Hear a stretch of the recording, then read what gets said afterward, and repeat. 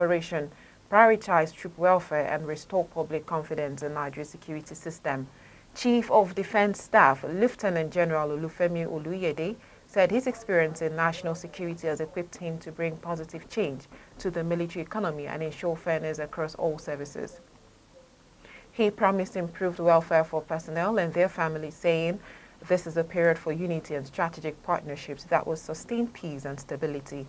Chief of Army Staff, Major General Waidi Shaibu, vowed to inject fresh energy into operations and enhance Special Forces training, citing past successes, including the rescue of 15 Chibok girls.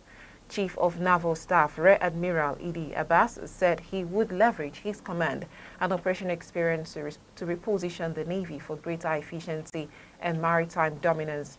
Chief of Air Staff, Air Vice Marshal Kennedy Aneke, pledged to focus on innovation, discipline, and long-term strategic planning to boost air operations. Senate Committee Chairman on Defense, Babajimi Benson, who led the screening, described the process as essential to ensuring transparency, accountability, and professional competence in military leadership. The confirmation solidifies the new team's mandate as they face Nigeria's persistent challenges of terrorism, banditry, and cybersecurity, with a promise of renewed synergy and reform across the armed forces. President Bola Tinubu has approved a reviewed list of inmates to benefit from the federal government's prerogative of mercy, excluding those convicted of drug trafficking, kidnapping, human trafficking, firearms offences, and financial crimes. The decision followed consultations with the Council of State and recommendations from the Presidential Advisory Committee on Prerogative of Mercy, PACPM. It reflects the government's position that clemency should not extend to offences that endanger lives or compromise national security.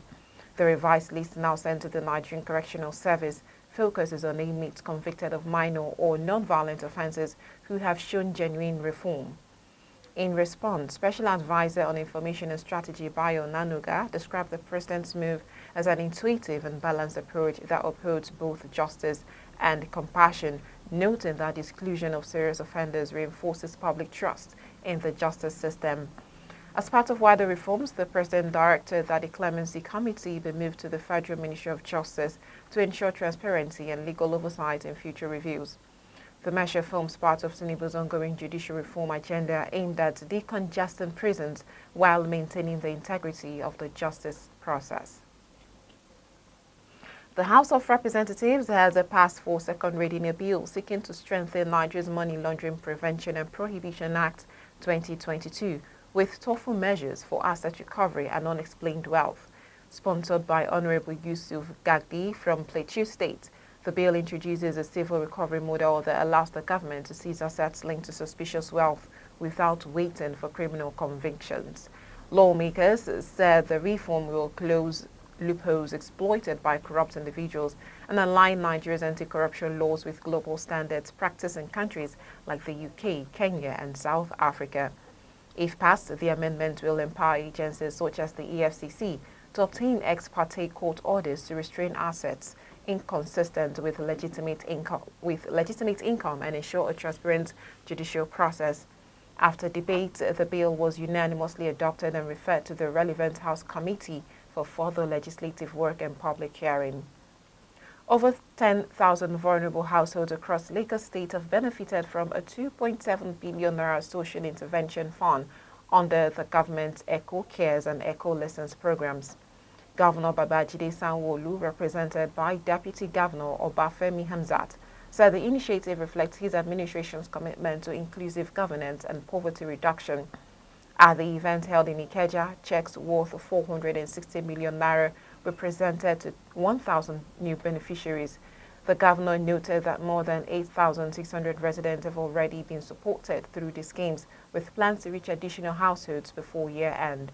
Special Advisor on Civic Engagement, Dr. Afolabi Tajudeen, said women made up 46% of beneficiaries selected from all local government areas and LCDAs. He added that the government also distributed food palliatives and expanded citizen feedback through the Citizens Gate app and civic education program. The EFCC has handed over properties and cash recovered from a fake spiritualist, Fatai Ali, to his victim, Daniel Atiobe in Ibadan. The recovered assets include 3 houses, 2 cars, 1.1 million naira, and all forfeited by Ali, also known as Baba Abore or Baba Oshun, following a court order. EFCC Acting Zonal Director Hawa Ringame presented the document on behalf of Chairman Ola Olukoyede, who said the move demonstrates the Commission's commitment to transparency and respect for the rule of law. The forfeiture order was issued by Justice Uche Agomo of the Federal High Court, Ibadan. Atiope commended the EFCC for its integrity and professionalism in recovering and returning his assets. Southeast entrepreneurs have been encouraged to take advantage of the ECOWAS Trade Liberalization Scheme, ETLS, to grow their businesses and penetrate regional markets. At a workshop in Enugu, Minister of State for Foreign Affairs Ambassador Bianca Odumegwu-Ojukwu described the scheme as a key platform for small and medium enterprises to expand across West Africa and strengthen economic integration. She noted that low awareness and poor access to finance remained barriers to participation. Governor Peter Mba, represented by Deputy Governor Ifeanyi Osai, called for policies that would make credit facilities more accessible to local industries. Established in 1979, the ETLS promotes duty-free trade in certified goods within ECOWAS member states, encouraging regional competitiveness and industrial revival. This news broadcast is coming to you live from Aneke TV. Remember, you can follow us on all social media feeds on Facebook, X, Instagram, TikTok, and right here on YouTube, all at Aneke TV. Now a quick reminder of major developments in the news. Senate clears service chiefs as they pledge reforms and better welfare. Presidential pardon now stricter as Tinubu excludes serious offenders. Reps pass bill to fast-track asset recovery without conviction. Sanwo-Olu disburses 2.7 billion naira to support vulnerable Lagosians. EFCC hands over recovered assets to fraud victim after court order. Southeast businesses urge to exploit ECOWAS trade window. Coming up shortly, Russia unveils unstoppable nuclear drone, ignoring U.S. warnings. Lithuania extends Belarus border closure over smuggling balloon threats. Rob Jetten poised to become Netherlands' youngest prime minister. Please stay with us. Hello, I'm Debra Wakoba. I am Chidimike Mede. I am Uche Osai. I'm Chiwendo Ifeonwankwe. My name is Obobina Samson. Please keep watching Aneke TV, or you can visit us on our socials like Instagram, Facebook, X, TikTok, or YouTube, all at Aneke TV. This is Aneke TV. We move with the world. You're still watching Round the Globe on Aneke TV. Now we move over to the foreign scene. Russia has carried out its second nuclear weapons test in less than a week, openly defying U.S. President Donald Trump's warnings. President Vladimir Putin confirmed that Russia successfully tested the Poseidon, a nuclear-powered underwater drone capable of carrying massive warheads and traveling faster than conventional submarines. Earlier in the week, Moscow tested another nuclear-capable weapon, the Borovestnik cruise missile, which Putin claimed had an unlimited range. The tests come amid worsening tensions between Washington and Moscow. Trump has accused Putin of prioritizing weapons development over peace, urging him to end the ongoing war in Ukraine, now nearing its fourth year. The U.S. recently cancelled a planned summit with Russia and imposed fresh sanctions on its largest oil companies, citing Putin's refusal to compromise. Russia says its new weapons are unmatched in speed, range, and depth, a show of strength, and the Kremlin insists is aimed at deterring Western threats. Global tensions over nuclear weapons intensified after U.S. President Donald Trump directed the resumption of nuclear weapons testing for the first time in more than 3 decades. The move follows reports of Russia's recent test of a nuclear-powered missile, which Moscow claimed has unlimited range. Trump said the decision was aimed at ensuring that the United States keeps pace with Russia and China in nuclear capabilities. He announced the directive on social media shortly before a scheduled meeting with Chinese President Xi Jinping in South Korea, describing it as a necessary step to modernize America's arsenal. The United States last conducted a nuclear test in 1992 when a moratorium was declared at the end of the Cold War. The Nevada test site, where previous underground detonations occurred, remains operational and could be reactivated if needed. Analysts view the decision as a major shift in U.S. nuclear policy, warning that it could trigger a new arms race and heighten geopolitical instability. Lithuania has extended the closure of its border with Belarus until November 30 following repeated airspace violations involving smuggling balloons. Authorities said the decision was prompted by a wave of illicit balloon launches carrying contraband cigarettes from Belarus, which forced temporary airport shutdowns across the Baltic nation this month. Prime Minister Inga described the incident as part of a broader hybrid threat targeting Lithuania and vowed to maintain strict controls for as long as necessary. The European Union backed Lithuania, urging Belarus to tighten airspace monitoring and curb organized smuggling operations. While Belarus denounced the measure as unfriendly, Lithuania police have detained several suspects and issued fines in connection with the incident. The border closure exempts diplomats, EU and NATO citizens living in Belarus and those transiting to Russia's Kaliningrad enclave.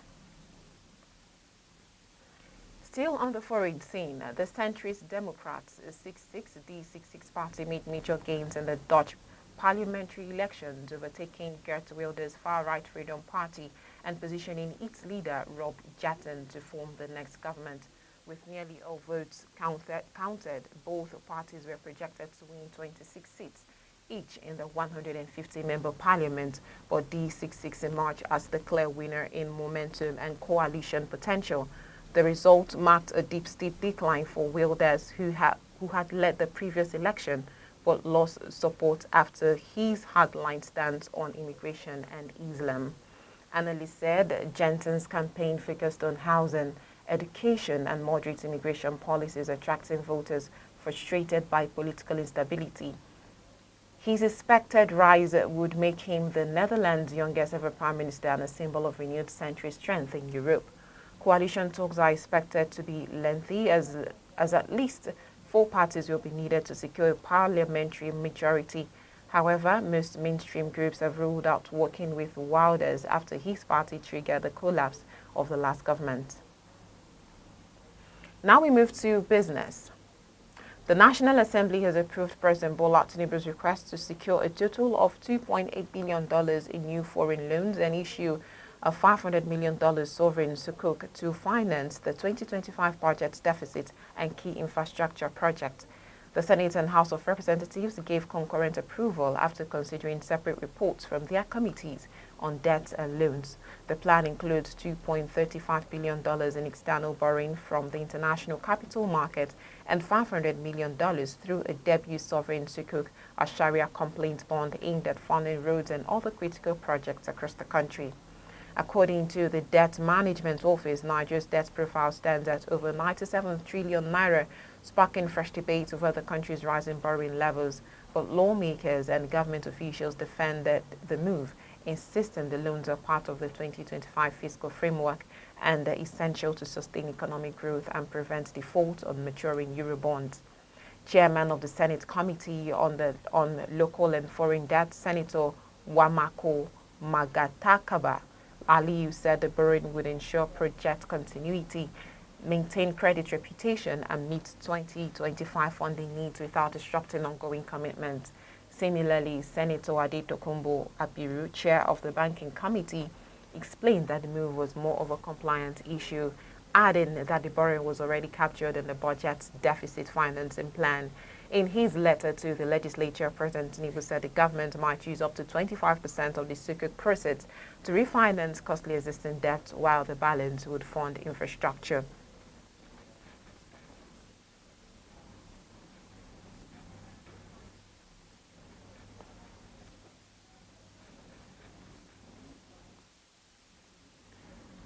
In sports, 2 of Rivers Hoopers' biggest stars, Kelvin Amayo and Peter Aneke, have joined the 6-time Nigerian champions for the 2025 Basketball Premier League playoffs in Port Harcourt. Their return strengthens the Kings men's push for a 7th national title and a ticket to the 2026 Basketball Africa League. Amayo, a standout performer in last year's BAL, averaged 16 points and 6.7 assists per game, earning spots on the all-BAL second team and all-defensive team. Emeka helped Hoopers reach the 2024 BAL semi-finals, bring European experience from Romania, the Netherlands, Bulgaria and Poland. The Hoopers have already won their opening 2 playoff games as they chase back-to-back domestic glory. In entertainment, a film production has come under fire after its production manager, Aneke Courage, allegedly assaulted the head of makeup department during a shoot. The incident reportedly left the victim with injuries and torn clothing, while the crew continued filming instead of taking her for medical treatment. She was only attended to after the arrival of a task force team. Industry sources condemned their attack, describing it as barbaric and unacceptable, and called for strict disciplinary and legal action against the perpetrator. Observers said the incident highlights the growing concern about safety and professional conduct on film sets, urging authorities to enforce stronger protections for crew members. And that's all on Round the Globe on Aneke TV. But before we end Round the Globe, here are the main points. Senate clears service chiefs as they pledge reforms and better welfare. Presidential pardon now stricter as Tinubu excludes serious offenders. Sanwo-Olu disperses 2.7 billion naira to support vulnerable Lagosians. Russia unveils unstoppable nuclear drone ignoring U.S. warnings. Rob Jatton poised to become Netherlands' youngest prime minister. And that's the news on Aneke TV. For more news and live updates, follow us across all social media platforms on Facebook, X, Instagram, TikTok, and YouTube, all at Aneke TV. On behalf of the news producer, Chidima Asogwa, I am Amaka Nnichi. Thank you for joining us.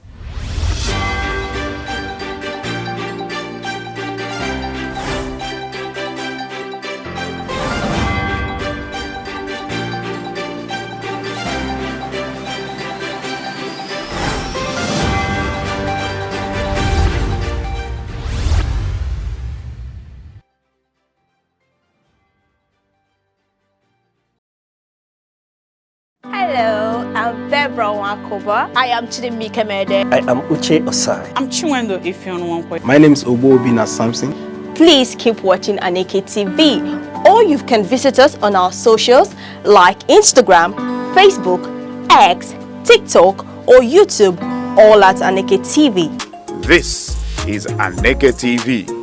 We move with the world. The Federal Capital Territory, FCT, is a monumental city of edifice strategically designed to showcase the aesthetic beauty of a natural ambience, a land of opportunities often referred to as the center of unity. Abuja is the political hub of the nation, lying strategically at the center of Nigeria. It was officially designated as the capital in 1976, replacing Lagos, and formally became the seat of government in 1991.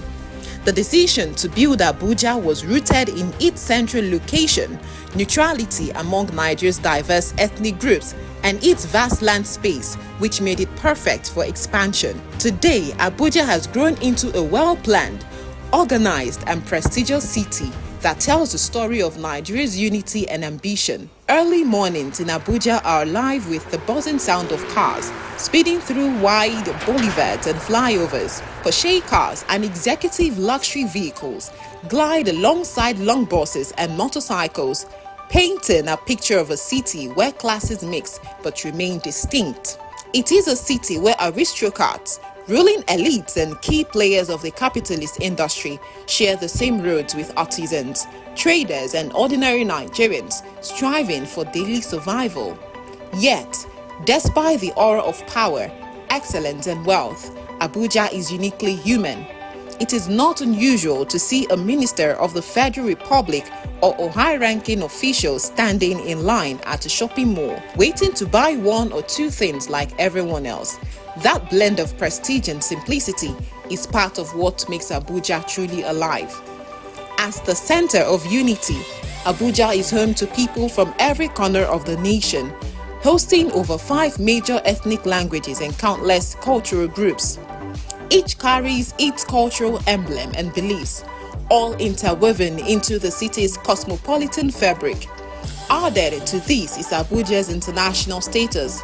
Embassies from nearly every nation in the world stand tall within its borders, making it not just Nigeria's capital, but also a diplomatic hub where cultures, politics and global relations converge. The city's uniqueness is greatly seen in its structures and landmarks. Its skyline boasts the impressive NNPC Towers, the Golden Domed National Mosque, the World Trade Center, the City Gate, and the imposing Federal Secretariat. The Central Bank of Nigeria rises as a symbol of economic authority, while the National Assembly complex represents democracy in action. Justice is anchored at the Supreme Court, and other high courts and national pride gathers at the Bola Ahmed Tinubu International Conference Center, a hub for global summits and national dialogues. These monumental structures scattered across the city give Abuja its distinctive blend of power, beauty, and modernity. Abuja's districts are carefully planned and speak volumes of its identity. Maitama is mapped out as a residential haven for the wealthy, top politicians, and high-profile individuals. Asokoro is equally affluent, hosting ministers, governors, and ambassadors. Katampe Extension and Gazupe Estate are fast-rising luxury neighborhoods with scenic landscapes, while areas like Garki, Wuse, and Area 11 estates blend commercial activities with residential living. Each zone tells its own story, yet all are tied together by the city's larger vision of order and beauty. Infrastructure is one of Abuja's strongest assets. Unlike many cities that grew without planning, Abuja was designed with foresight. Its broad highways are lined with greenery. Its roundabouts are often adorned with fountains and sculptures, and its flyovers make navigation seamless. The city gate stands as a welcoming symbol of pride, while routes leading to Aso Rock Presidential Villa reflect the seat of Nigeria's authority. From the Nnamdi Azikiwe International Airport, travelers from across the world step into a city that is both modern and distinctly Nigerian. What makes Abuja special is not only its structures but also its spirit. It is a city where wealth and influence meets.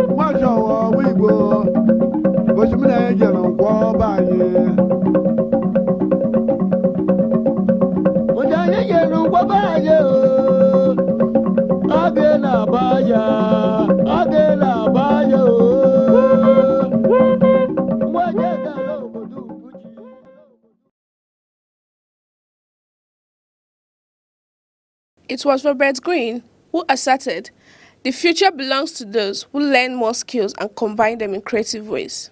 The Wise Counsel greatly explores why it is permanent for growing youth to learn and master in-demand skills. There are skills one can engage in to boost independence, employability, self-confidence, and entrepreneurship.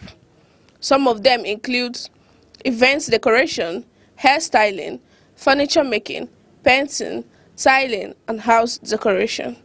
Likewise, some tech skills such as search engine optimization, ethical hacking, web design, and game development. Although learning these skills could be time-consuming, difficult, and unclear, it is advised to keep learning until you become a master of it. Learning a skill is not enough. It requires mastering to compete favorably in the marketplace. When Aneke TV interacted with some residents of Enugu, they said that mastering a good skill was a gateway to financial freedom, economic empowerment, and a nation building. My name is Tochukwu Ikeme Austin. I'm a stylist. I fix nails. We do pedicure, manicure. We do both locking. You understand? Both piercing, any type of piercing. That's what we do for a living. But instead of being idle, you have to get something doing to support yourself about tomorrow. Yeah, I learned it from my boss. I have a boss. It's not that much, but it's how fast you are. You learn it. And being creative, because call it stylist, you have to be creative. And that's all. I am my living, but not just that much, because you know we have a different motive. Maybe if you be looking for 1 million, then maybe you are getting 200,000. But you have to manage it instead of being idle. Understand?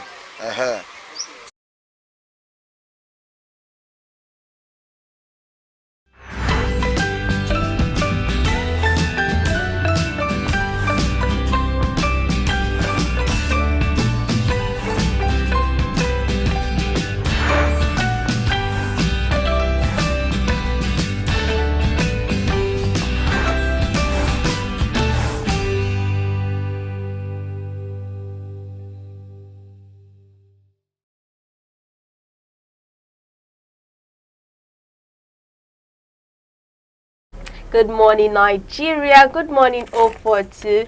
Thank you for joining us today. You're tuned into Sunrise on Aneke TV, your trusted morning companion. I am Deborah Wakoba, coming to you live from our studio here in Vibrant Enugu. And good morning to you, our global audience. I'm Uche Osai. Wherever you are, at home, in your office, or at your desk in the office, thank you for letting us into your space this beautiful Thursday morning. As always, we're here to refresh, inform, and motivate. Yes, today is Thursday, 30th, 2025, and it's a new edition of Sunrise on Aneke TV.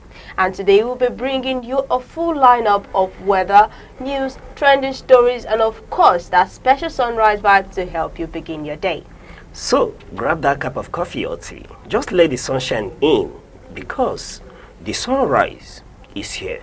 Yes, and today's show on Sunrise will be kicking things off with our quote of the day, with words that are inspiring, that are thoughtful, and words that offer insight to whatever we do to keep us well-driven, stay focused, and feel motivated.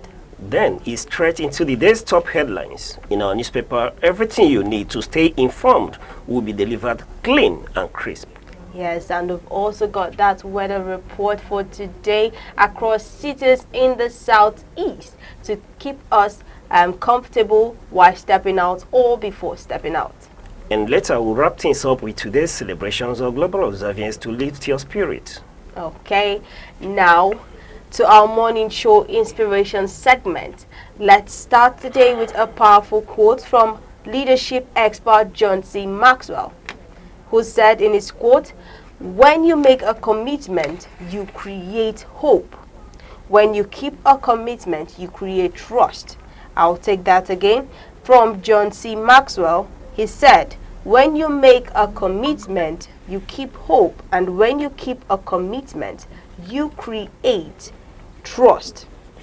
Now, what this quote is trying to tell us, or let's think about this quote for a second, that when we make a commitment, whether it's a promise to a friend, a goal we set for ourselves, or a duty we take on, we're planting a seed of hope. It's like saying something good is coming, you can count on me. And that moment fills people and even ourselves with optimism and possibility. And then when we actually keep that commitment, when we show up, deliver, and stay true to our word, that's where trust is built. So people begin to believe not just in what we say, but in who we are. Like making a commitment to somebody actually creates hope. It creates a friendship. It creates that atmosphere where the person will be able to trust you. It's trying to, in fact, making promises. Let's say making promises. Commitment is like making promises or staying loyal to someone. So when you make a commitment to somebody, when you make a promise to somebody, you'd find out that that little promise you gave the person has brought the person hope. And now when you see to your promise, when you fulfill that promise, it brings a bond of trust. It makes the person trust you that next time when you promise something, the person already knows, yes, I can trust on this person. I can count on this person to see his promise at the end of the day. I can count on this person that he's just not about words but actually action. So making commitments brings hope, and keeping that commitment also brings trust. It brings loyalty. It makes you it makes the person stand by you and support you. And it creates a very strong friendship. It creates a very strong bond in friendship. And Mr. Uche, I would also like to know your thoughts on this quote by John C. Maxwell that said, "When you make a commitment, you create hope, and when you keep that commitment, you create trust." All right, Debbie, can I rephrase by saying that when you create, you say when you keep commitment, you create trust. Can I rephrase that by when you keep a commitment, you create who you are? Yes, you can. And that's what this quote is for me, talking about your personality. You know, how do you want to be seen? How do you want to be addressed? Are you a reliable person? Are you bankable? That's what for me it talks about. That when you make a commitment, you've created hope. Then you have to go a step forward to keeping that commitment. And the emphasis for me lies on being able to keep that commitment. Once you're able to keep your commitment, and what's this commitment, Debbie? I like to talk to the Igbo man because this is our closest audience here. And when you come to the Igbo land, the Igbo man is known for entrepreneurship, right? They are resilient people who are into entrepreneurship. They are aspiring. They are in the other term, they say they are hustlers. Sorry to use that word, but it has to do with commitment. Now you're a businessman, you are a seller. Then part of your commitment is that your customer knows that every morning that provision shop will be open, and they are banking on it that when they go out there by 6:30 in the morning, that shop is open for them to get what they need. And I look at children who are being prepped for school. I see mothers preparing children for school, and they go out early in the morning to get as little as Indomie and egg because they know and they trust in the ability of the shopkeeper to keep to his commitment, which is being there. So by opening every morning, you're showing that level of commitment to what you do, and people are able to trust you. People know you for it. They can trust you that when you go to this very shop, you will get this cup of coffee, right? So they will go there every morning. That's that level of trust. And then let's bring it home to workplaces, right?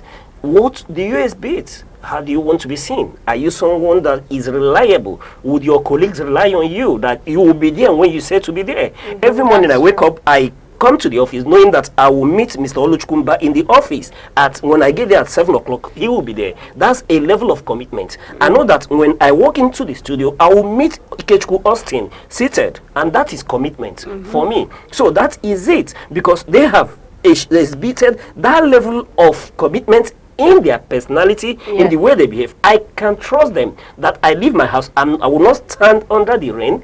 I will not be kept standing because I will meet them. That's commitment. And how do you want to be seen? Your commitment to your employer is because the employer is not there. Then you sit down idly and read newspaper. That's a breach of trust. So how do you want to be perceived? You don't need to be pleased around for you to do what you ought to do. And when you live up to your commitment, you deliver on that promise assigned to you, then you are keeping to your commitment. Baby, I can go one step further. Take it to our hospitals. You can tell me you would not want to take any patient, any relative, to a hospital that you're not certain that the doctor will be in as at the time he's said to be in. Or when you get to a hospital, they'll tell you that today the doctor is relaxing and can't come to work. You won't be at that very hospital. So it's a commitment on the part of the doctor to be available to consult, attend to patients. That's why you will see people who troop to that very hospital where they know that that doctor is committed to his work. And you even see them coming the exact time when he's around. Like if the doctor comes Tuesday, Wednesday, Thursday, you see the patients coming Tuesday, Wednesday, Thursday, because they know this man is always there. He's always on set. I agree with what you said. So for me, Debbie, going forward, if you have a friend who doesn't keep up to his word, you're right, you won't be able to trust that person. And it happens with a colleague who doesn't keep to time, who doesn't keep to his part of the bargain. The person, you can't plan with this person in mind. So it has to, this quote, though simplified by Maxwell, right? It looks so simple, but it bears a lot. It has to do with integrity. It has to do with dependency. It has to do with reliability, and it has to do with loyalty. If you're loyal to your job, you will be there despite what? You won't be full of excuses. That's loyalty to the job. Bringing it to marriage, that's relationship, right? If you are not loyal to your spouse, things won't work out. So this is very deep. And when I tell you that commitment is who you are, right? You know, with that time we were having that conversation, I told you about that my friend. That I tell you that this is somebody you can give your life to keep.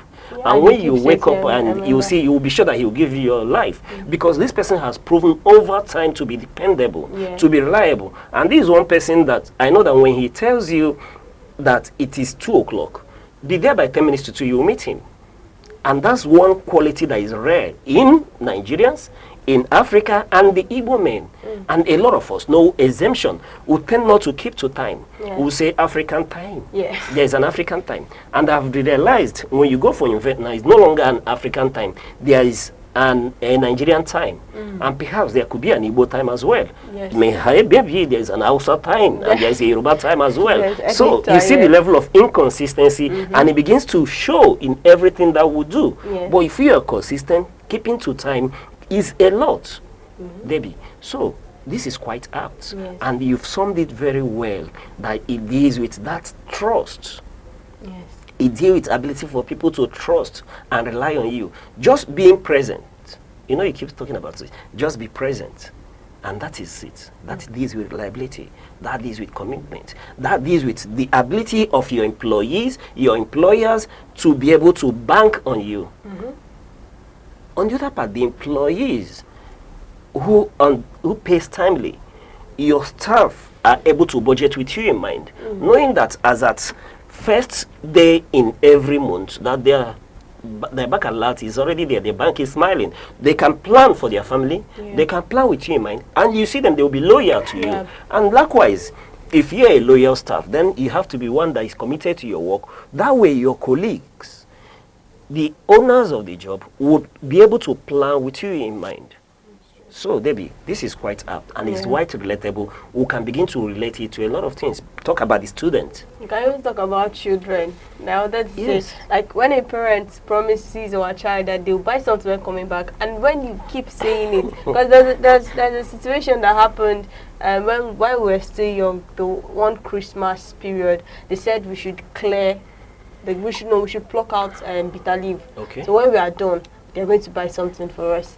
So we did it with all enthusiasm and everything. When we were done, yet we didn't. Till now, I still remember the promise she made. So that grandmother made. So now, anytime she say do this, I already have it in the back of my mind that she's not going to fulfill that promise. So I am working towards. So that trust was betrayed at a very tender age. Yes. And you still remember it. I still remember and that's why, you know, I tell you about how you want to be perceived, how you want people to see you.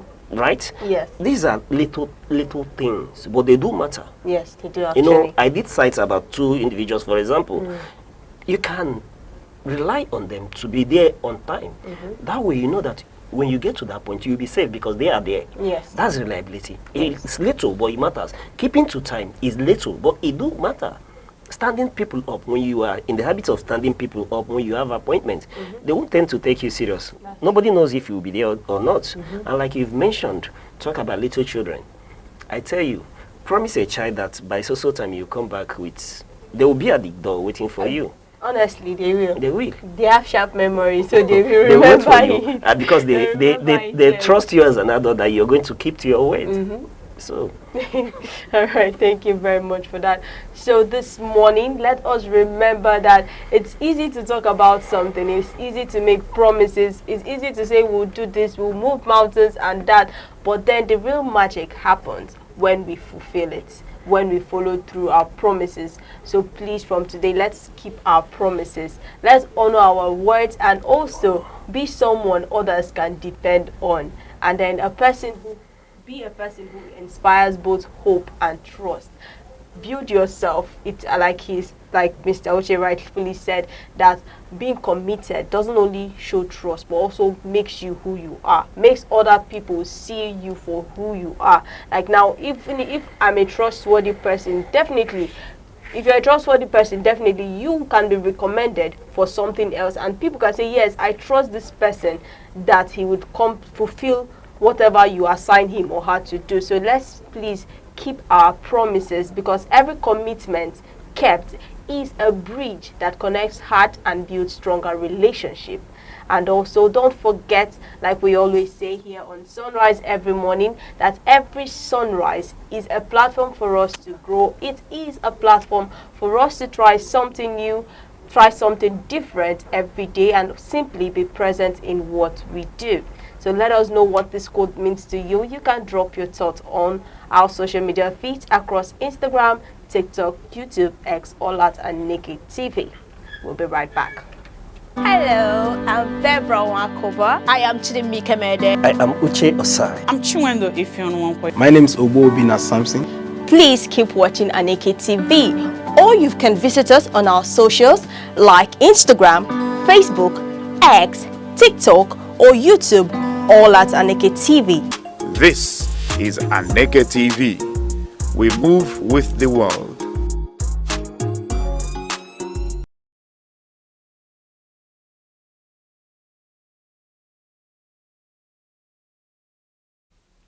Thank you for staying with us. You're still watching Sunrise on Aneke TV. Now we'll take a look at the weather reports across major cities in the southeast. Yes, we'll be starting this off in Oka.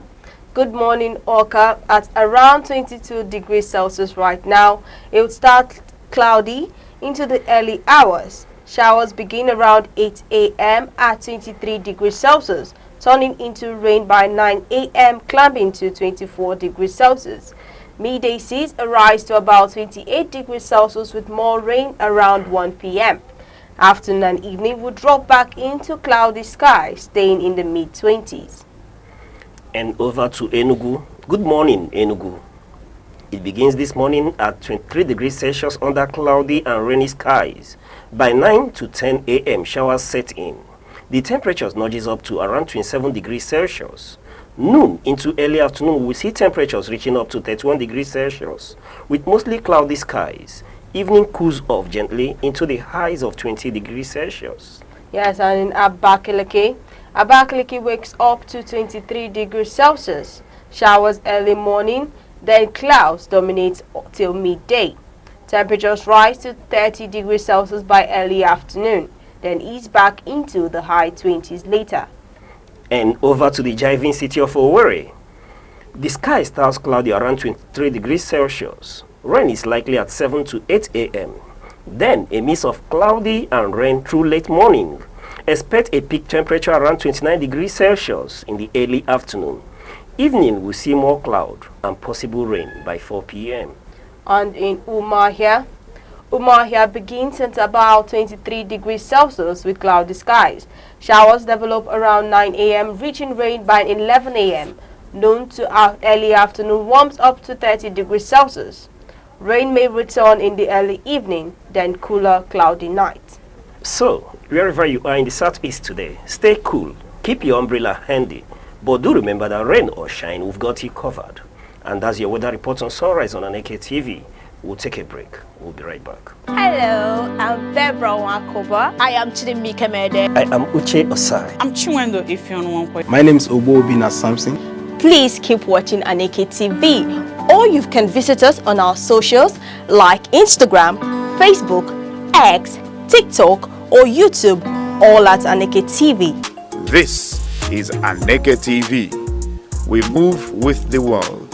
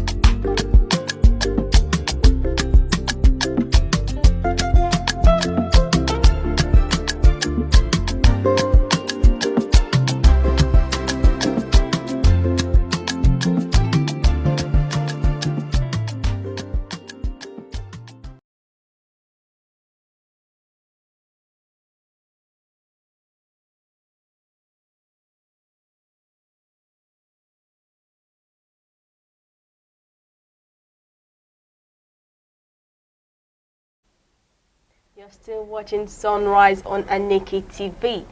Now let's take a look at the front page newspaper today, coming from the Punch, Vanguard and the Guardian newspaper. Now on the Punch headlines, we have coup controversy, military tracks 45 billion naira in NDDC. And on the Vanguard headlines, we have how to fix Nigerian security challenges service chiefs. And on the Guardian headline, we have FG backtracks on pardon as Nigerians question due process. And still on the news today, we have State of States 2025. Enugu emerged likeliest state to survive independence of FAAC allocation. And today we'll be beginning our paper for today from the Punch headline that says coup controversy, military tracks 45 billion naira in Niger Delta Development Commission. And the ongoing probe into alleged destabilization efforts within the military, investigators say they found links to about 45 billion naira that passed through NDDC bank accounts. It suggests the network is of possible funds misuse or diversion runs through a major federal agency. Mr. Ucha, I would like to know your take on this headline that says coup controversy, military tracks 45 billion naira in Niger Delta Development Commission, NDDC. All right. Let me start from the fact that finally we are admitting to this very headline. Okay. I can categorically tell you that everything has been done to kill this very headline, but now that they are open to speaking about it, we can as well go into that. Remember that as at 1st October, when we were supposed to have our national celebration at the Eagle Square, those parade was cancelled, and we were giving excuses as to why it was cancelled. But at the end of the day, we were able to link it to the fact that there was a possible queue, which was denied at that time. But looking at the headline now, coming up to speak to this very issue on the Punch newspaper, if the director will be kind enough to display that very headline again, you will now begin to understand the fact that we are now, there's an investigation going on and it's being linked to the NDDC. You're talking about 45 billion naira in NDDC that is being tracked, having been alleged to be disbursed to politically exposed individual through the accounts of NDDC. Now, Debbie, we are equally made aware that some officers have been arrested and kept incommunicado while investigation continues. That's 16 officers on the issue of an alleged coup. And now is making front headline news, right? Is no longer a hidden fact. But however, before I begin to delve into this very issue, my point here is that let it not be that we've gone back to the era of the Abacha days. You remember the Al-Mustafa scenario, where certain top military brass were accused of plotting a coup against the government of the day, for which they denied vehemently, until today continue to deny. Why those of them in that government talk about the former security to the late head of state, General Sani Abacha, still claims with facts that yes, there was a coup plot. But I did say that we hope that we've not returned to that era. Let there be a thorough investigation to this issue, because given everything that Nigerians went through to see that democracy was restored to Nigeria, we do not pray and we do not hope for another coup in Nigeria. Having said that, I did mention and bring up to the fact that we couldn't have a national parade and display on the 1st of October owing to this very issue. And what's at stake here that the investigation is going on forward, and certain amount, 45 billion, is being linked to have been disbursed from the accounts of NDDC. And I can categorically point out to you to the fact that you need homogeneous amount to finance and sponsor a queue. Yes, queues don't happen in isolation. There has to be a sponsor somewhere. The funding has to come from somewhere. And now that we are beginning to link and have a trace to the money, at the end of the day, if it is not a blackmail or a witch hunt, with the trace of this homogeneous amount of money, we may be able to cover the very individuals who are involved in this plot. Having said that, I did mention that this democracy, was won with blood. And we don't want to go back to that era where we depended, Nigerians saw hell in this era, fighting and wanting democracy to come back. Remember the annulled June 12th election, and the winner of that election died in dictation. He died incommunicado. He wasn't able to realize that very mandate. Nigeria is here to heal totally from the happenings from June 12th. Not just the participants in the event leading to June 12th. A lot of persons lost their life in this event. Remember, there were crises. There were inter-regional crises coming out from this issue of the no June 12th election. And in the midst of it, some people lost their lives. Some people lost their means of livelihood. It's not a path Nigeria would want to treat or tread back to again. So, the military intelligence, the police, all hands should be on deck. That this will not just be a speculation in the front page of newspaper, but it should be traced. At the end of the day, if there is meat to the story, let it be uncovered and let Nigerians be made to be aware of the truth. Not where we are told instantly that there was nothing like you. You remember that when the story was just coming out, the Director of Defense Intelligence came out to debunk and deny that. But though they have agreed that yes, that some personnel were in custody, but what did they describe it? They said professional, they were held for professional misconduct. And when I saw the issue of professional misconduct, I laughed a bit. You know why I laugh? For you to be able to hide truth very well, you hide truth in the open. Do you understand? And when you hear professional misconduct, what is professional misconduct for a soldier? Coup plotting, coup planning, participating, aiding and abetting in a coup is part of misconduct. Is a professional misconduct for a soldier of the higher degree. So when they did tell us, yes, that the officers were being arrested and are being held for professional misconduct, at that point in time, something triggered, and I started to think that there could be meat to this story. And this is the end of October. We are getting to the end of October, and now we are beginning to speak to it. When I saw this, I now remember my readings from previous experience about Q and plotting of Q. The experience of those who've been convicted in this nation about plotting of the Q. I had a clandestine understanding of what was involved. I know that some very cute that I didn't want to mention about that part of the meeting, from what I read, an investigation happened in a university auditorium. I know that somebody was arrested for that fact, where military officers, for example, had to go to a university environment where nobody would suspect of any such thing, and somebody opened the university auditorium where they will go in, you understand, in late evening, no light, and they will do their deliberation, do their meeting, and this individual, his work was just to open the auditorium and close it back. That's the extent people go in when they want to plot a coup. So I will give kudos to our intelligence agency for being able to unravel this. And when you read the backstory, you will hear that it was said to these plotters wanted to carry out their nefarious activities on the 1st of October.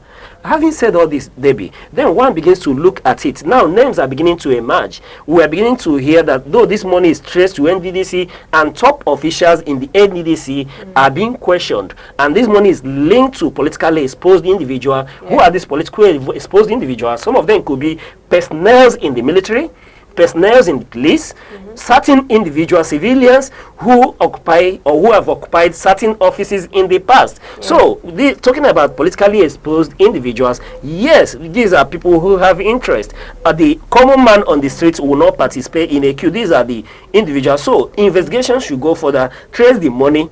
If this money at the end of the day is traceable, then you begin to get some facts about what actually transpired. But like I did mention, let it not be that we've returned to the era where we begin to use Q as an excuse to dislodge some political interest from the way for us to have a total control either in our locality, either in our state or nationally. Because this is part of the ploy. When you study Qs or alleged Q, you see that some people may be framed in order to move them out of the way. Now, a very interesting name begins to appear, and this is an APC stalwart, former governor of Bayelsa State and former minister of state for petroleum. You understand, Tibe Presiva. His name is being mentioned. Though they've come out, his aides have come out to deny the fact that he has no involvement in anything of such nature. But his name, has been, since I heard about this information, his name has been on the front burner. And then linking it to NDDC, where he equally is involved, somehow having been Minister of State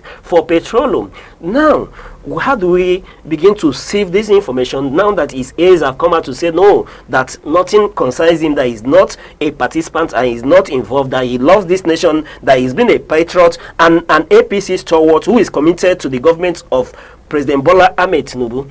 that he would not participate or indulge in such, but we have it on reliable authority that his home in Abuja was raided by some military intelligence officers, and his home in Bayelsa State as well was raided, where they were searching for information and all that. So that cannot be unconnected to the fact that there is an involvement, because when you go forward, we heard that some of the 16 officers that were arrested did not waste time in giving out information on what may or may not have transpired. And I can allude to the fact that this is why the home of former governor of Bayelsa State, May Presiva, was being ransacked. And I can equally tell you is on good information that the brother Paga has been arrested and his driver is equally in custody. Up to this moment, nobody has heard from them or where they are being held, leading to the fact that there could be some meat in this story. So, yes, Nigeria at this time, we need to be very careful if this individual are really intent on carrying out a coup, then there has to be a wider and broader investigation, because we cannot separate it from the fact that for coup to succeed, there has to be participants even in this very government. So it has to be extensive, speaking for democracy, but the government on its part should be aware and be alert. For the military in this era, we've transited from 1999 to date, and we've not, after 99, nobody has mentioned about the military coming back to power. Despite our bad leadership and the shenanigans of our politicians, nobody talks about returning to the military era. So in this period, some individual mooting or contemplating the idea of a coup in Nigeria at this point in time means that this government should be retrospective in retracing their steps. It means that something is not right. In as much as we don't want to admit it, we'll give kudos to the government at the center for their reforms and everything that they do and intend to do for the well-being of Nigeria. We should begin to tell them to retrace their steps. It means that there is disaffection in Nigeria. If you go back to read the cues preceding 1967 or thereabouts, you begin to find out why were the military contemplating a coup in the first instance, talking about the first coup that happened in Nigeria. You begin to see that in the broadcast, they cited these affections that made them want to remove the government. And what are these disaffections? They always mention the high-handedness of government, corruption, the suffering of the masses, and a whole lot. And then when you now begin to relate it to what we are witnessing today, can we, in good conscience, begin to say that those factors that led to the first coup and the counter coup and the rest of them, or even the purported Dimka and Doka coup, the issues that are alluded to why they wanted to mutiny against the government then, you will see that they are prevalent today. I say that without missing a word, that yes, there is disaffection in the land. Not everybody is enchanted with the policies of this government, and therefore there could be elements who are seen to it or who want this government gone and gone like tomorrow. Like I did say, the government should sit down, retrospectively begin to rethink its steps, rethink its policy, begin to give it a human face. That way they will be able to first of all see that the Nigerian masses will not say hooray to a military takeover. While I have mentioned that we do not want it and we will criticize it in total, in any form or manner it is. No, we do not want khaki again in our government. We do not want a military government again in Nigeria. It is said that the worst of democracy is better than the best of military leadership. We do not want them again. We've seen the destructions, we've seen the destructions that has happened in this nation, and we are still wanting to rebuild. And yet, since 1999 to date, we've not gotten to it. We are still talking about repairing, rebuilding. And then somebody wants to take us back to those dark ages. No, it is uncalled for. I call that there be a thorough investigation, that beyond what we are reading in the newspaper, we know that all the facts will not be in the newspaper. But let this not be a frame-up. If there is fact that there is a contemplation, there was an attempt to topple a democratically elected government, then this individual should be brought to trial after investigation to discourage other persons. And then at the end of the day, the government should rethink its security policies as well, because when you talk about coup happening, it means that your military officers are disenchanted with you. That means they are not, you talk about their welfare as well. These are areas you look into. I remember that in 1999, immediately former President Olusegun Obasanjo assumed office, what was one of the things he did? Reform the military. The politically exposed individual military officers were told to go. They were retired. Afterwards, we saw what happened. There were incentives, you understand, to appreciate and get our soldiers committed. That was how we saw the 204 Peugeot cars that were given to military officers from the rank of captains at that time. And we saw our military, they were happy and they were ready to work and protect the democracy that we enjoy. So what has happened that a certain individual at this point in time could contemplate about toppling a democratically elected government? Now that the may perceive angle is being debunked, but on the other side, we have information that immediately he got wind that these individuals have been arrested, he fled the country through the creeks. And he said to though we have been told that he went for checkup in the UK and would from there proceed to Malaysia for another meeting, but I have it on good authority that he's headed for the Argentinas, where he has investments and all that. But I would categorically beg this government that a thorough investigation should be carried out, and if he's involved in any way, then we should begin to establish processes to extradite him from wherever he goes to. Okay. Yes, if Nigeria could illegally extradite, in quotes, rendition Nnamdi Kanu from Kenya, then they should spend no expenses in extraditing any individual that's involved as a sponsor in any form or manner to topple a sitting government. Yes, that does not mean that we love the government of the day or that we speak for them and all that. Our part in it is that democracy have come to stay and democracy should stay. So any attempt to remove democratically elected government should be frowned at by any and every Nigerian. All right, thank you very much, Mr. Ochi, for that. And now we'll be taking a look at what is in the news. At the headline that says, State of States 2025, Enugu emerges likely as state to survive independent of FACC allocations. Lagos, Abia, Anambra, Kwara complete the top 5. Enugu State has emerged as Nigeria's most fiscally viable subnational government according to Budget's 2025 State of States ranking.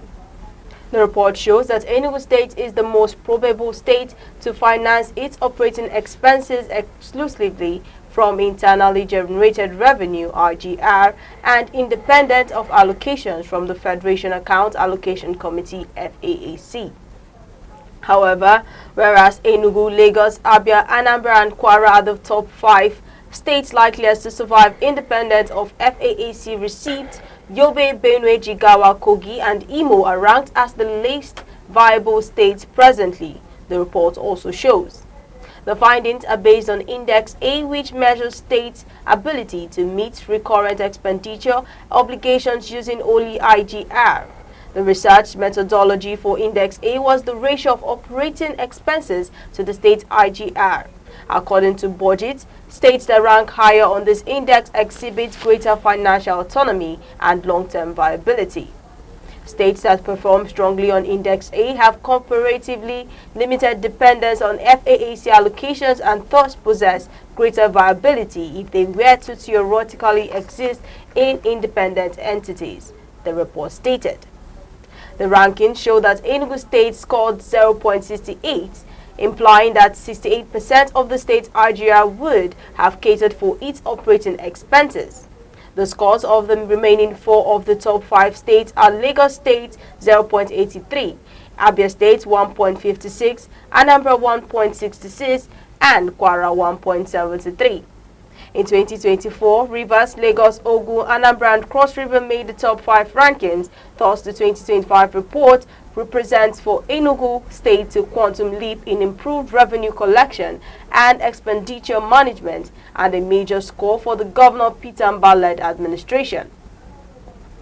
Although Mba met the state's IGR at 30 billion naira in May 2023, he ramped it up to 37 billion naira by the close of the year and scaled it up to 180.5 billion naira in 2024 by introducing technology, including e-payment, to plug leakages and sharp practices in revenue, as well as by widening the tax net to reduce tax and revenue evasion. Meanwhile, whereas Enugu and Lagos lead in IGR ranking, fewer states meet the 50% threshold, as Budget's 2025 State of State report shows that the number of states generating enough revenue to cover the operating expenses has reduced compared to 2024. In 2024, Rivers 121.26% and Lagos 118.39% were the only two subnationals that generated more than enough IGR to cover their recurrent expenditure. Rivers is visibly missing in the 2025 analysis. Thus, in 2025, this coveted group now includes Lagos 120.87% and Enugu 146.68%, with Enugu taking the #1 spot. According to Budget, 28 states still depend significantly on federal transfers and other external inflows to fund their operations on Index A1, which measures IGR growth. Enugu again leads the ranking, followed by Bayelsa, Abia, Osun, and Kano. The states recorded the strongest momentum in boosting internally generated revenues during the 2024 fiscal year. At the bottom, Kebbi and Yobe recorded negative IGR growth, while Ebonyi, Bauchi, and Benue also posted weak performances. This represents a notable improvement from 2023, when 7 states recorded negative growth. While it may be too early to celebrate, as the uptick could partly reflect increased inflows from federation transfers, it is a much better performance than the previous year budget noted. Mr. Uche, I'd like your analysis on this. All right, Debbie, this is quite very apt and understandable, and I must give it to Budget It for their data-driven research and the being able to make informations available for the general Nigeria. Over time, they've proven reliable in making it accessibility of data to Nigerians available, and I commend them to that. But that's the far I will go to talking about the informative and data-driven overview of Nigeria's subnational fiscal viability. Now that I will talk about this, what they've done, you understand, is to talk about the viability of the subnational as to the ability to cover their operating expenses. This now where Budget It focuses their emphasis on. But the question I want to ask, their impressive ability to cover their operating expenditures from internally generated revenue, I will want to ask, is it equated to social well-being of the citizens of their very state? These are the questions I want to raise. And in as much as, yes, Budget It have done a very in-depth study and analysis of the internally generated revenue of subnationals in Nigeria, but equating IGR and our fiscal viability of states to the ability to meet our operating costs, for me, lacks empathy. And if you take a look at this very report from a critical and empathic standpoint, you begin to pick holes on the issues here.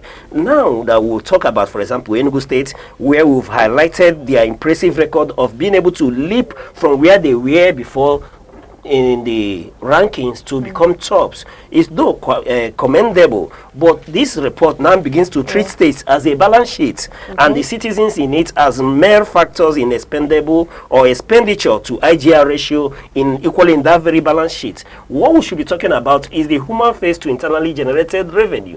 That's where the emphasis should be. And like I did mention, are we able to equate this internally generated revenue to the social well-being of the very individuals who are in these very good performing states?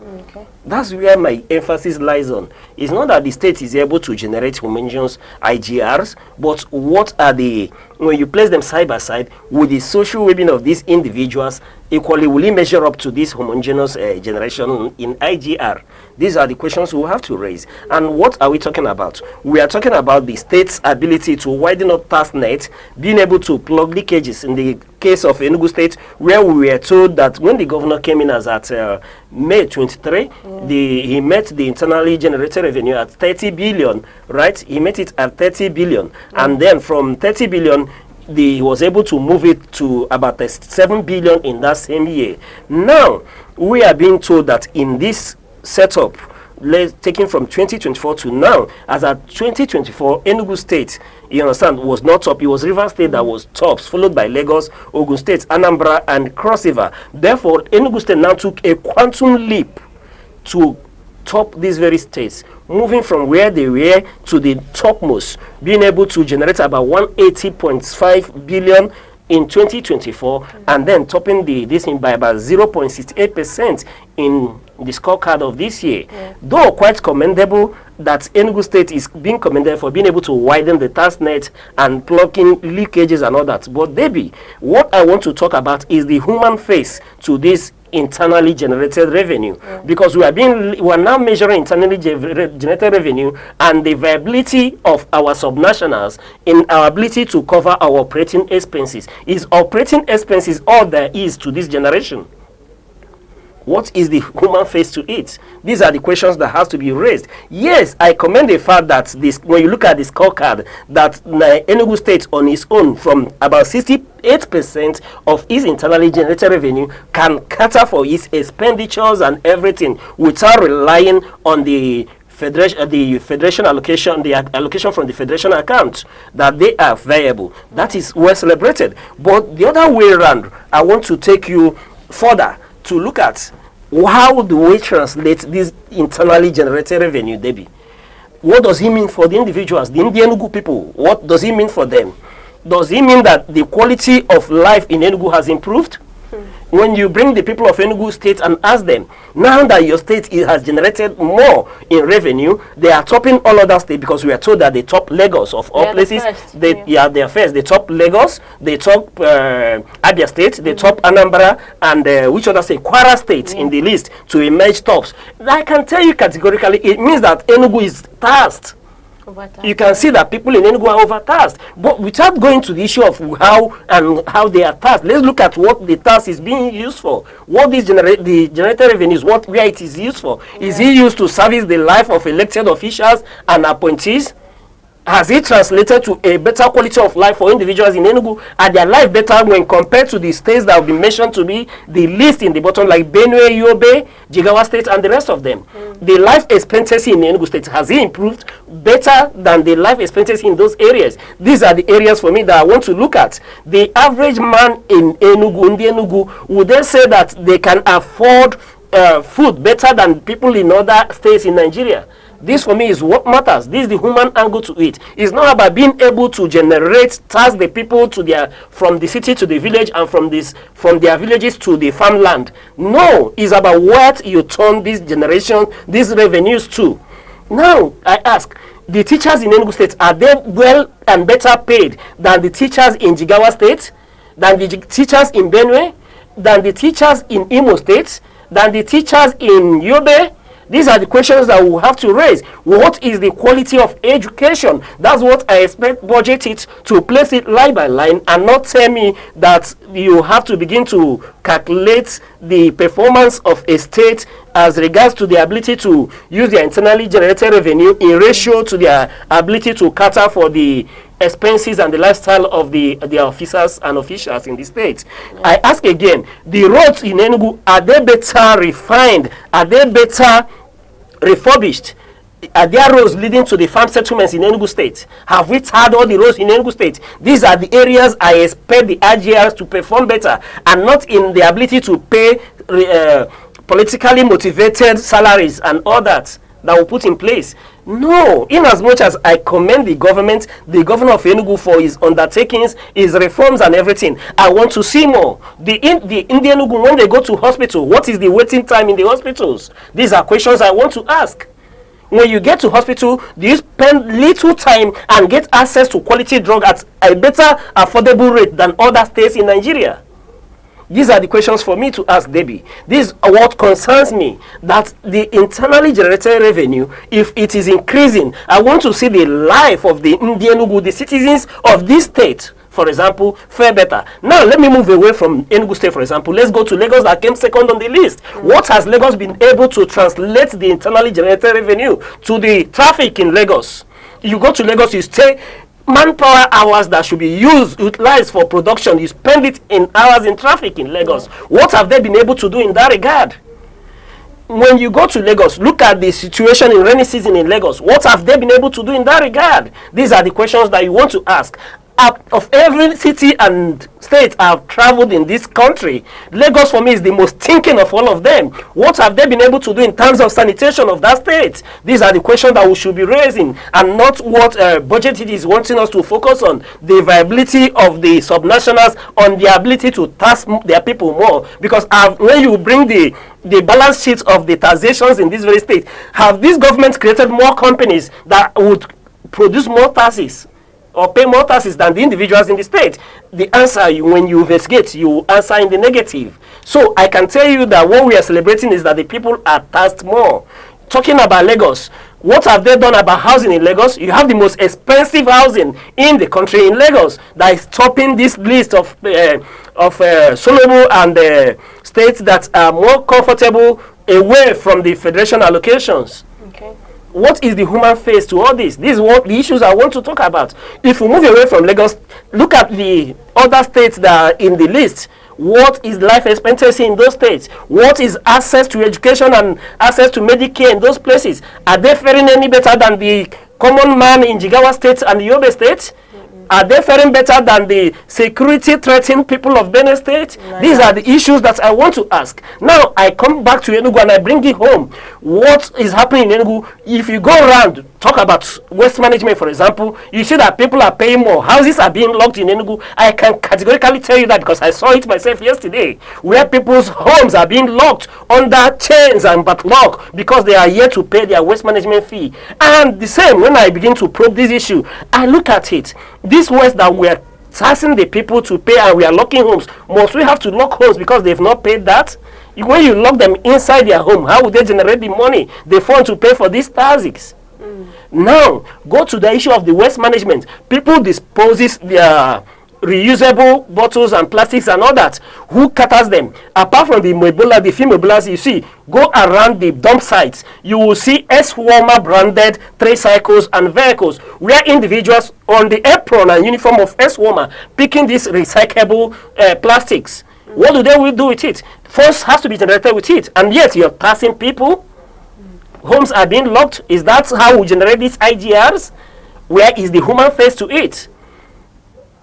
These are the questions I ask. Look at the MOT. When you travel during the Lega MBA conference in Enugu, the MOT is disappeared from all the nooks and crannies of Enugu. Now go back to the streets, you see MOT everywhere. When they get you, you spend up to 20,000 without receipts. Yes, I challenge the government of Enugu State to carry out an investigative policies or approach to the operations and activities of MOT in Enugu. People are scared to drive out in this very state because MOTs, they will orchestrate situations to frustrate you to fall into their trap, and you are haunted to you come out with 20,000 naira. And is this how we generate the IGRs? And I can categorically tell you that when you investigate, you see that this money all does not go to the coffers of the state government. So let them carry investigation in that aspect. Let whatever policies we have in the state, whatever we generate, should have a human face to it. And I can categorically tell you that, Debbie, when we go forward to examine the happenings in this state, a lot will come out. Beyond S-Warmer, beyond MOT and all that. The emphasis, let me tell you, is only in this state that I've seen where barrel pushers are tasked. Where does it happen? And we are talking about celebrating IGR. What is the human face to those IGR? Is there any human being who is excited to be a barrel pusher and daily they are tasked? What is the benefit that is occurring to this barrel pusher? These are the questions that we should ask. Those are the human face. When this barrel pusher that pays this task daily, when they fall sick, what has the government of Enugu done for them? Do they go to the general hospital and they get access to subsidized drugs? These are the questions. Do you have subsidized energy in Enugu State? These are the questions. So, while we budget it wants us to celebrate that Enugu State has come first, Lagos State has come second and all that in terms of equating government expenditure and everything in terms of ratio to your fiscal viability, placing human lives as another page on the balance sheet. For me, it doesn't cut it. we should be able to see the dividends from this IGR that is being generated. So I am not part of celebrating the fact that, yes, Enugu is coming first in this. What I want to celebrate, in line with the governor of Enugu State's initiative, good initiative, I want to see it translated to the lives of the people of Enugu State. And that's what we should talk about, Debbie. That's why I'm agitated this morning, because I do not think that is equated to the lives of the people of Enugu State. I have cited MOT, I have cited SWOMA. Go forward, interview the average man on the street, you will hear more. So, when we do this, we will discourage these other entities that will say, other subnational that will say they are the lower ladder. Look at Benue, for instance. We will do all this without checking what is the situation in Benue, what is the situation in Jigawa State. There are issues that you should take cognizance of. Talk about insecurity.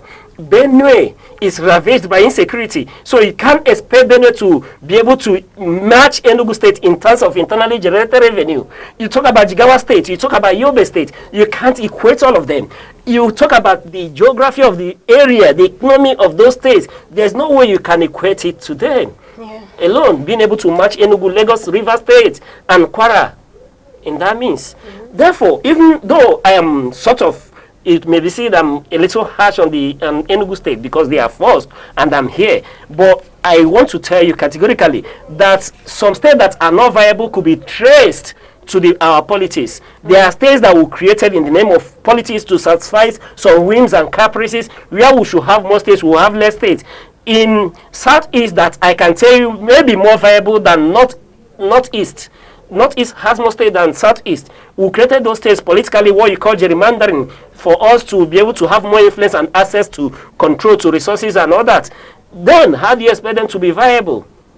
When there's no economy anywhere to generate anything, they are agriculturally dependent. There's no industry, there are no production sites in those areas. They will always be at the lower ladder, and they will continue to depend on the federation account for allocations to survive. Yes, I celebrate the fact that Enugu State could be viable. They may not be able to rely on the federal allocation to survive. But what is the survival rate of the inhabitants of the state? I'm more hyped that I saw states like Imo State in the list of the least performing states in terms of this ranking by budget hit. Yes, I do not know why Imo State should be there. And I want the people and the government of Imo State to be able to tell me why they are not able to do well. Because I know that Imo State is another state that people have been tasked as well. So why are they performing lower in terms of IGR and all that? These are the questions. But in all, while I commend Budget It for what they've done in terms of how they've been able to give us data, accessible information on the rankings and generations of these states, I ask that they put a human face to their ranking. It shouldn't be all about the balance sheet and all that. When they are telling us how Enugu states have been able to generate more, let us see how they assess this generation to education, to security, to other things. The life expectancy in Enugu should improve more because there's more access, there's more fund. And I plead that people should not be overtasked in order to meet this stereotype of being ranked as the best internally generated revenue, being able to survive away from the federation allocation, for the fact that you're able to meet up and pay salaries and all that. No, that's not for me. The human angle, the human face for me cuts it more than any other thing. And that is what government for. We have government to provide, what do you call it, to cater for to the welfare of the people, provide security, provide basic amenities to the people. Are we doing all that? Is housing in Enugu better than that in Jigawa? I can tell you that if you go to Jigawa State, housing may be even affordable compared to what it is in Enugu State. So let us always be empathic and attach human angle to whatever report we are bringing. All right, thank you very much for that, Mr. Oche, on your analysis concerning the internally generated revenue in Enugu State. Okay, and that is all for today on our newspaper review. And please don't forget that you can grab physical copies from any of your favorite vendor or catch the e-paper online for more broader information. And also do not forget to follow us or tag us across our social media handles across Instagram, TikTok, YouTube, X, all at Aneke TV. We'll be right back.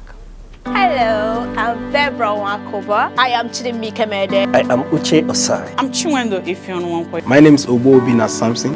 Please keep watching Aneke TV, or you can visit us on our socials like Instagram, Facebook, X, TikTok, or YouTube, all at Aneke TV. This is Aneke TV. We move with the world.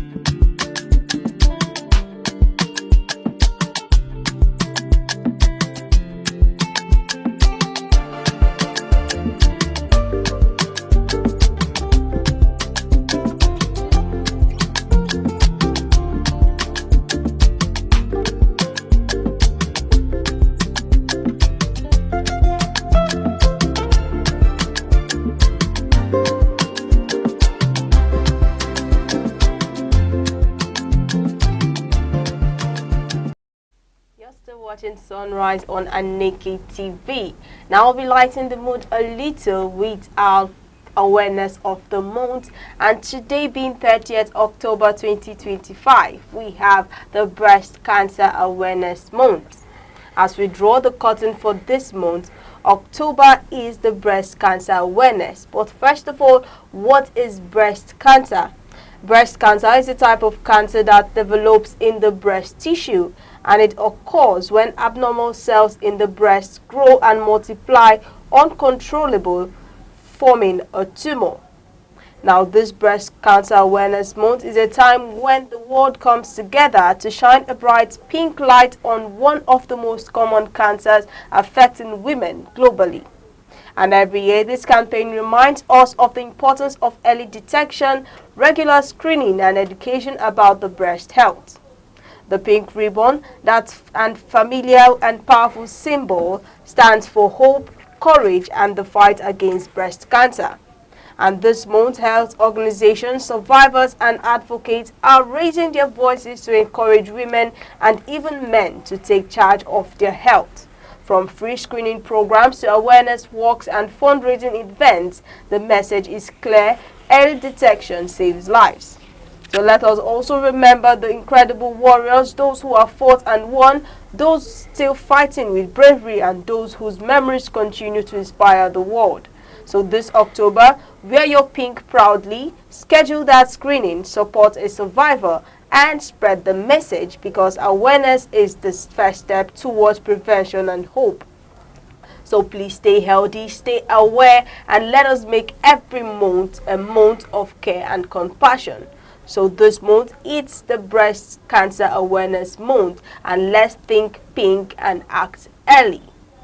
So let us go for our regular checkups as ladies, also all women, and you never can tell. It's not just to be on the safer side, because early detection will determine if you're safe or not. So happy Breast Cancer Awareness Day to you, and let us know what you're celebrating wherever you are. You can tag or follow us across Instagram, TikTok, YouTube, or Facebook, all at Aneke TV. It's always a pleasure having you here on our show every morning. Thank you for always joining us on Sunrise on Aneke TV. I am Debra Wakoba. And I'm Uche Osai. Remember, you're not here to be average. Be unique. Keep watching Aneke TV. It will come your way same time tomorrow. Bye-bye.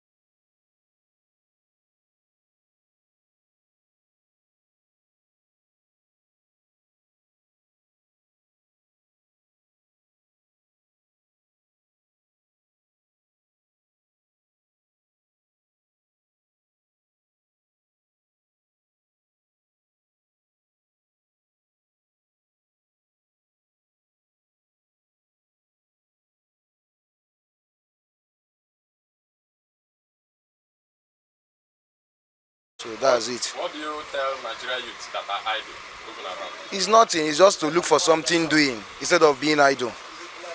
You understand? It's something that you cannot even learn. Maybe it cannot even be 6 months or 3 months. You can learn it. It's something simple. It's free if you are ready for it. Instead of being idle, you give it a try. Afambo Abuchi Christopher. If no phone,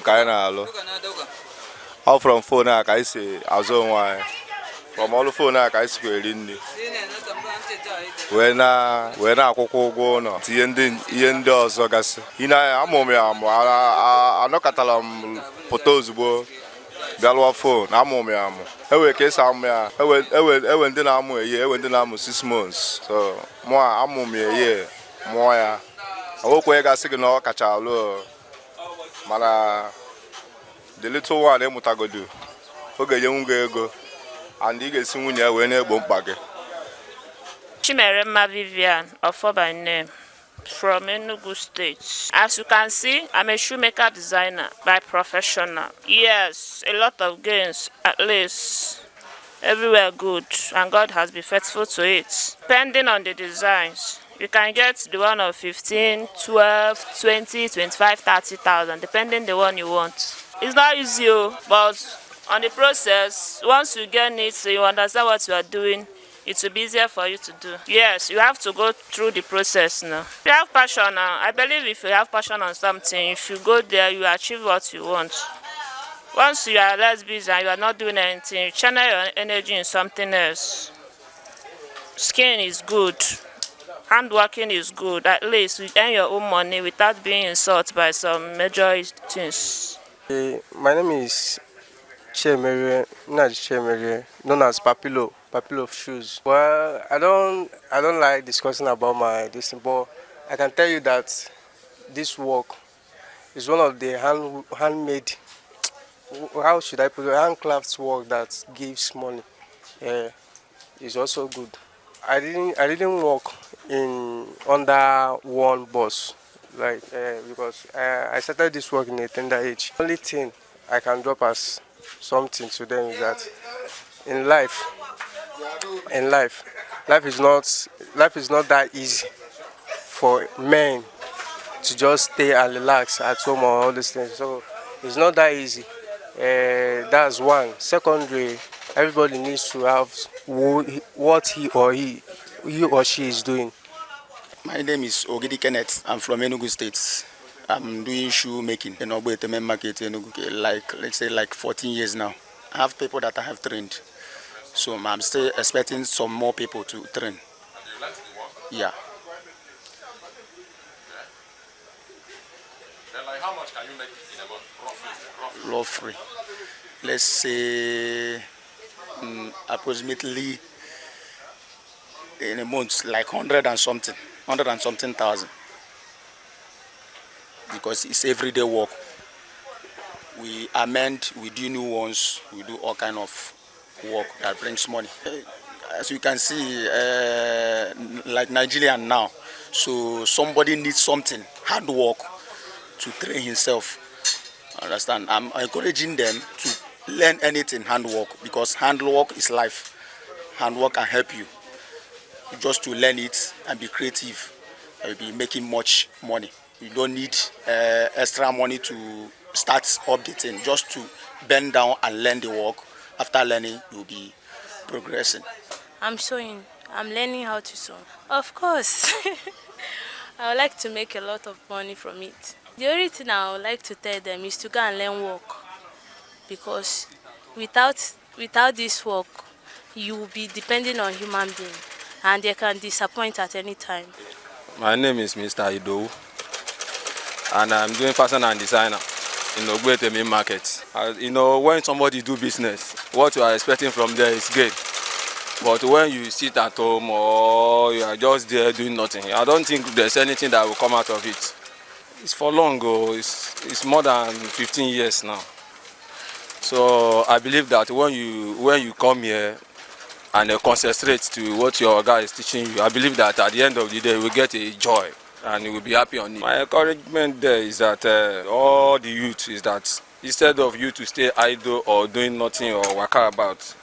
I believe that once you come out there and you decided to do something, at last, at the end of the day, there will be a gain there for you. So I'm advising them to come out and learn something. It's not much to be this. Every other worker out there for them to learn, so that you may surely get gain on it at the end of the day. That's my advice for them. My name is Aneke again, the president of Obwete Market Traders Association. If you come inside Obwete, as you came today, you will see that Obwete have chance for new people. Any person who wants to learn work, any handwork, if you come inside Obwete management and the commodity will accept you. And after that, you will see, without being told, you see yourself excelling, being perfect in whatever you learn. In Obwete, we accept everybody, but first of all, the rule of the market. We don't accept any person who is a criminal. We don't accept any person who is a liar. We make sure we tell you the rules and regulations of the market. And once you abide with it, we are going to accept you. When youths master skills, they master their destiny. Capacity building is not just development, it is liberation. Mesoma Ogodere, Aneke TV.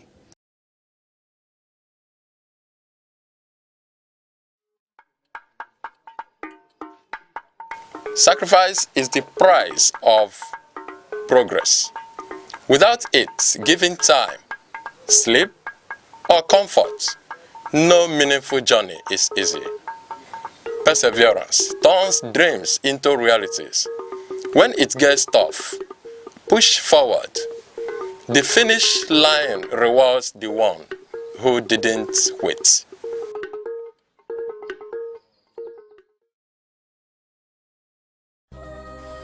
Peace is not passive. It is built. It grows through tolerance, justice, and mutual respect. Without peace, development is a dream. We all play a role, from homes to nations, choosing peace in our actions and words can transform the world. Be a peacemaker. Enugu State is known for its rich culinary heritage, with various local government areas contributing their unique dishes and specialties.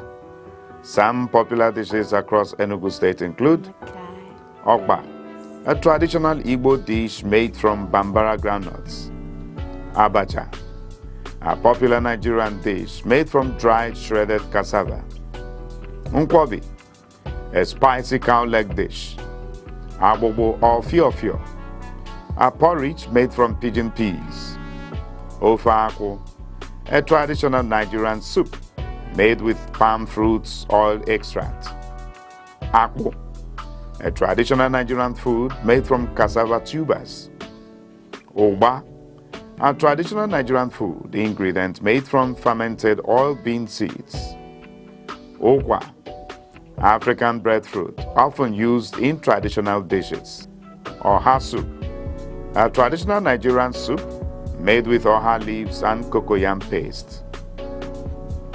And going over to the local government areas, we begin in an Inri local government area, which is known for the following cassava-based dishes: gari, fufu, and processed flakes; market-made snacks like the okpa, which is the Bambara nut cake; Akara-style bean fritters, and palm oil-based salads. Ogo local government is known for its hearty soups and stews, pepper soup variants and goats and Milton preparations, staples, yam and cassava. Enugu's local government area is known for their special delicacy Nkwobi, Isiewu, spicy cow leg, and street foods like pepper soup and grilled fish, and packaged traditional foods like dried abacha flakes and pre-packed okpa. And Enugu North is known for markets and ceremonial foods like abacha, smoked fish, ogba, which is fermented oil bean, and roasted proteins.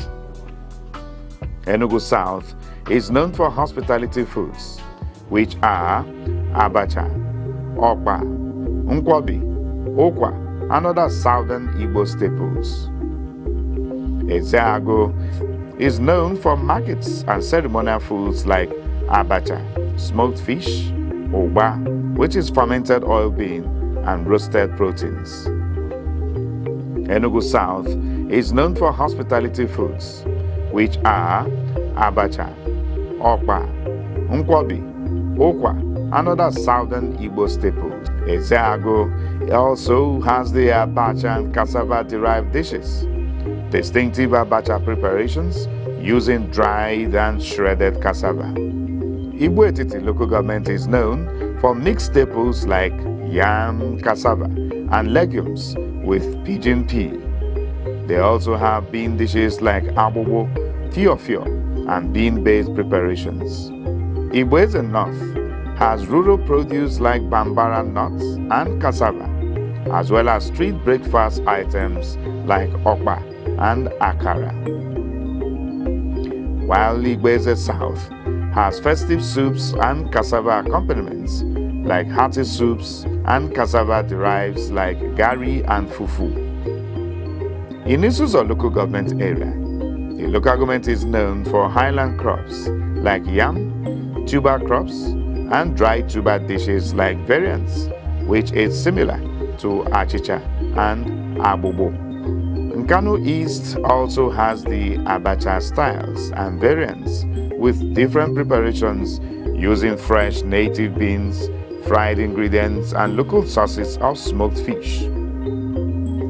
Nkanu West has yam and vegetable combos like festival dishes, combining tuber staples with special meat and seafood dressings. Nseka is known for their okpa, achicha, and abacha. They are widely reported as common local specialties, and they have the delicacy made with corn known as ayarayoka. Oji River is known for cassava-derived snacks, abacha ingredients, okwa, smoked fish, and okpaka is known for trade hubs and market supply. Udenu is known for garden vegetables and accompaniments and dry tuber preparations like leafy green soups and dry tuber snacks. Udi local government is also known for cassava products and abacha, popular abacha preparations, and cassava-based products with various soups. Uzuwani local government area is known for riverine and food networks, which are the okwa, tubers such as yam and cassava, and vegetable soups with their various ways of preparation, and also their festival cooking, which is a locally caught fish and smoked proteins.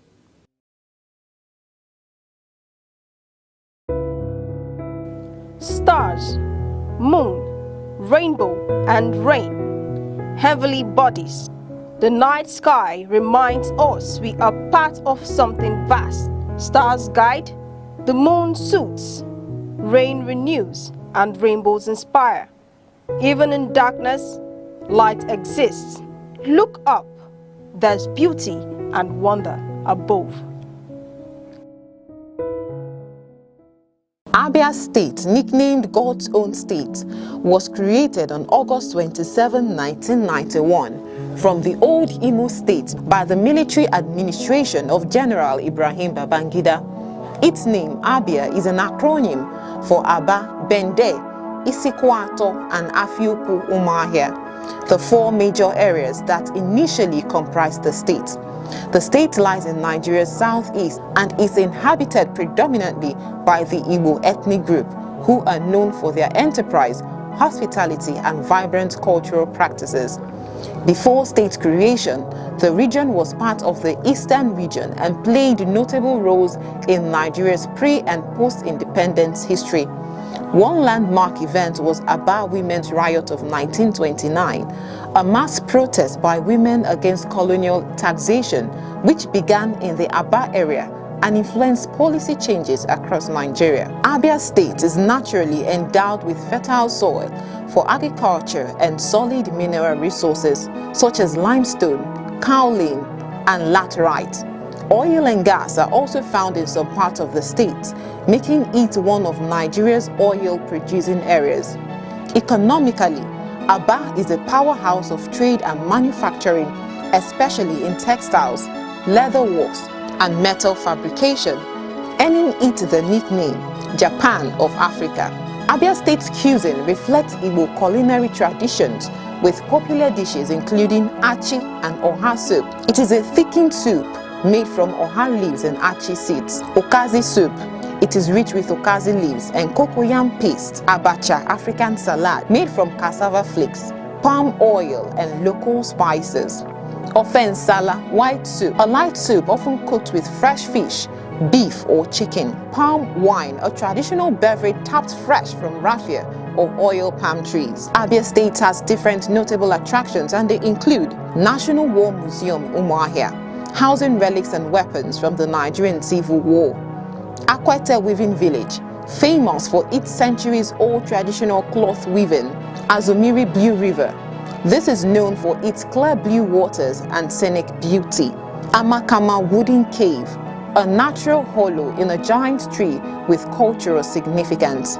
Long Juju of Arochukwu, an ancient shrine and historic slave trade route site. Abia State celebrates various cultural festivals such as New Yam Festival, Iriji, marking the start of the harvest season. Ekpe Festival, a masquerade and dance tradition in Arochukwu and other areas. Akwete Festival, celebrating the art and heritage of Akwete weaving. Aba Carnival. This carnival showcases dance, music, and colorful parades.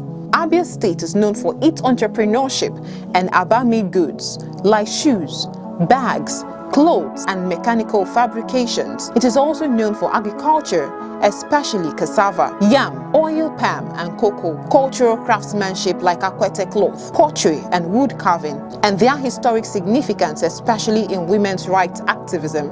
1929 Aba Women's Riot. Hello, I'm Debra Wakoba. I am Chidimike Mede. I am Uche Osai. I'm Chiwendo Ifeonwankwe. My name is Obo Obina Samson. Please keep watching Aneke TV, or you can visit us on our socials like Instagram, Facebook, X, TikTok, or YouTube, all at Aneke TV. This is Aneke TV. We move with the world. The Federal Capital Territory, FCT, is a monumental city of edifice strategically designed to showcase the aesthetic beauty of a natural ambience, a land of opportunities often referred to as the center of unity. Abuja is the political hub of the nation, lying strategically at the center of Nigeria. It was officially designated as the capital in 1976, replacing Lagos, and formally became the seat of government in 1991. The decision to build Abuja was rooted in its central location, neutrality among Nigeria's diverse ethnic groups, and its vast land space, which made it perfect for expansion. Today, Abuja has grown into a well-planned, organized, and prestigious city that tells the story of Nigeria's unity and ambition. Early mornings in Abuja are alive with the buzzing sound of cars speeding through wide boulevards and flyovers. Porsche cars and executive luxury vehicles glide alongside long buses and motorcycles, painting a picture of a city where classes mix but remain distinct. It is a city where aristocrats, ruling elites, and key players of the capitalist industry share the same roads with artisans, traders, and ordinary Nigerians striving for daily survival. Yet, despite the aura of power, excellence, and wealth, Abuja is uniquely human. It is not unusual to see a minister of the Federal Republic or a high-ranking official standing in line at a shopping mall, waiting to buy one or two things like everyone else. That blend of prestige and simplicity is part of what makes Abuja truly alive. As the center of unity, Abuja is home to people from every corner of the nation, hosting over 5 major ethnic languages and countless cultural groups. Each carries its cultural emblem and beliefs, all interwoven into the city's cosmopolitan fabric. Added to this is Abuja's international status, Embassies from nearly every nation in the world stand tall within its borders, making it not just Nigeria's capital, but also a diplomatic hub where cultures, politics, and global relations converge. The city's uniqueness is greatly seen in its structures and landmarks. Its skyline boasts the impressive NNPC Towers, the Golden Domed National Mosque, the World Trade Center, the City Gate, and the imposing Federal Secretariat. The Central Bank of Nigeria rises as a symbol of economic authority, while the National Assembly complex represents democracy in action. Justice is anchored at the Supreme Court, and other high courts and national pride gathers at the Bola Ahmed Tinubu International Conference Center, a hub for global summits and national dialogues. These monumental structures scattered across the city give Abuja its distinctive blend of power, beauty, and modernity. Abuja's districts are carefully planned and speak volumes of its identity. Maitama is mapped out as a residential haven for the wealthy, top politicians, and high-profile individuals. Asokoro is equally affluent, hosting ministers, governors, and ambassadors. Katampe Extension and Gazupe Estate are fast-rising luxury neighborhoods with scenic landscapes, while areas like Garki, Wuse, and Area 11 estates blend commercial activities with residential living. Each zone tells its own story, yet all are tied together by the city's larger vision of order and beauty. Infrastructure is one of Abuja's strongest assets. Unlike many cities that grew without planning, Abuja was designed with foresight. Its broad highways are lined with greenery. Its roundabouts are often adorned with fountains and sculptures, and its flyovers make navigation seamless. The city gate stands as a welcoming symbol of pride, while routes leading to Aso Rock Presidential Villa reflect the seat of Nigeria's authority. From the Nnamdi Azikiwe International Airport, travelers from across the world step into a city that is both modern and distinctly Nigerian. What makes Abuja special is not only its structures but also its spirit. It is a city where wealth and influence meet.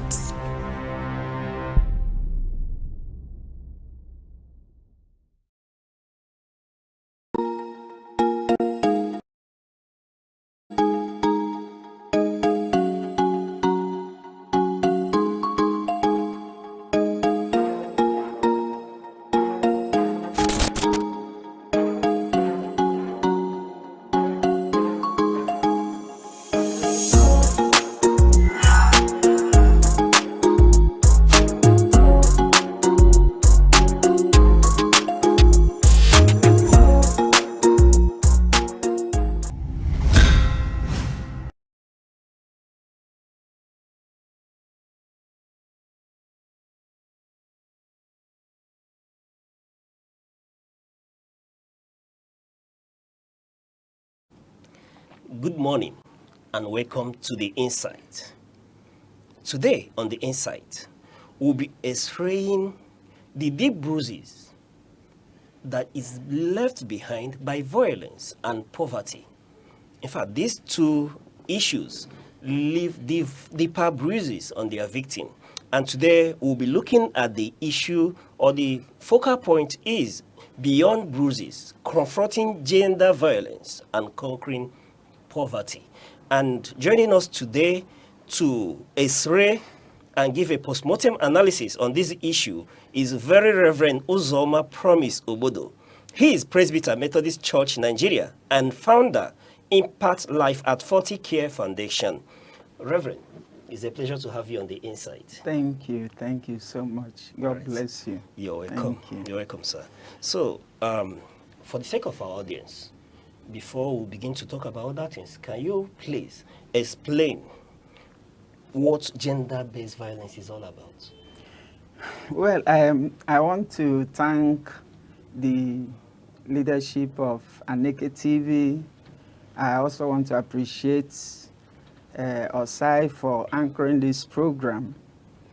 When you talk about gender-based violence, we have gender violence, we also have gender-based violence. Okay, sorry. There is gender violence and there's gender-based violence. Okay. Yes. So when you talk about gender violence, you talk about people passing through an experience because of the responsibilities given to them. As a man, you're expected to feed your family. You're expected to give your wife money to go for market and get food items. You have responsibilities that people, unquote, believe that you must do as a man. So these are gender violence. There are some people that because of circumstances surrounding them, they may not be able to meet up. Maybe at the end of the week, you are not able to raise enough resources to give to your wife to buy things. And people may begin to say, look at him, he's a man. He cannot even afford to get food items for his family. But when you talk about gender-based violence, you now talk about what people are passing through because of their weaker level, because of circumstances surrounding them. And most victims of gender-based violence are likely to be women. But when you talk about gender-based violence, it's not just limited to men or women, it's unisex. A man can experience gender-based violence, a woman can also experience gender-based violence. Okay. So when you talk about that, you talk about women or men having terrible experiences. For example, you see some women being subjected to family battering. You see some women being subjected to beating, not taking them, maybe somebody not having the privilege to go to school because he's coming from feminine point of view. And these things are one of the things that are really eating deeper into the society presently. And that is why there's serious advocacy that people should wake up, both at the community level and at the government level. All right. The point here, the emphasis here is that it could be male, it could be female. Yes. Okay, it's not gender specific. It could be any of the genders. Yes. All right. But I want to ask, what are the root causes of gender-based violence? Now, the root causes of gender-based violence is a multifaceted experience or challenge. It has different angles, but the root causes are most often ignorance, and the family where you are coming from. Take for example, where somebody is coming from a remote place. Last week I had the experience of a lady being tortured by the husband. And when the matter came up, I asked her, is it not better that this issue should be reported to the law enforcement agents? And she said, no, please. That experience is a recurrence experience. Why? Because that person is coming from a family where he believes or she believes that the man is all and all. So when somebody is coming from a poor family background, somebody is coming from remote areas, somebody is not well enlightened, I believe the purpose why you are doing this program is so that we'll encourage people to know better than what they know. So the limitations of education, the background of where people are coming from, the experience, social experience, these things can actually cause gender-based violence. Because if you are not properly informed, that person can equally be deformed. Okay.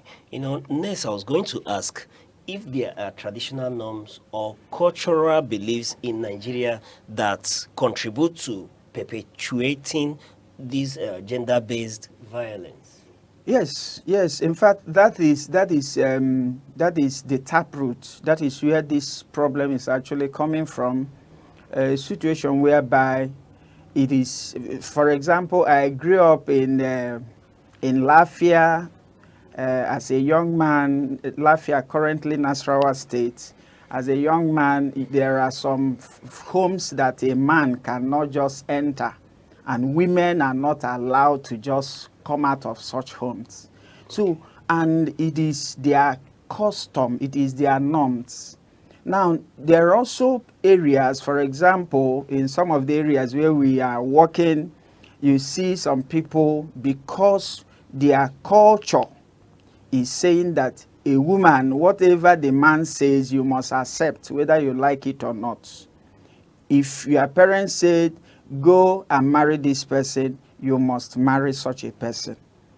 And when you look at it, you see that some of these cultural norms or some of these things is really having a negative effect. And that is why if you want to tackle it, you must also go back to the root cause, which includes that the traditional rulers must be deeply involved. Those community stakeholders must be deeply involved. I'm an advocate of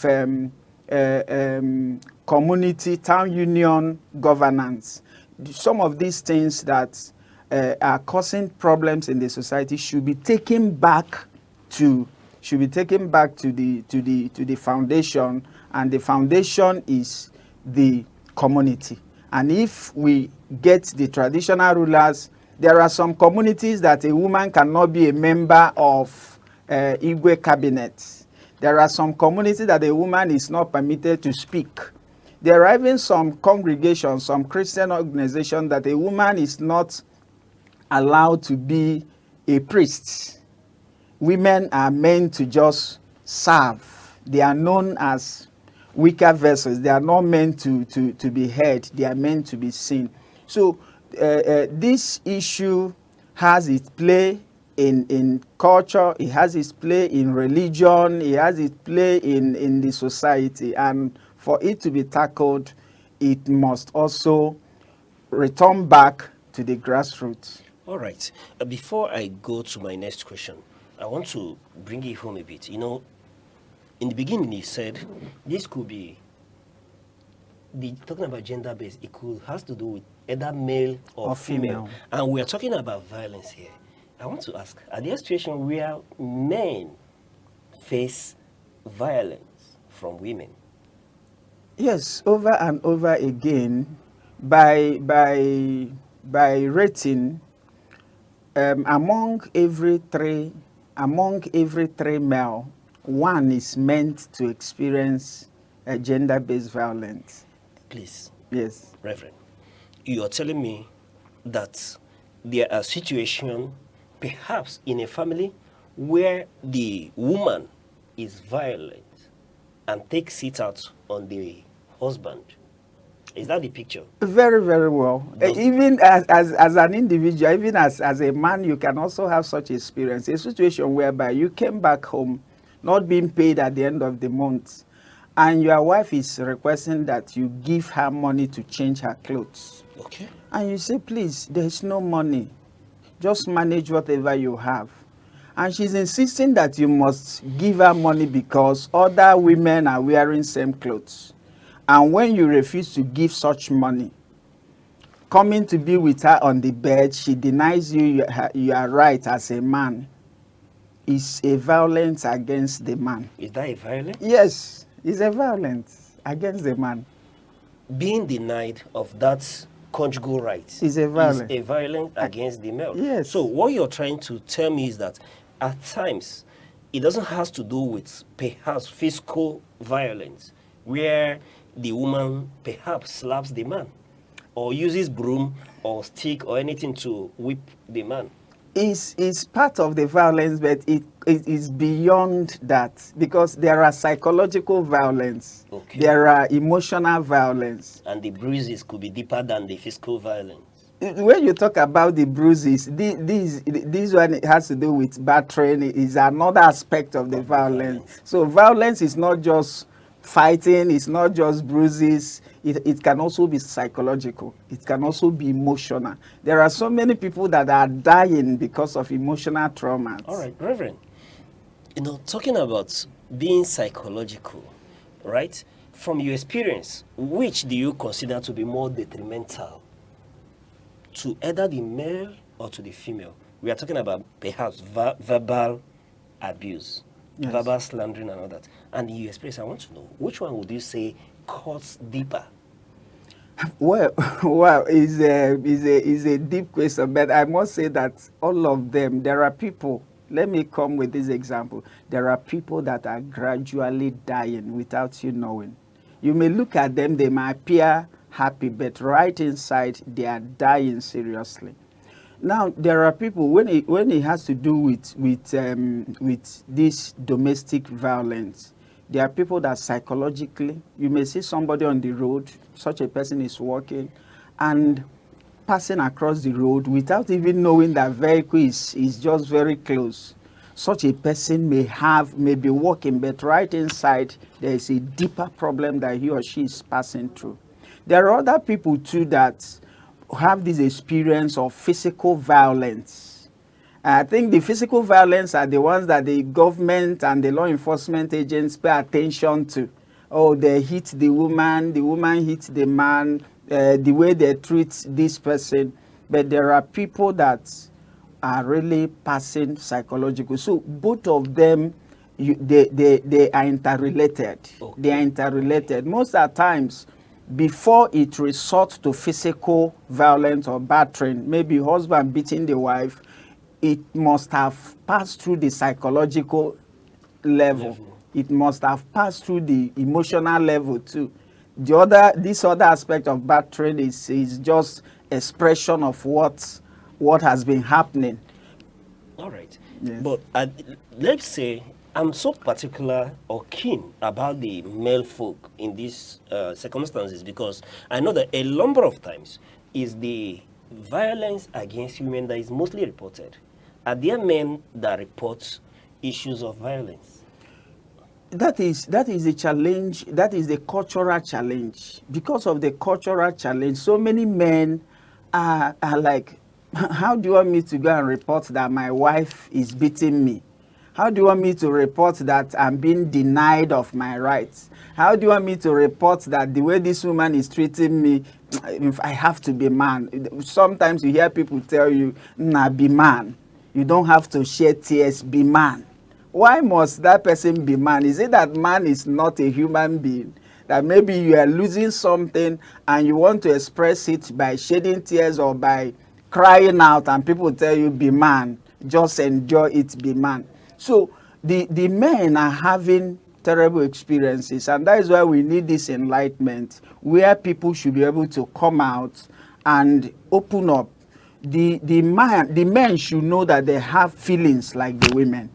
The women should also know that men can be hurt just like the women can be hurt too. And the violence we are talking about is not just about man and woman fighting or maybe a man hitting the woman, that there are so many things that could be happening which can also be ascribed as domestic violence. But for so many people, they may not know. Just take for an instance a situation whereby a woman denies the husband the conjugal rights.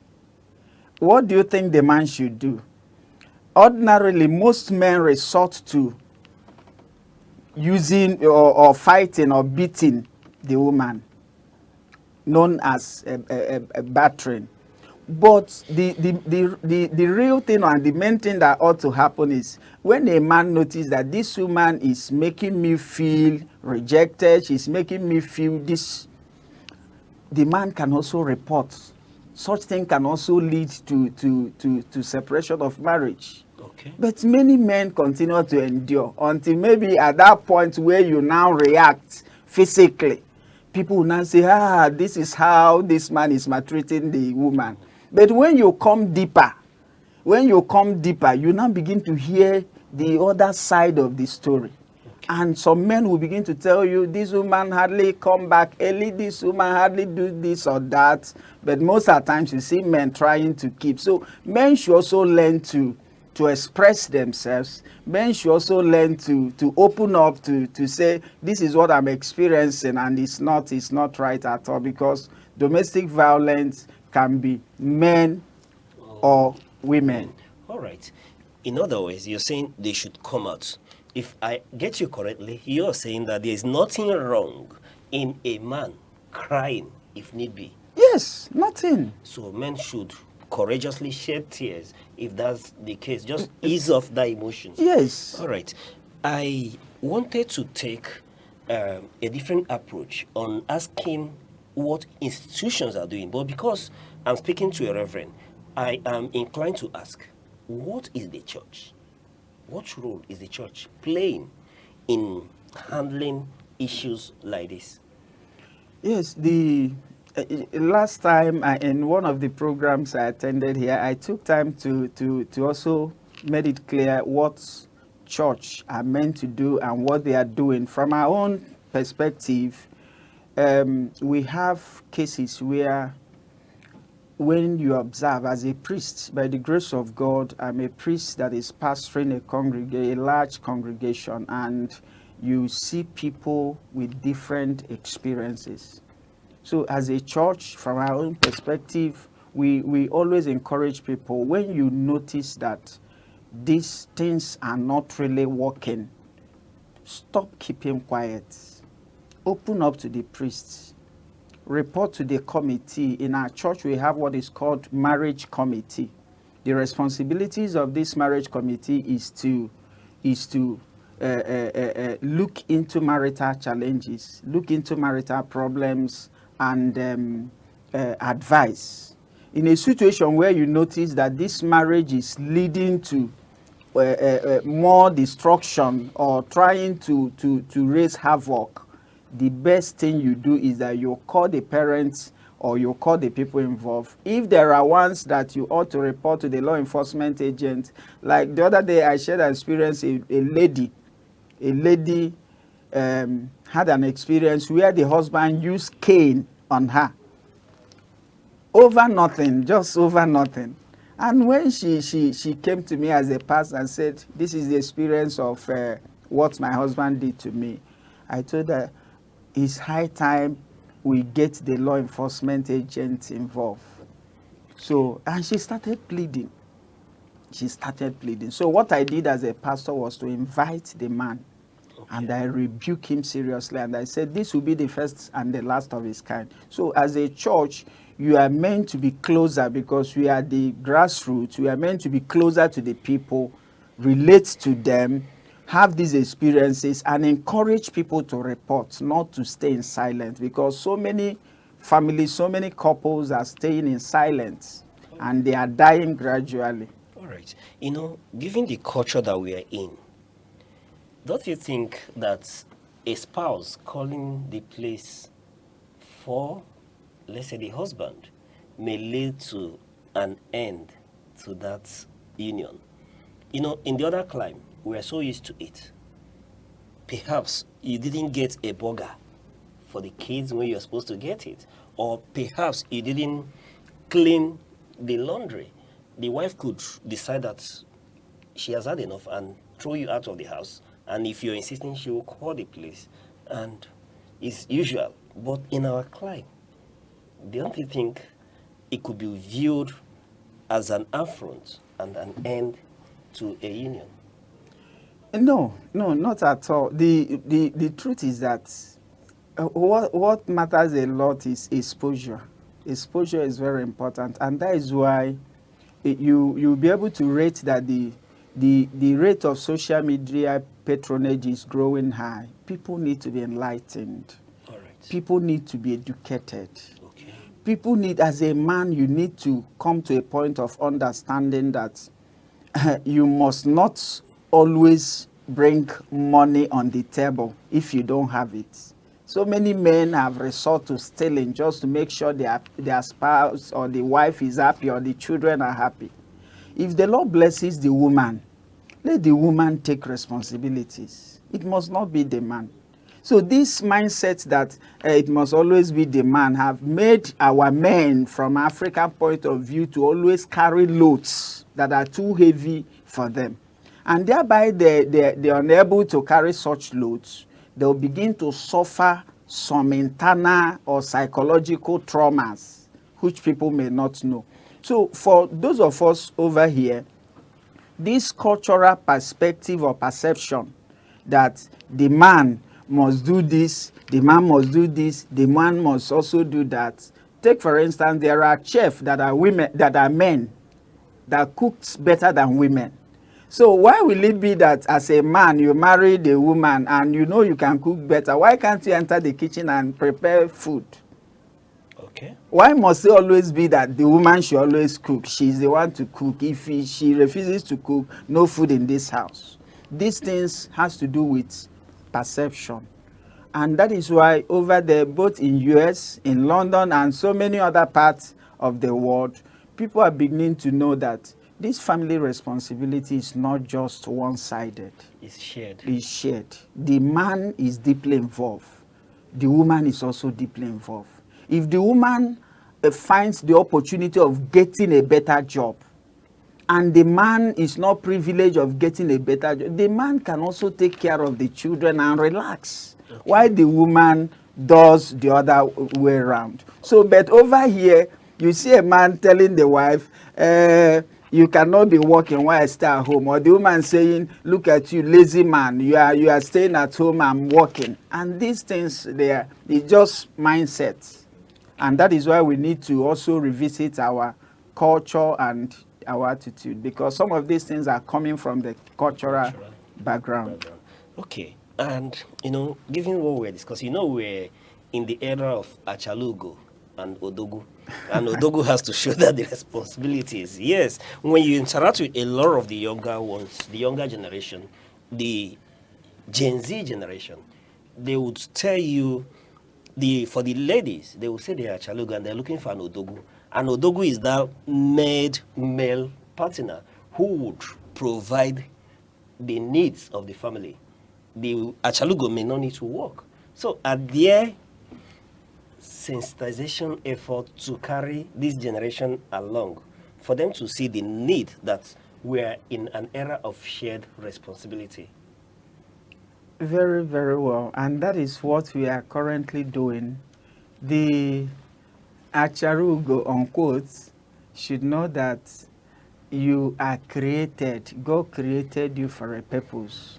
And that purpose is to fulfill your destiny. And that is why in Africa, you see a woman, because you are not privileged to marry, you feel that the world is against you. Why will you feel that the world is against you? Because you are not privileged to marry. You can still fulfill your destiny even without being a married girl or a married woman. We also have this experience that men should also know that God created you as a man to fulfill your destiny. And be focused. And at any point you are moving into marriage, also have this mindset that you are going to get a partner, That is why the Bible said that he that findeth a wife findeth a good thing and shall obtain favor from the Lord. A woman is a partner, not a slave. And if you get a partner, it means that if I cannot achieve this one, likely my partner will help me to achieve this. So the idea of I'm waiting for a man that will buy Venza, buy Jeep, buy this, build house for my father and this. And let me also use this opportunity to plead with our parents. Is the right time that we'll give our children the rightful mindset. If a girl is moving into marriage, let the lady know that this marriage is fulfillment of destiny, not a grabbing mindset, going to grab, looking for where to get every money you spent. And if we have this rightful mindset, the marriage of today will be better than what it used to be. So I want to encourage the young people. Nobody should be encouraged to be lazy. People should get themselves doing something. But don't have this mindset that I must be the Odogu. That is why people venture into rituals. You see our young people entering into Ezewoke, Ezewai, money ritual. You see so many young boys in the name of Yahoo boys trying to grab money. And the worst is that even when they get such money, they hardly utilize it because it's not money acquired in a genuine way. So people should earn money through genuine means. And these genuine means will pass through processes. It's not cash and carry. It will pass through processes. It may take a little time, but definitely it will come. Then the girls that are moving into marriage, you also have this mindset that I'm going to build a home and I'm not going to grab something from a man. All right. Now, let's look at the national institutions, say the police and the courts. What role are they playing to see that this crisis is curtailed? Now, the government, you know, we have government mechanism in resolving disputes, and but this government mechanism, many of them are not favorable to the society. Government mechanism has to do with the courts, it has to do with the law enforcement agents, but I'm an advocate of alternative dispute resolution. The alternative dispute resolution, we have this mechanism of mediation, of arbitration, of reconciliation, and through this alternative dispute resolution, it provides more solution than just the government mechanism. Now, this mechanism, for example, the police, have been privileged to experience communities passing through violence, passing through these experiences of domestic violence. And when the police officer gets the other arrested, and you go to the police, at the end, they will fuel the crisis the more. They will not give the rightful solution. And that is why most of the police officers, they are being trained on alternative dispute resolution, how best to manage issues. Because what we are looking for is a situation whereby when there is a dispute, people should be able to come to the round table to resolve these disputes, and they'll have a better living. But those mechanisms also, that is the courts and the police, they can also show more effectiveness by ensuring that any matter that gets to them is given proper attention. Any matter that is reported is properly investigated, and whoever that is found wanting should also be disciplined. That is what they need to do as government mechanism. All right. From what you said, it would be safe to say that lack of trust in our system, say the police and even the judiciary, helps to fuel this crisis of gender-based violence. Very well. You see so many people, just like we know the issue of Osinachi, the lady that died last time. Up to today, that matter, we cannot really say what is the actual situation with that matter. Most of the times you see an incident that may happen, it will take extra 10 years, 20 years, and that is why people often say a justice delayed is a justice denied. So if justice are delayed, if this matter comes to police and you see tomorrow you see those people going freely, such people will lose confidence in government mechanism. And that is what is happening in the society now. All right. It's a question of justice delayed is justice denied. On that note, we'll go on a short break. I will be back.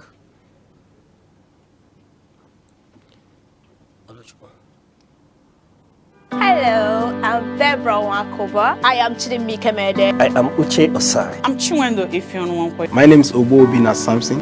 Please keep watching Aneke TV, or you can visit us on our socials like Instagram, Facebook, X, TikTok, or YouTube, all at Aneke TV. This is Aneke TV. We move with the world.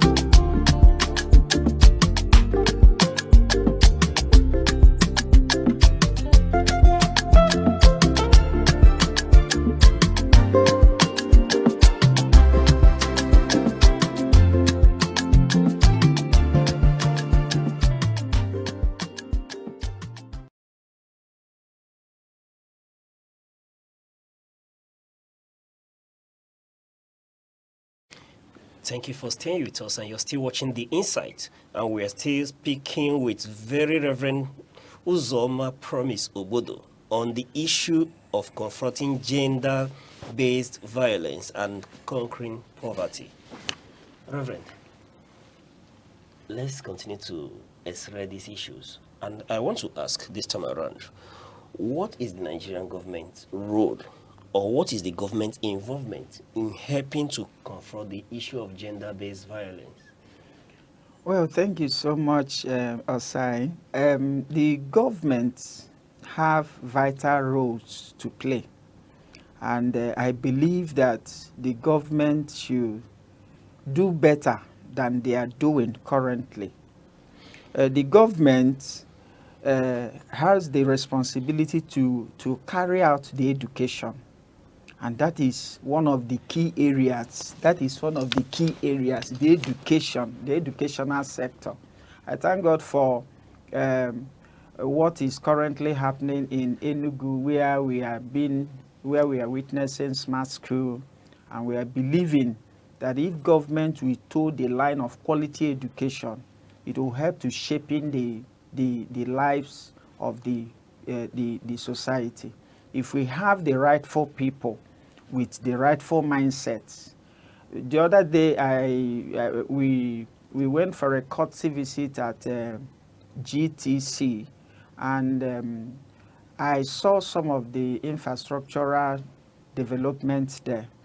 And with such facilities in that school now, you'll be able to see that if a child enters into such school, such a child should be able to know how to venture into production and other key areas. So I request that the government should pay top priority to education. Education is very, very vital. Then another area is awareness. Just like what Aneke TV is doing, we need serious awareness.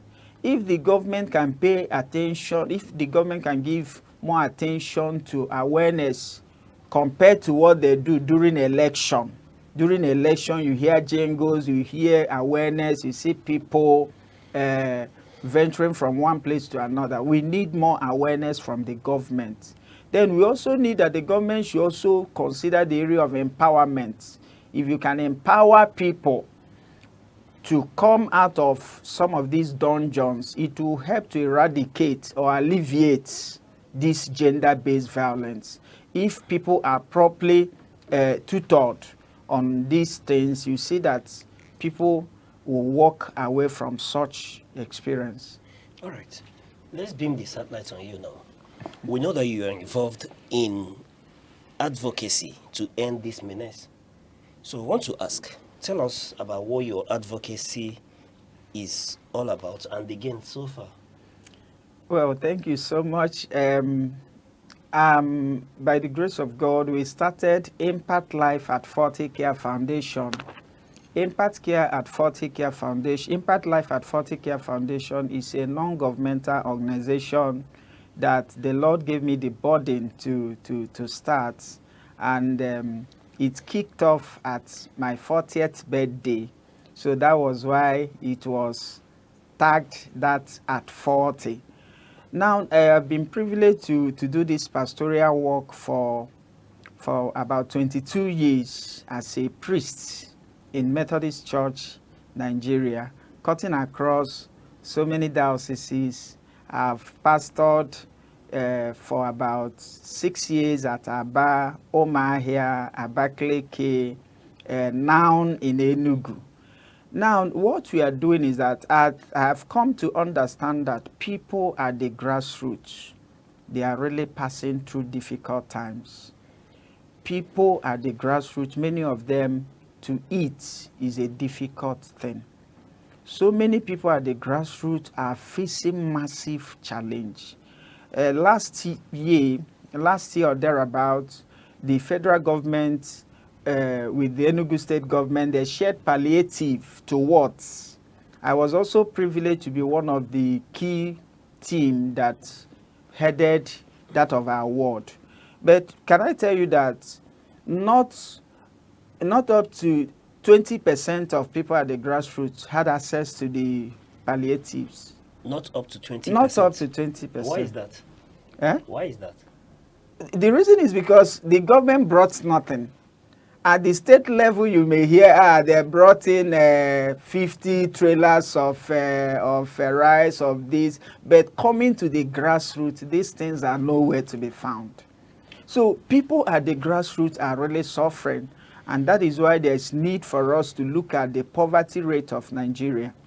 That is why people are shouting for change. That is why people are advocating that the government should look inward and see the possible ways of alleviating the problems. So my foundation, our center advocacy is on the vulnerable and indigent people. Last December, we were able to care for about over 100 and something persons that is indigent, because let me use Igbo. He said, what does that mean? The wretched, not just the poor people, but wretched people. Okay. People that when you enter their room, I had the experience of visiting a woman, and I saw at her 70s, she was lying on just flex. And you begin to wonder, is this thing still happening? But yes, it's happening. And even the child or the children may not be of help to her because they had nothing to offer. There are people that are down there that cannot even have access to a square meal a day. So that is why the Lord laid it in my heart that we should start doing something. And I want to use this medium to tell us that those of us that are better off, know that people are suffering, know that people are passing through difficult times, know that the society is really passing through horrible experience. And that is why we need to draw closer. The government needs to draw closer to the people and see how to help them in alleviating their sufferings. Okay. So in other words, the impact life at 40 Care is at the grassroots, mobilizing, creating awareness on the issue of poverty against gender-based violence. Yes, the Impact Life at 40 Care Foundation is at the grassroots, reaching out to the unreached. Reaching out to the unreached. Yes, we are the grassroots, helping people to survive. Okay, before I go into my next question, I want to ask, being a reverend, how do you raise the resources to be able to mobilize and get into the inner city, the grassroots? Well, at my 40th birthday, what we did was that I asked my friends, just like what I rightly said, I've served almost in 10 different dioceses of our church. I had access to friends who are better off. Okay. So I asked them, come, we want to institute an NGO. And God helped us. We had a target of 40 million as at then. And God helped us. People trooped out to lay helping hands. Now, through that means we now instituted this NGO. And through that place, we started reaching out, training people. Just last week, we trained people, young people that could do better in entrepreneurship. We trained people on soft skill. We also carried out medical outreach. Last time at Uguaji, we carried free medical outreach, and many people trooped out. And that is the more we are doing. This year too, before the end of the year, we are believing God that we'll be reaching out to other numerous people. But the truth is that people at the grassroots are really suffering, many people. All right, Reverend, have you tried reaching out to government for collaboration to see to it that you're able to reach the unreached? The challenge with, the situation that Nigeria is passing through is actually caused by the government at every level. And sometimes they know the right thing to do. Just like I made reference to when they shared palliative, and I said that up to 20% could not, it did not get up to 20%, over 100. So for me, I don't believe in going to government, telling government, give me resources. What we are doing, we're able to showcase it on our platforms, and by the grace of God, we'll be partnering with Aneke TV too. If anybody finds it worthy to be part of what we are doing, then that person is free. But for us going down to them, because we need to speak to those in power too, telling them this is what they do and what they ought not to do. So for us, we relate with people of like minds. We relate with people that are passionate. We are not just wanting to just run into government and start begging the government. The government have so many structures on ground, but implementing those structures is very, very difficult. All right. Now, let's link this issue. Does poverty have any role, or does poverty play any role in making gender-based violence, or specifically a role in making girls or women vulnerable to violence? The remote cause of gender-based violence is poverty. Okay. Is poverty. Poverty is the root cause. And without us tackling or assessing poverty very well, you'll not be able to proffer solution. The root cause is poverty, and that is why personally I ventured into the non-governmental organization, where we are looking at the best way to alleviate the suffering of people. When somebody is coming from a very wretched family background and that person's right is being violated, what the person tells you is, I don't have money to go to police station.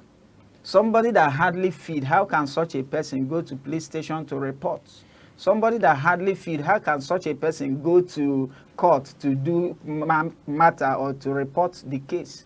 For you to get a lawyer to advocate for you, you know what it entails. So the root cause of gender-based violence is poverty. Some men may come back because all through the day they strive to work and nothing is happening. When they get back home, they resort to beating their wife, they resort to anger, they resort to this.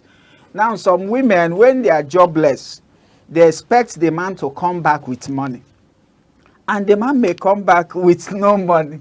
And when the man comes back with no money, it leads to exchange of words. But just look at it from this angle, that maybe you get back home today, say your children, everybody enter car, we are going to maybe one of the fast food, we want to go and eat, we want to go and do this, we want to go and do that. Everybody will be happy. Coming back home, everybody will be happy. But when you come back and you tell your family, nothing, I have nothing to offer, just look at the facial expression of people and you see that they will not feel happy. So poverty, difficulties, they are the root causes of gender-based violence. Yes, there are other level of violence that people perpetuate because of the position they occupy, because of who they are. But the much problem is coming from poverty. All right. Reverend, for want of time, my directors are already beckoning. I want to ask, based on Impact Life at 40 Care Foundation, do you have any final word you want to leave us with? Yes, I want to thank you once more. Thank you for bringing me here. Thank you for making this program. On behalf of Impact Care Foundation team, by this Sunday we'll be commissioning our training center, where we'll be reaching out to so many people at the grassroots. We want to be training people. We want to make sure that we help young people. We want to train people to be useful to their generation. We want to help those people that cannot access the government, and that is what we'll be doing this weekend. And we are also believing God that other people will collaborate with us, and they will also partner with us in growing the foundation. The foundation is just picking up, and by the grace of God, we get there. I want to use this medium to plead with people of like minds to see people at the grassroots as a collective responsibility. People are passing through terrible times, and if you can open up to assist such people, either through your channel or through other channels, including our own channel, God will certainly bless you. For the word of the Lord says in 1 Corinthians chapter 4, verse 7, it says, what did you receive? What did you have that you did not receive? Then if you receive, why do you then glory like you do not receive? For everything you have comes from God. And that is why that whatever the Lord gives to you as a person, use it to assist others. Thank you so much. All right. On that note, Very Reverend Uzoma Promise Obodo, Presbyter Methodist Church Nigeria and founder Impact Life at 40 Care Foundation, is a pleasure speaking with you on this issue of gender-based violence and poverty. Thank you for coming. Thank you, sir. All right. Thank you. And to you, our viewers, remember on the Insight, your views matters to us. Remember to reach us with the hashtag @Insight, all at Aneke TV on our social media handles, Instagram, Facebook, X, TikTok, and YouTube. Till we come your way same time next week. I still remain your host, Uche Osai.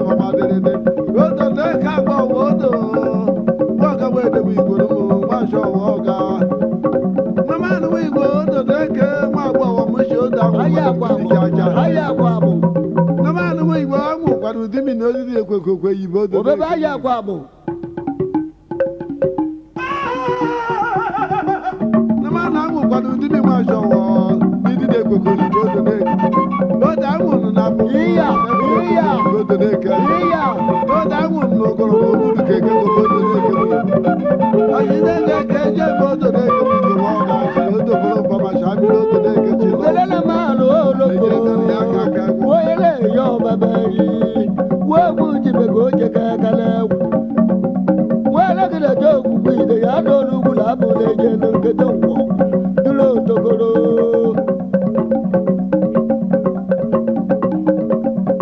Yeah, Mother went the work of Matthews. One day, the Mother Malaco, but I did the amateur.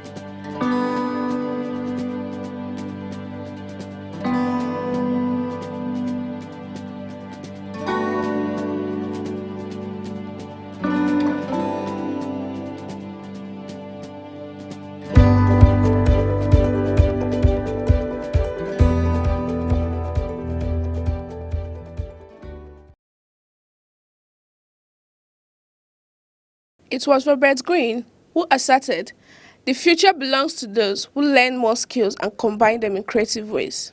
The Wise Council greatly explores why it is permanent for growing youth to learn and master in-demand skills. There are skills one can engage in to boost independence, employability, self-confidence, and entrepreneurship. Some of them include events decoration, hairstyling, furniture making, painting, tiling, and house decoration. Likewise, some tech skills such as search engine optimization, ethical hacking, web design, and game development. Although learning these skills could be time-consuming, difficult, and unclear, it is advised to keep learning until you become a master of it. Learning a skill is not enough. It requires mastering to compete favorably in the marketplace. When Aneke TV interacted with some residents of Enugu, they said that mastering a good skill was a gateway to financial freedom, economic empowerment, and a nation building. My name is Tochukwu Ikeme Austin. I'm a stylist. I fix nails. We do pedicure, manicure. We do boot locking. You understand? Boot piercing, any type of piercing. That's what we do for a living. But instead of being idle, you have to get something doing to support yourself about tomorrow. Yeah, I learned it from my boss. I have a boss. It's not that much, but it's how fast you are. You learn it. And being creative, because call it stylish, you have to be creative. And that's all. I am my living, but not just that much, because you know we have a different motive. Maybe if you be looking for 1 million, then maybe you are getting 200,000. But you have to manage it instead of being idle. Understand? So that's it. What do you tell Nigerian youths that are idle? It's nothing. It's just to look for something doing instead of being idle. Understand? It's something that you cannot even learn. Maybe it cannot even be 6 months or 3 months. You can learn it. It's something simple.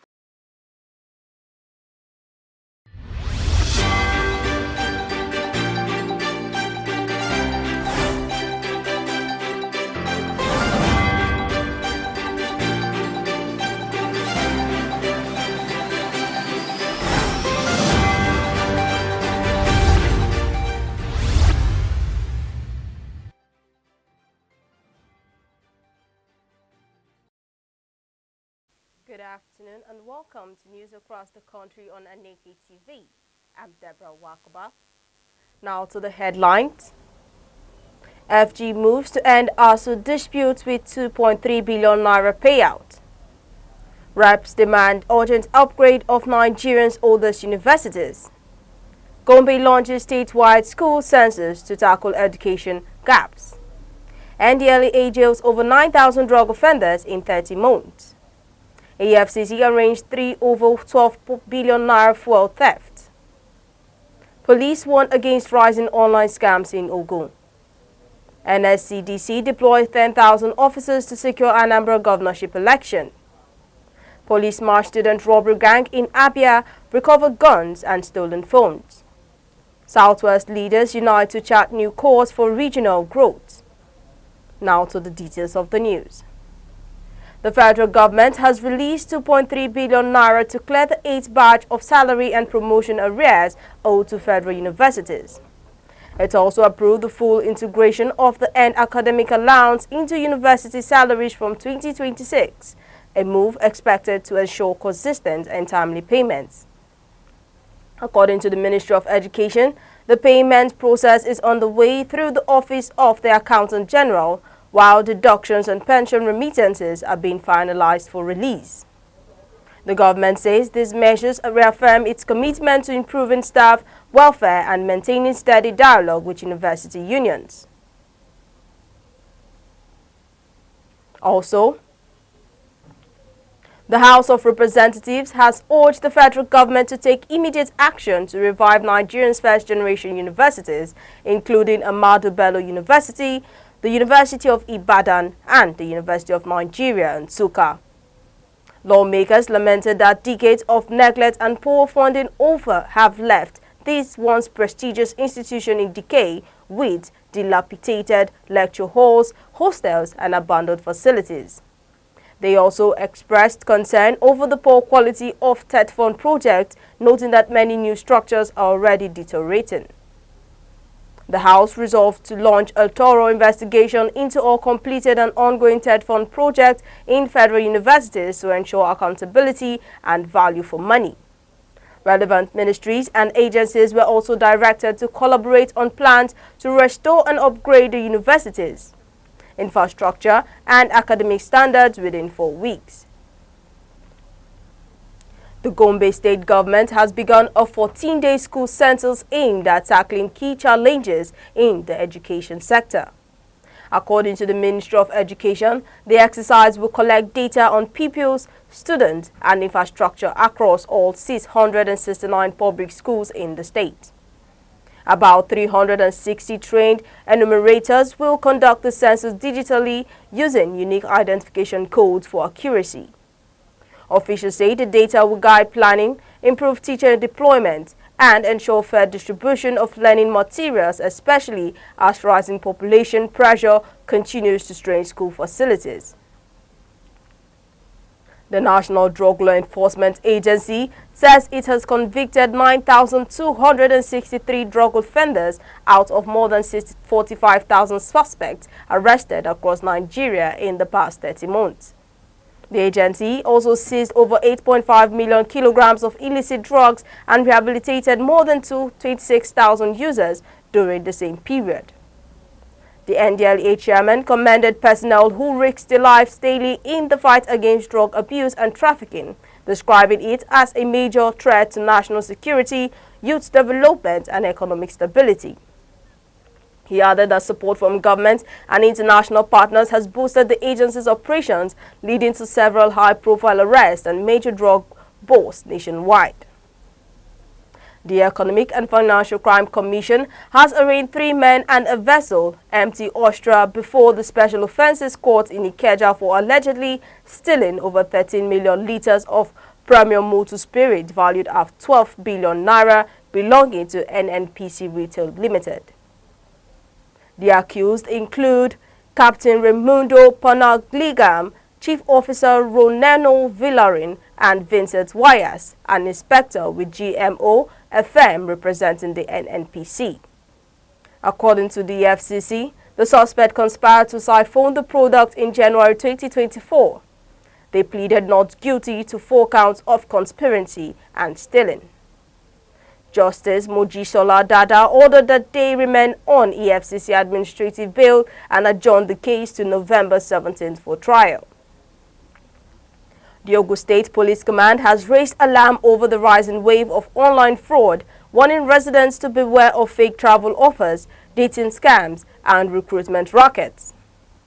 The command spokesperson said the warning follows multiple reports on the investigation, including a case where a man lost 5.6 million naira to a bogus company that promised him a driving job abroad.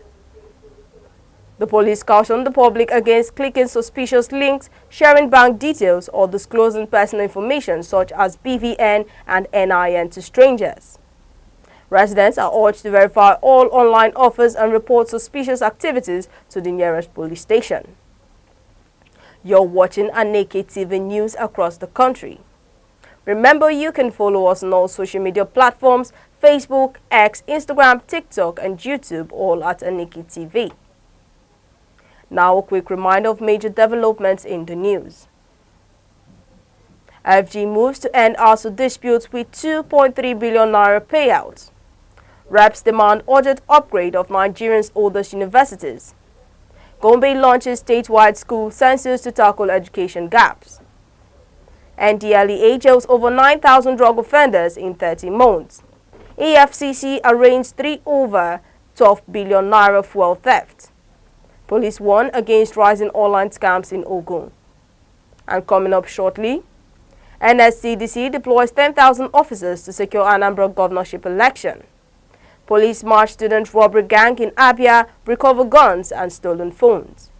Southwest leaders unite to chart new course for regional growth. We'll be right back. Hello, I'm Debra Wakoba. I am Chidimike Mede. I am Uche Osai. I'm Chiwendo Ifeonwankwe. My name is Obina Samson. Please keep watching Aneke TV, or you can visit us on our socials like Instagram, Facebook, X, TikTok, or YouTube, all at Aneke TV. This is Aneke TV. We move with the world. Nigerian Security and Civil Defense Corps (NSCDC) has deployed over 10,000 personnel to ensure peace and security during the November 8 Anambra governorship election. The deployment, ordered by the Commander General, includes tactical teams from Abuja and surrounding states and aligns with the Interagency Consultative Committee on Election Security Strategy. The NSCDC said the operation aims to support the police in safeguarding electoral materials, officials and voters while maintaining order across polling units and collation centers. Officers have been instructed to conduct themselves professionally and respect citizens' rights as intelligence and patrol teams move to identify flashpoints to prevent violence. The Corps assured residents of a peaceful, credible and heat-free election. The Abia State Police Command has arrested 4 students of Abia State University, Uturu, over alleged armed robbery and court-related activities. President DSP Maureen Chinaka said the suspects were apprehended after a student reported being assaulted and robbed of his phone. Acting on credible intelligence, detectives recovered a locally made double-barrel gun, 4 live cartridges, a black mask, court insignias, and 2 phones, one identified as the victims. The suspects reportedly confessed to being members of the Vikings confraternity. The case has been transferred to the anti-cultism unit for further investigation, while efforts continue to track down other members of the gang. The command urged residents to promptly report suspicious activities to the nearest police station. Governors, traditional rulers and political leaders from the southwest gathered in Akure, Ondo State to chart a new path for regional unity and development. The meeting, organized by Afeni Ferrer in collaboration with the Dawn Commission, focused on strengthening pan-Yoruba cooperation and reviving the region's legacy of welfarism and shared progress.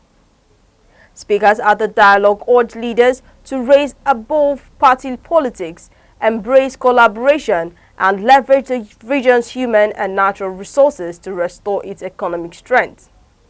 Organizers assured that the summit was not another talk shop, but a practical step toward returning the Southwest to its golden era of innovation, growth, and unity. Now to business. Owerri will host top global and regional business leaders from December 4th to 5th for the Imo Economic Summit 2025, designed to position the state as a thriving hub for investment, innovation, and sustainable growth. Organized by the Imo State government under Governor Hope Uzodinma, the summit will focus on partnerships that promote industrial diversification, SME financing, energy access, and infrastructure development. According to the special advisor to the governor on public enlightenment, the state has created a safe and enabling environment for meaningful dialogue and collaboration. Experts from the finance, energy, and agriculture sectors will share insights on mobilizing capital, boosting local production, and unlocking opportunities to drive inclusive economic transformation in Imo State. Now over to sports. The newly elected president of the Nigeria Shooting Sport Federation has called for an urgent constitutional review to address institutional lapses and ensure transparency in the sports administration. He said many members and weapons are not properly documented, stressing that a new framework is needed to strengthen accountability and modernize operations. The president also identified poor visibility and funding as key challenges, pledging to pursue corporate and foreign partnership to boost the Federation's activities and grassroots development. He expressed gratitude for his election victory after a tense contest, assuring that his leadership will unite members and reposition shooting sports for greater national and international recognition. Now to the world of entertainment. Nollywood actress Empress Njama has shared a heartfelt message as the late Junior Pope's son Jamon marks his 5th birthday. Taking to social media, she expressed both pride and sadness, noting that while Jamon's father isn't here to celebrate, his spirit surely watches with pride. She praised the young boy's mother for her strength and dedication, commending her for raising a smart and kind child despite life's challenges. Empress, who has remained close to the family since Junior Pope's passing, has continued to support them through kind gestures and emotional tributes. And now, to end news across the country, here are the main points again. FG moves to end ASU dispute with 2.3 billion naira payout. Reps demand urgent upgrade of Nigeria's oldest universities. Gombe launches statewide school census to tackle education gaps. NDLEA jails over 9,000 drug offenders in 30 months. EFCC arraigns 3 over 12 billion naira fuel theft. Police warn against rising online scams in Ogun. NSCDC deploys 10,000 officers to secure Anambra governorship election. Police march student robbery gang in Abia recover guns and stolen phones. Southwest leaders unite to chart new course for regional growth. That's news across the country at noon. For breaking news and eyewitness reports, call 070-3043-7110 or follow us on Facebook, X, Instagram, TikTok and YouTube, all at Aneke TV. On behalf of the producer, Chidima Sogwa and the entire news team, I'm Deborah Wakaba, thanking you for watching. Enjoy the rest of the day.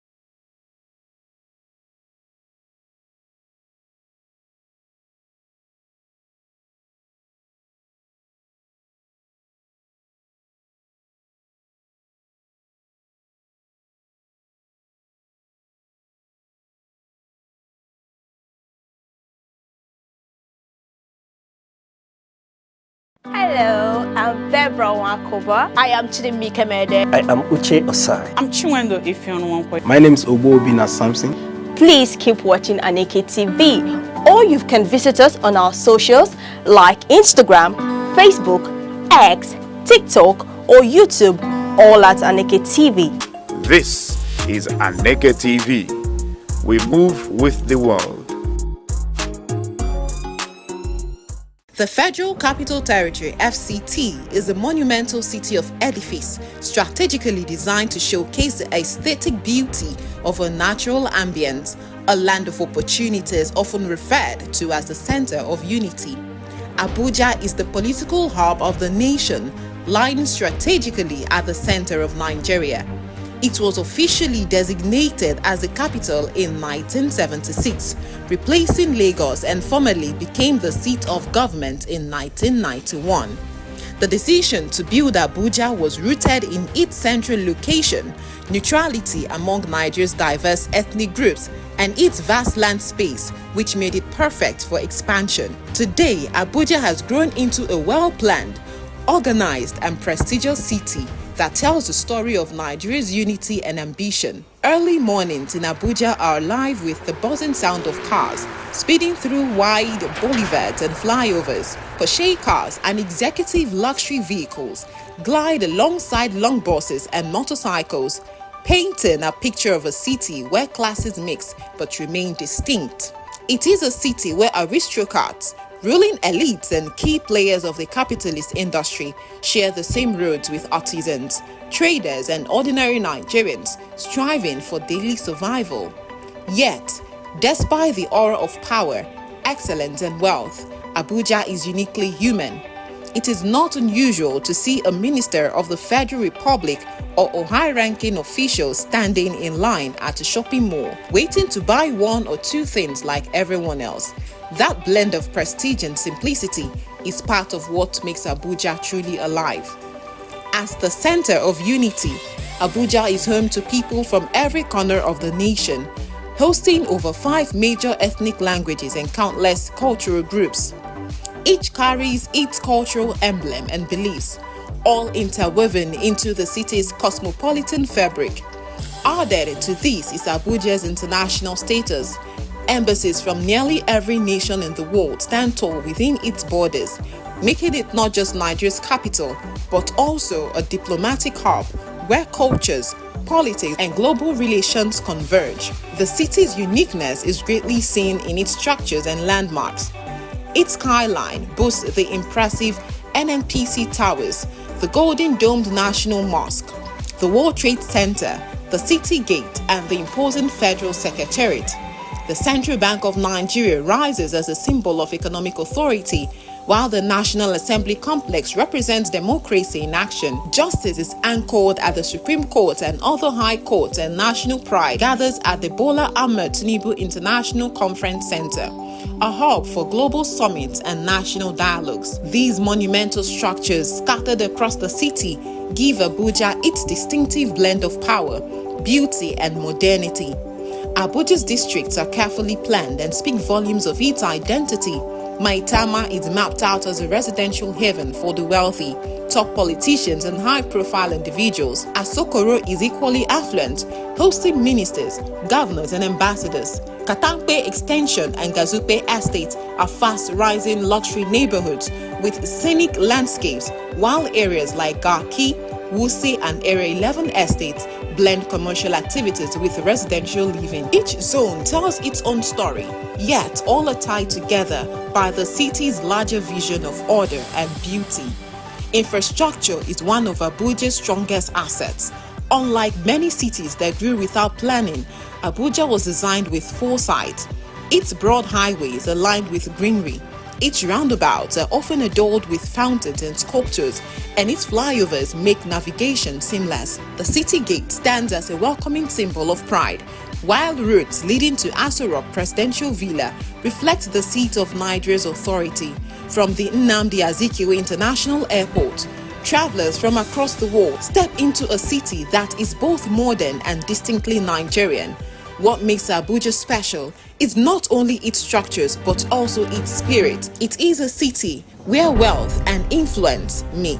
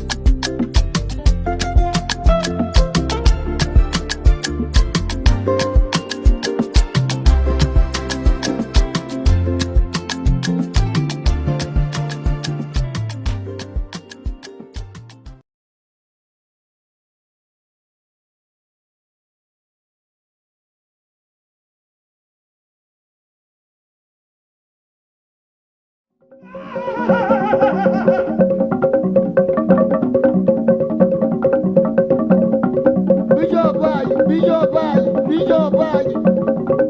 Pope, Pope, Pope.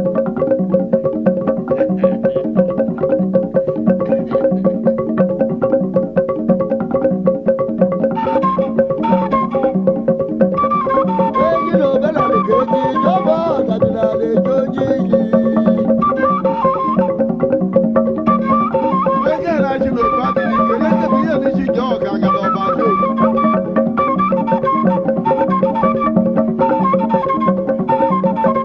Igbeyi, igbeyi. Edebe ọjọ dị, edebe ọjọ dị, edebe ọjọ dị. Anyị gara ịgba be na mmanụ nwa Igbo nwa gama ede ma n'obo nju ụjọ nwa ọgara ọchị ọma dịrịdị. Odo na-eke agba ọwa odo nwa gama ede ma Igbo n'ụmụ nwa nshọ ọwa ọga. Na mmanụ nwa Igbo odo na-eke nwa agba ọwa mụshi odo ahụ jaja. Na mmanụ nwa Igbo ahụ kwara ụdị mi na oriri ekwekwe yibo odo. Obebe ahịa akwa abụ. Na mmanụ ahụ kwara ụdị mi nwa nshọ ọwa. Oda nwụrụ na bụ iya iya ododeke iya oda nwụrụ na ogoro omudu keke ododeke ọyịne na-eke je bụ ododeke bụ nwa ọ ga-achị odoboro mgbamachi abịrị ododeke chi lele na maalụ oloko wele ya ọbaberi wegwu jibego oche ka ekele egwu wele gịna je ogbugbu ide ya n'olu ugwu na abụla eje na nkete ngwọ dụrụ otogoro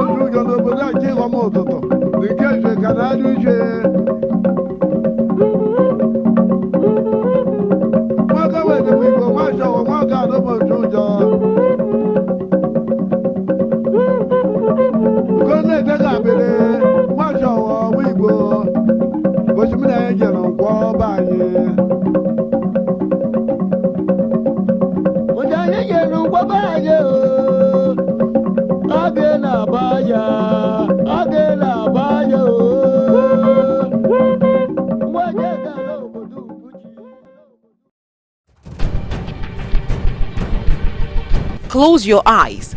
Let the years roll back. Echoes of the past, taking you back in time, where every story shines like a sweet old rhyme. From classic hits to faces we've missed, from golden days to timeless bliss. It's not just memories, it is a journey through the moments that made us. Echoes of the past, the stories that last, on your Throwback Thursday, bringing back the past. Only here on Aneke TV, where yesterday lives again. Hello and welcome to Echoes of the Past on Aneke TV. I am Aneke. In the dusk of a July evening in 1934 in Ake, Abeokuta, a child was born who would grow to hunt tyrants, provoke regimes and break the complacency of generations. He was named Akinwande Oluwole Babatunde Soyinka. but soon the world would know him simply as Wole. His life would be a continuous negotiation between tradition and revolt, myth and reality, the spirit and the state. From his earliest days, he was insatiably curious. A small boy, he would slip into his father's study at night and read newspapers by lamplight, pressing the margins of colonial dispatches with urgent questions. His mother, Grace, would scold him, "You will kill me with your questions." Yet, those queries became his instrument of life. That duality, reverence for the spirit, insistence on justice, became Soyinka's mode. Wole Soyinka's father, Samuel Ayodele Soyinka, was an Anglican minister and headmaster. Through him, young Wole absorbed the discipline of rhetoric Christian education, but through his mother, Grace, he felt the winds of Yoruba tradition, activism and commerce. His maternal side, Jenkins Harrison lineage, had Eurasian strands. Thus, in many ways, Wole inhabited a borderland between Christian modernity and Yoruba cosmology. One anecdote rarely told is that one evening, his grandfather summoned him to observe a divination ritual under a boab tree. Wole, aged perhaps 8, watched the priest toss kola nut and invoked Ogun. The priest paused, looked at Wole's wide eyes and whispered, "Your path will be between iron and fire," whether prophecy or theatrics. Wole never forgot it. In his memoir Aneke, he recounts the local revolt against a woman's tax. Led by his mother's circle, and how that first public political moment lodged itself in his psyche. At primary school in Abeokuta and then Government College Ibadan, Wole was never content with rote lessons. He debated teachers. At Ibadan, he read Greek tragedies and Yoruba oral epics with equal zeal, noting how Oedipus and Ogun share themes of blindness, sacrifice and regeneration. That juxtaposition would become a lifelong motive. During his undergraduate years at University College Ibadan, he participated in student politics. He and a few friends founded a clandestine debating society, the nucleus of later activism, where colonial policy, language, and playwriting were hotly contested. Then came Leeds University, England. He graduated in 1958. While in Leeds, Wole once sneaked into a local jazz club to hear a saxophonist he admired. He later claimed the bend of his sax solo influenced his sense of prosody and pacing in later plays. This little stealth night is rarely mentioned in official biographies. Between 1958 and 1959, Soyinka worked as a dramaturgist at London's Royal Court Theatre. He submitted early plays, The Swamp Dwellers, 1958, and The Lion and the Jewel, 1959. Another little note played from that formative period is The Invention, 1957, later staged in 1959. It addresses racial identity by showing 7 South African men trying to produce a foolproof method of racial categorization. In a curious anecdote, Soyinka's roommate in Leeds once disciplined him for overwriting a love letter with mythic allusions. Wole responded, "No love is simple, even that letter must bleed metaphor." That romantic intensity, the mixture of myth and flesh, became his signature tone. In 1960, he returned to Nigeria on the Rockefeller bursary to study African drama, teach and produce plays. He founded his first theatre company, the 1960 Max, staging a dance of the forest to mark independence. Later in 1964, he founded the Orisun Theatre Company, producing and acting in his plays. In the early 1960s, Soyinka's energy was relentless. He directed, acted, produced, lectured, mentored younger writers and often slept little. One former student recalls how Wole insisted on rehearsals at dawn because he believed that early sunlight sharpened actors' emotional clarity. That practice, passed in legend, likely shaped his tight pacing in ensemble plays. In 1965, the western region of Nigeria, political tensions brewed.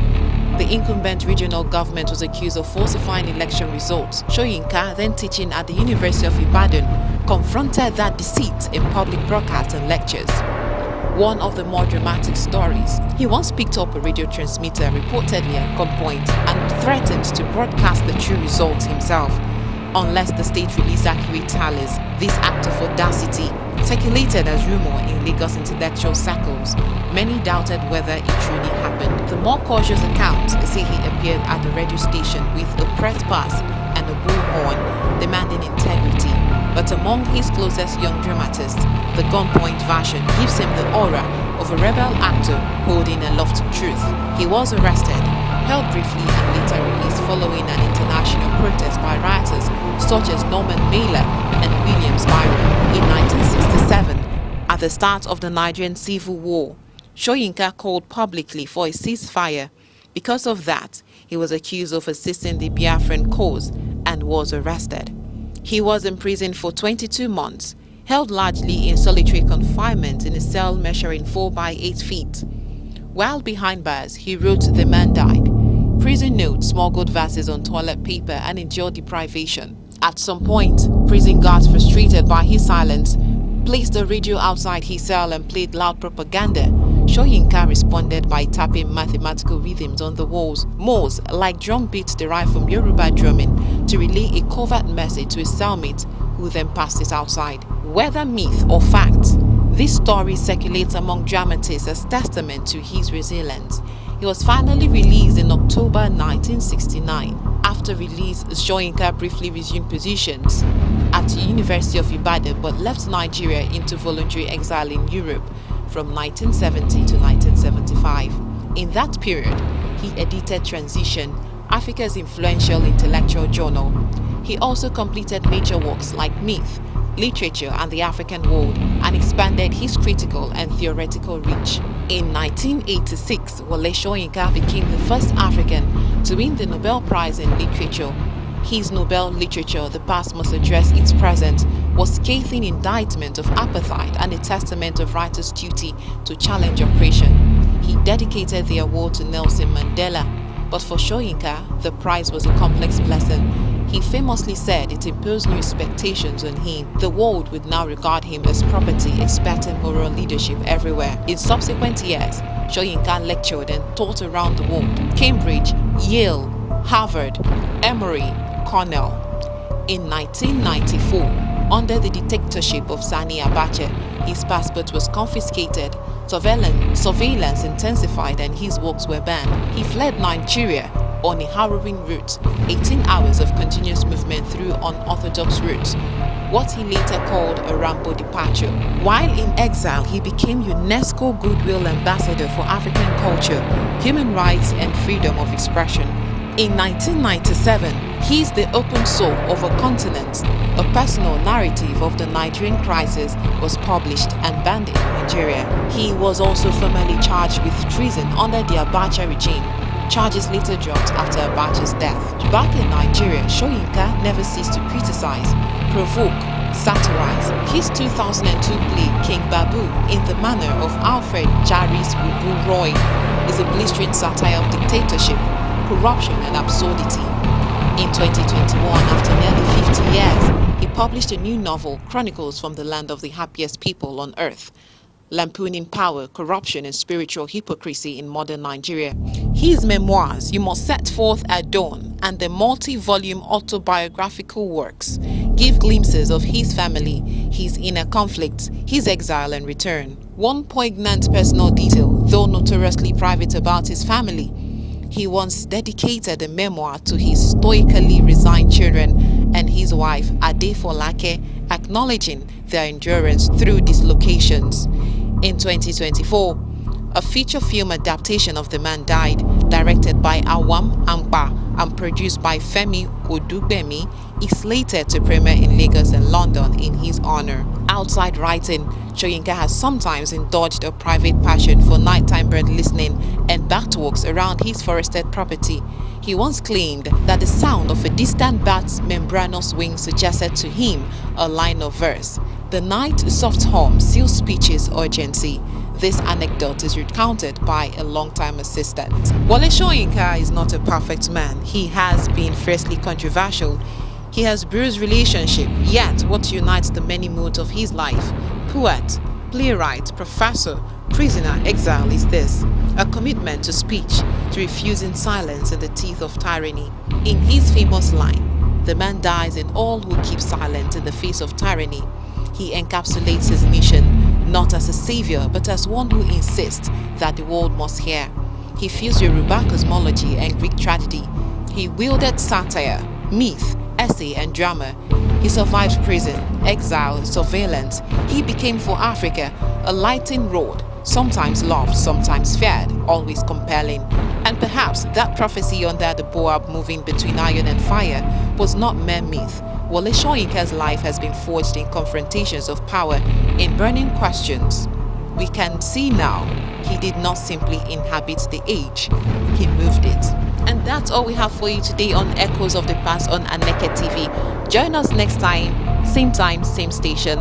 My name is Amaka Nechi.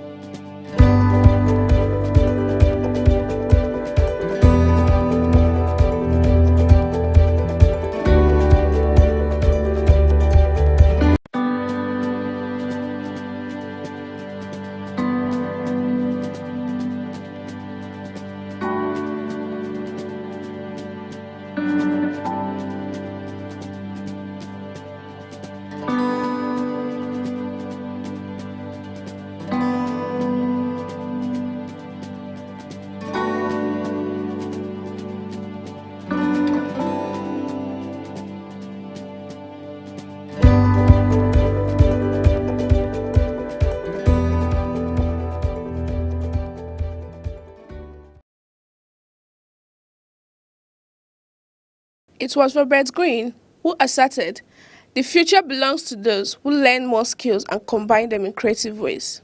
The Wise Counsel greatly explores why it is permanent for growing youths to learn and master in-demand skills.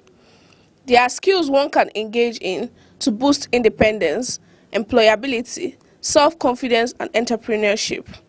Some of them include events decoration, hairstyling, furniture making, painting, tiling, and house decoration. Likewise, some tech skills such as search engine optimization, ethical hacking, web design, and game development. Although learning these skills could be time-consuming, difficult, and unclear, it is advised to keep learning until you become a master of it. Learning a skill is not enough. It requires mastering to compete favorably in the marketplace. When Aneke TV interacted with some residents of Enugu, they said that mastering a good skill was a gateway to financial freedom, economic empowerment, and a nation building. My name is Tochukwu Ikeme Austin. I'm a stylist. I fix nails. We do pedicure, manicure. We do both locking. You understand? Both piercing, any type of piercing. That's what we do for a living. But instead of being idle, you have to get something doing to support yourself about tomorrow. Yeah, I learned it from my boss. I have a boss. It's not that much, but it's how fast you are. You learn it. And being creative, because call it stylist, you have to be creative. And that's all. I am my living, but not just that much, because, you know, we have a different motive. Maybe if you be looking for 1 million, maybe you are getting 200,000. But you have to manage it instead of being idle. Understand? So that's it. What do you tell Nigerian youths that are idle? It's nothing. It's just to look for something doing instead of being idle. Understand? It's something that you cannot even learn. Maybe it cannot even be 6 months or 3 months. You can learn it. It's something simple. It's free if you are ready for it. Instead of being idle, we'll give it a try. Afambo Abuchi Christopher. If no phone, all from phone, I say, from all the phone, I say,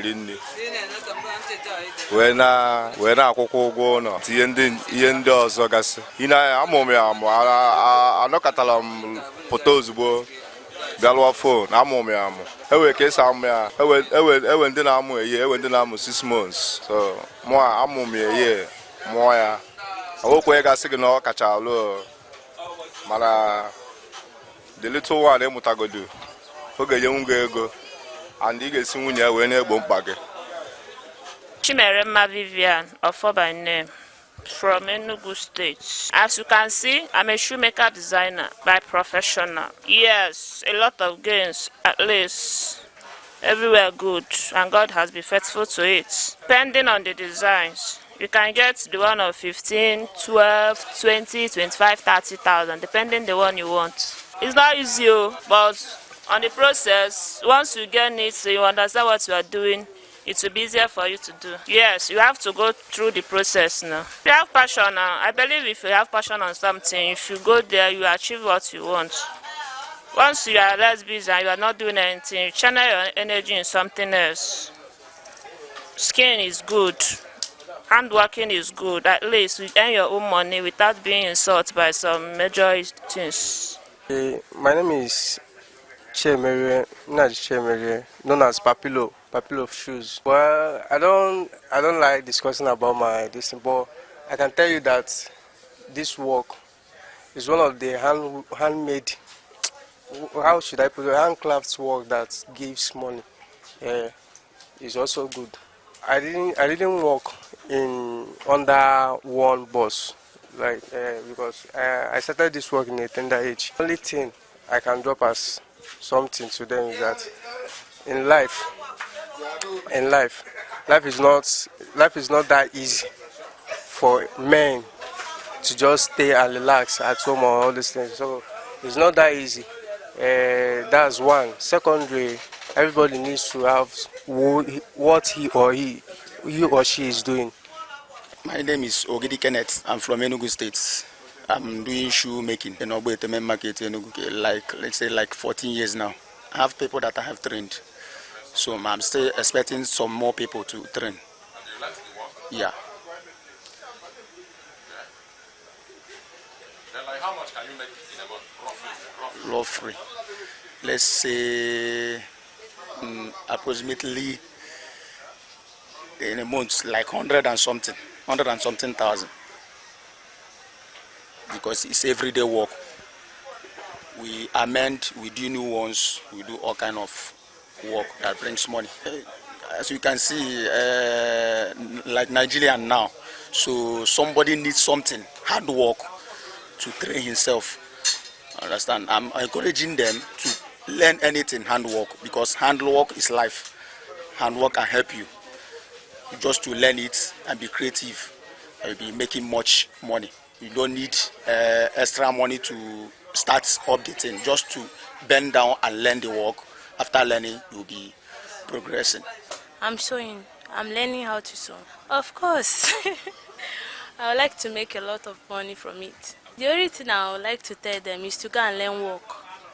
Because without this work, you will be depending on human beings. And they can disappoint at any time. My name is Mr. Ido, and I'm doing fashion and designer in Ogbete main market. When somebody do business, what you are expecting from there is gain.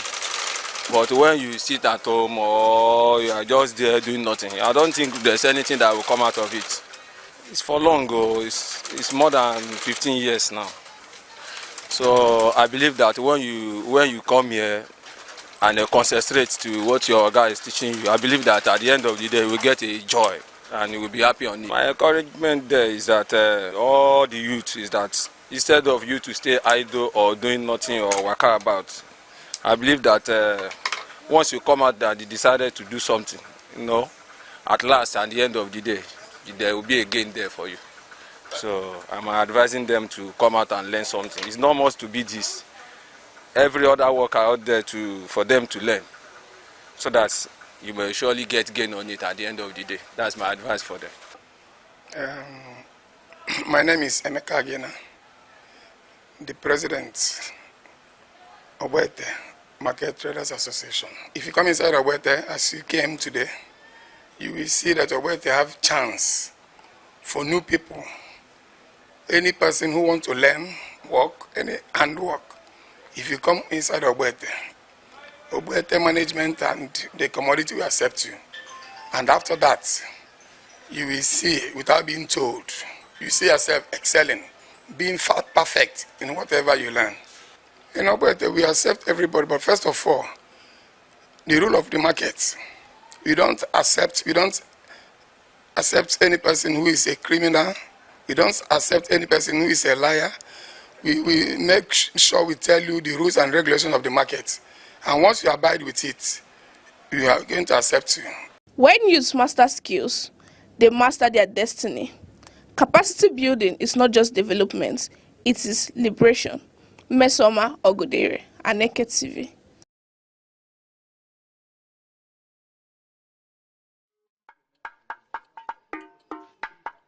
Sacrifice is the price of progress. Without it, giving time, sleep, or comfort, no meaningful journey is easy. Perseverance turns dreams into realities. When it gets tough, push forward.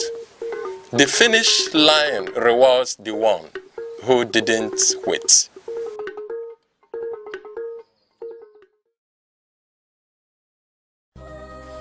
Peace is not passive. It is built.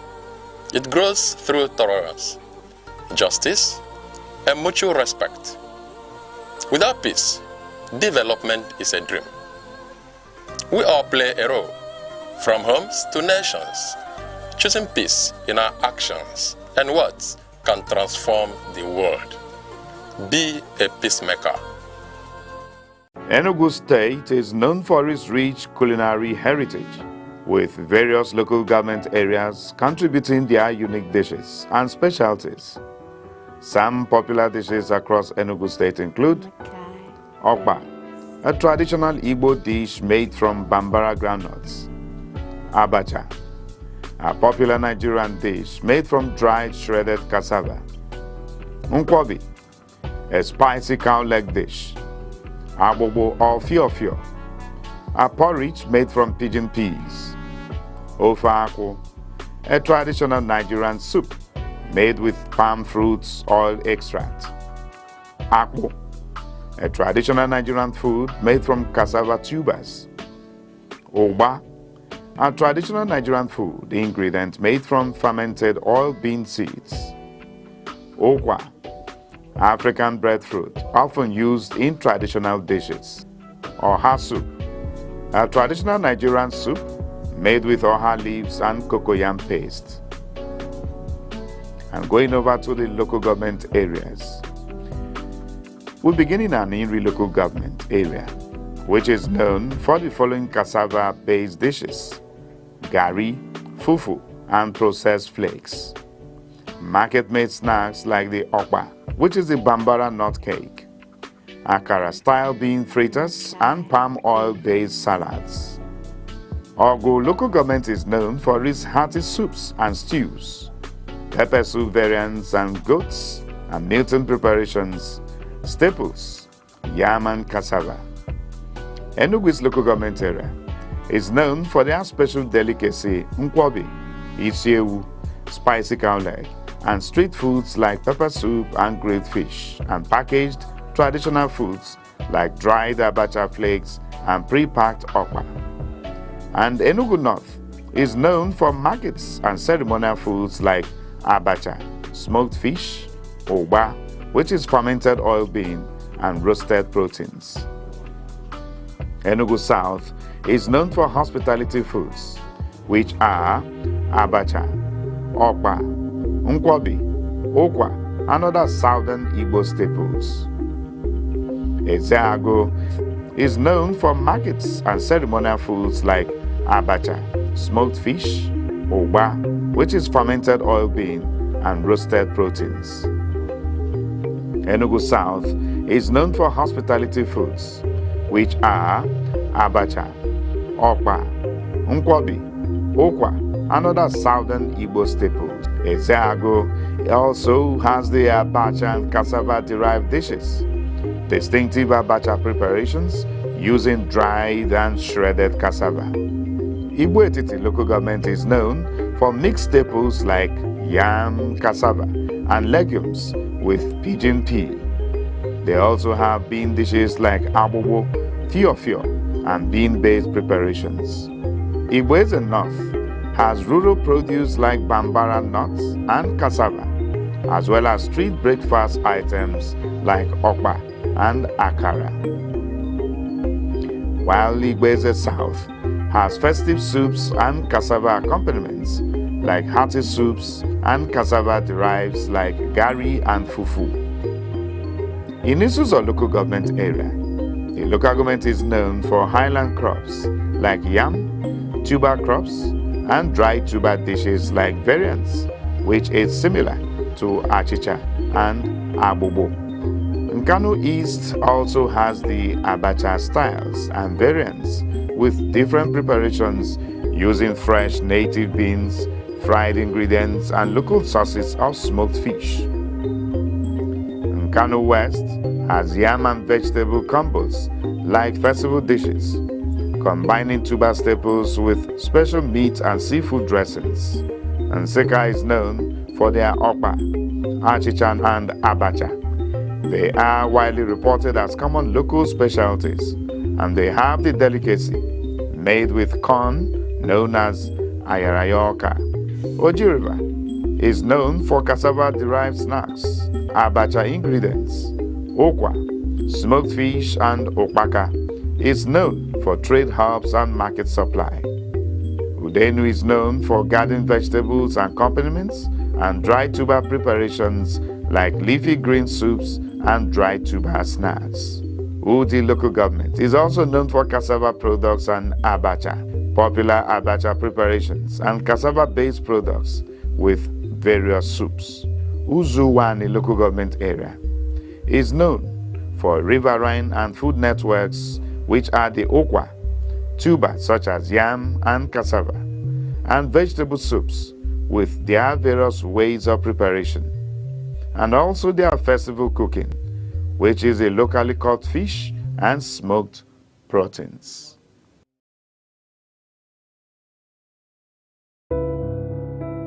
Stars, moon, rainbow, and rain, heavenly bodies. The night sky reminds us we are part of something vast. Stars guide, the moon soothes, rain renews, and rainbows inspire. Even in darkness, light exists. Look up, there's beauty and wonder above. Abia State, nicknamed God's Own State, was created on August 27, 1991 from the old Imo State by the military administration of General Ibrahim Babangida. Its name, Abia, is an acronym for Aba, Bende, Isikwato, and Afiuku Umahia, the four major areas that initially comprised the state. The state lies in Nigeria's southeast and is inhabited predominantly by the Igbo ethnic group, who are known for their enterprise, hospitality, and vibrant cultural practices. Before state creation, the region was part of the Eastern region and played notable roles in Nigeria's pre- and post-independence history.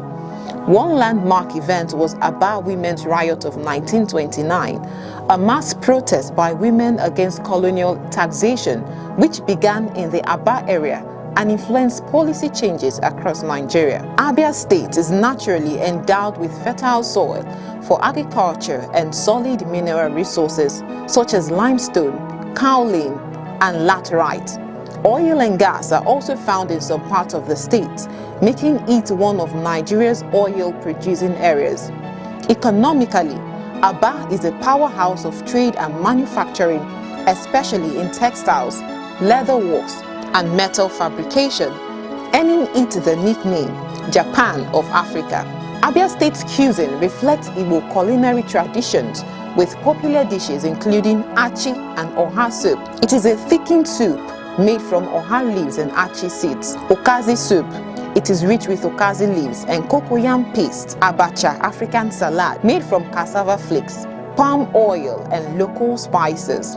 Ofe nsala, white soup, a light soup often cooked with fresh fish, beef or chicken, palm wine, a traditional beverage tapped fresh from raffia or oil palm trees. Abia State has different notable attractions, and they include National War Museum Umuahia, housing relics and weapons from the Nigerian Civil War; Akwete Weaving Village, famous for its centuries-old traditional cloth weaving; Azumiri Blue River.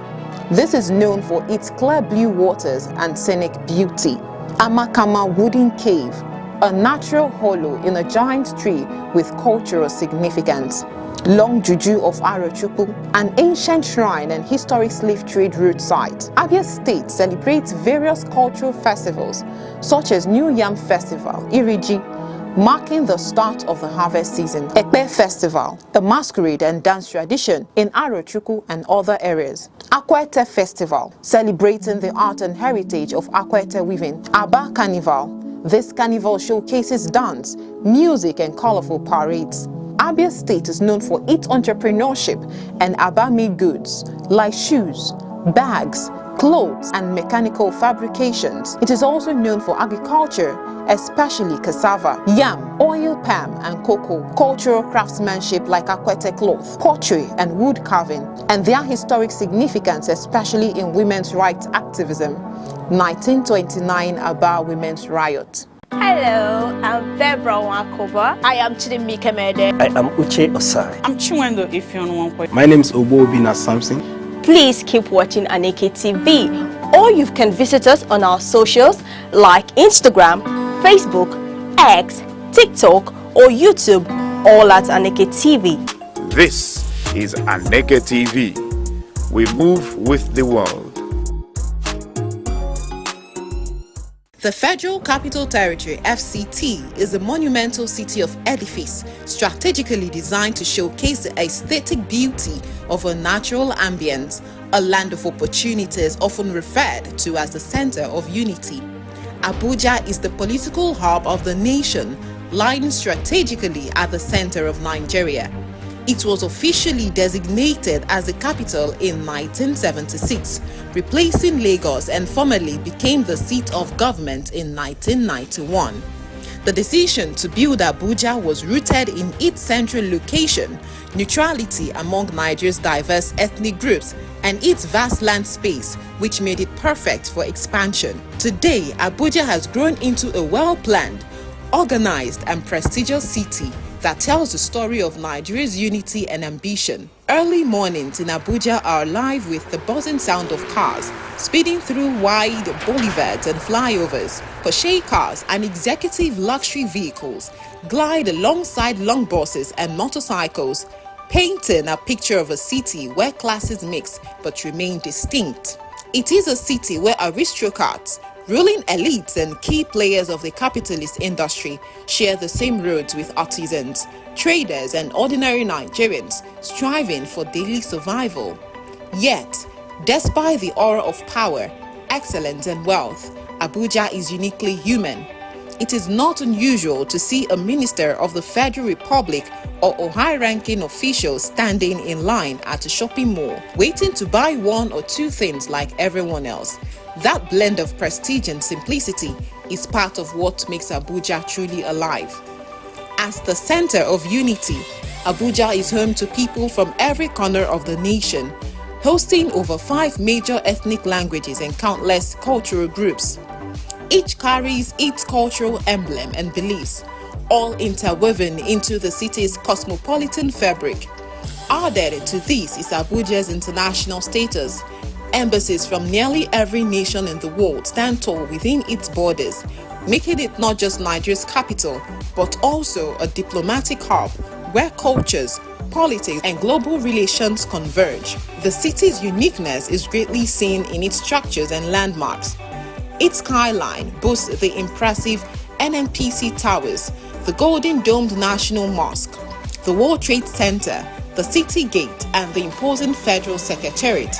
The Central Bank of Nigeria rises as a symbol of economic authority, While the National Assembly complex represents democracy in action, justice is anchored at the Supreme Court and other high courts, and national pride gathers at the Bola Ahmed Tinubu International Conference Center, a hub for global summits and national dialogues. These monumental structures scattered across the city give Abuja its distinctive blend of power, beauty, and modernity. Abuja's districts are carefully planned and speak volumes of its identity. Maitama is mapped out as a residential haven for the wealthy, top politicians, and high-profile individuals. Asokoro is equally affluent, hosting ministers, governors, and ambassadors. Katampe Extension and Gazupe Estate are fast-rising luxury neighborhoods with scenic landscapes, while areas like Garki, Wuse, and Area 11 estates blend commercial activities with residential living. Each zone tells its own story, yet all are tied together by the city's larger vision of order and beauty. Infrastructure is one of Abuja's strongest assets. Unlike many cities that grew without planning, Abuja was designed with foresight. Its broad highways are lined with greenery. Its roundabouts are often adorned with fountains and sculptures, and its flyovers make navigation seamless. The city gate stands as a welcoming symbol of pride, while routes leading to Aso Rock Presidential Villa reflect the seat of Nigeria's authority. From the Nnamdi Azikiwe International Airport, travelers from across the world step into a city that is both modern and distinctly Nigerian. What makes Abuja special is not only its structures but also its spirit. It is a city where wealth and influence meet.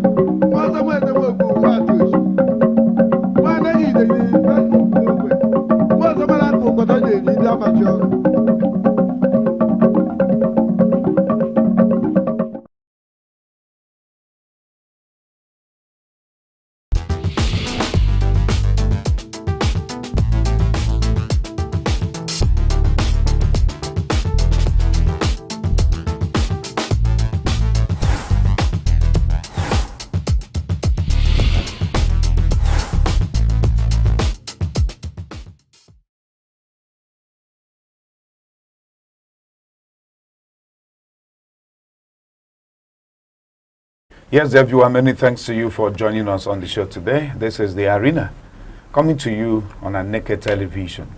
My name is Chris Anibogo, thanking you for having joined us today on the show, where we meet to take on burning topical issues and matters facing us as a people in the society. Yes, of course, we host analysts, guests who come to offer their thoughts and their opinions on these burning issues and matters. Our target and purpose is for us to engender better society for us all, because when the society gets better, we're all good for it. So, thanks for joining us today. Yes, I don't know how much you know about electrical safety. A lot of times we begin to see stories, making rounds in the media space of houses being burned, factories burned, industries burned, houses burned. Apart from buildings collapsing, but this time around is all about, fire burning properties worth millions of naira. So today we want to take a look at electrical safety. How can you be safe? How can I be safe? How can we keep our surroundings safe and our society entirely safe? What do you need to do? Well, we have joining us on the show today the Group Head, Health, Safety and Environment of the Enugu Electricity Distribution Company, EDC, in the person of Engineer Dr. Francis Iwu. Doc, you're welcome to our studios today. Thank you, my man, Chris. It's a pleasure having you on board. Pleasure is mine. You're welcome. Thank you. Okay, so we start right away. Electrical safety. Is it very important for us to be dealing with such an issue on the show today? Yes, electrical safety is very important because if you go to the electricity sector, be it here in Nigeria and all over the world, that sector is recording a significant number of workplace accidents and third-party fatalities. So it is an issue. Even in Nigeria here, a lot of people are dying, resulting from electrical accidents. So it should be a burning issue because anything that can lead to people's someone's death, that thing is high risk. That's so right. it should be discussed. Okay, because this has to do with our lives and our property. Exactly. Many times we've heard media reports of buildings burning down. Yeah. The other times was in Anambra, where we saw, I think, a building parts factory or something like that blazed down by fire. Yes. And most of the times, people want to ask what happened. They say it was a spark of electricity. You understand? Yeah. So year in, year out, season out, we begin to get this report. So enlighten us more on, what really causes this sparks before it begins to degenerate to burning. All right. You know, safety says do not overload electrical sockets. There are some offices or homes you go to, that extension cord, you see a whole lot of appliances being loaded on that same circuit. Yes. And you know that all these appliances have different wattages. Okay. Yes. So when you plug in different appliances with different wattages into that circuit, as you're using the appliance, is heating up. Okay. Yes. And before you know it, if the load is higher than the capacity of that cord, yes, that extension. We call it extension. Yes, definitely, it's going to melt and it will start burning. If nobody is around, what do you think will happen? It will result in fire outbreak. Before you know it, the whole house or the office will burn. Now, that is one case. And you know that we say switch off all electrical appliances when not in use, or when you are not around, when you are not available, when you are not in the office or you're not, while leaving the electrical appliance on. So because There may be power surge, notwithstanding what we call power surge is sudden increase in voltage. In voltage, yes. okay. Now, if such thing happens and you have electrical appliances plugged into your wall sockets, you know, what do you think will happen? The next thing that will happen is fire outbreak. Okay. Again, you see that most buildings are not properly earthed. What do you mean by earthed there? Earthing means is a protective connection, you know, to the earth. Okay. Yes. When you see some elements, there one kind of element, maybe something like a cross, okay, on the rooftop, or something like a bed, you know, on the rooftop. That thing is called lightning arrestor. Now, that lightning arrestor is supposed to trap the lightning. That is a natural lightning now, okay? It will trap it. When we have thunderstorms. Yes, that is lightning. You know, there's a difference between thunder and lightning. And lightning, that's right. Thunder is the sound. The sound. While lightning is that electrical current. That is like a flash. That is a lightning. All right. Now, when it traps it, it will go straight to the control unit of the house, of that building. Okay.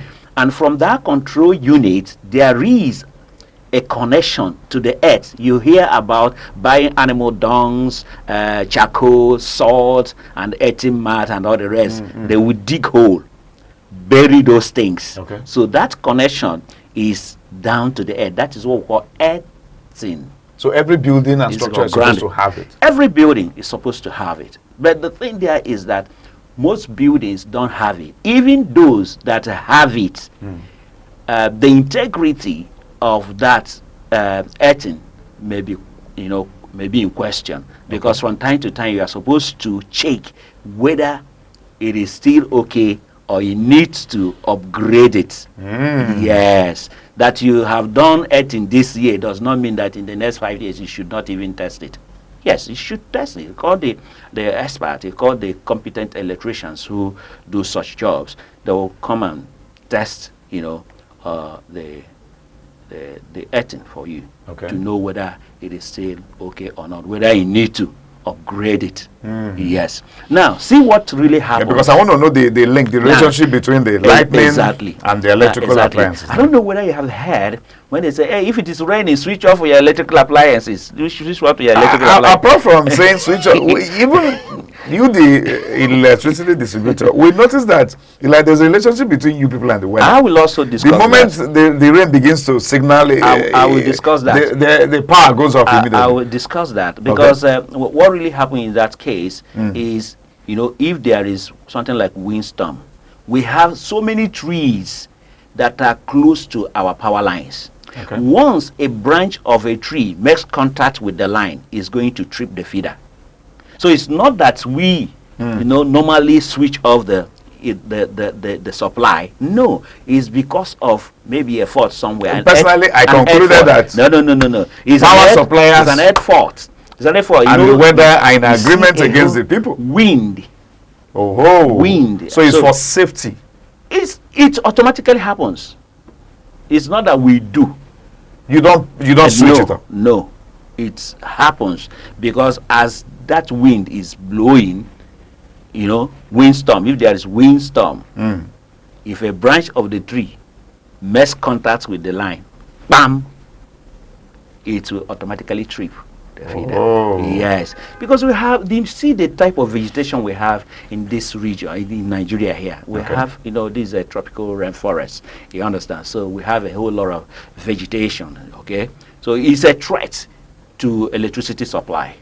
Yes, and that's why from time to time we do trace widening or trace clearing of the network. That have involved the government, you know, because most of the trees, ornamental trees, are owned by the government. The word they use in beautifying the cities. They are also threats to electricity supply. You understand? Yes. So from time to time we engage them and they do it by themselves. Yes. So there's a question you asked. The connection between lightning and then the fire electrical appliances and fire. Now, let's assume that a particular building is not properly earthed or grounded, as the case may be, and there is lightning. that lightning will enter into all the sockets, all the points, all the points in the building or in the office. Yes, it will enter there. That's why sometimes when you hear maybe if you're listening to transistor radio, I mean, that's what you call it. Yes. You hear chick sound when it is raining. All right. Now, that's lightning that is not trapped, that is not ethered, will go into the points, and it can damage your electrical appliances. Oh, really? Stress to just burn. As a result of the absence of the thunder protector. Yes, that's why sometimes televisions and radios that are sensitive, they just burn.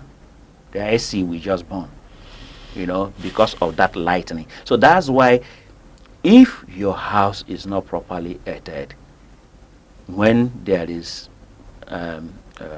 rainstorm or thunderstorm, switch off your appliance. Switch off your appliance. That's if you people has not helped us already to take. Yes, to if there, yes, you just switch off. Then another thing is this: assuming that there is power outage, whether planned or unplanned outage, you are also expected to turn off your socket. Okay. Why it is important for you to turn off your socket is that if there is sudden restoration of that supply and there happens to be a power surge, what will happen to your electrical appliances? It will burn. So it is advisable when you're not using your electrical appliance, switch it off from the wall sockets, then unplug it. This is another thing that you must hear. When you must have switched off the sockets, you still need to unplug? Unplug. Now let me tell you why you need to unplug. Go ahead, sir. Some of our switches, that is the wall switches, are bad. There are some switches that are no longer having off and on. They are on permanently. I don't know whether you have seen such before. Hey, whether on or it's just permanently on. That must have been it's a fault. Now. Yes, it is a fault. Okay. It's permanently on. So that is why it is important. It's just like your electrical iron. You are trying to iron your clothes and suddenly there is power outage. And the next thing you say, you know what people normally call that? Say these people. That's not good. These people. In other countries, they have done what they used to do by switching off. But it's not normally planned. These outages we are talking about are not normally planned. Okay, they're not usually planned. So as when such thing happens, and you have switched it off, as you know, presumably switched it off, but the thing is still on, and the iron is on your ironing table.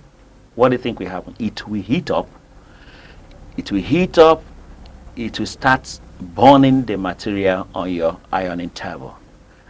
And if nobody is at home, the next thing that will happen is that there is there is fire outbreak in that house. Another thing, this thing we call ring boiler or boiling ring, I don't know let's say water boiler. Water heater. Boil water, the one that is ring tight. That's right. Good. You know that normally people use it to boil water with plastic containers. That's right. You know, because they don't use metallic container while boiling water with that type of electrical appliance.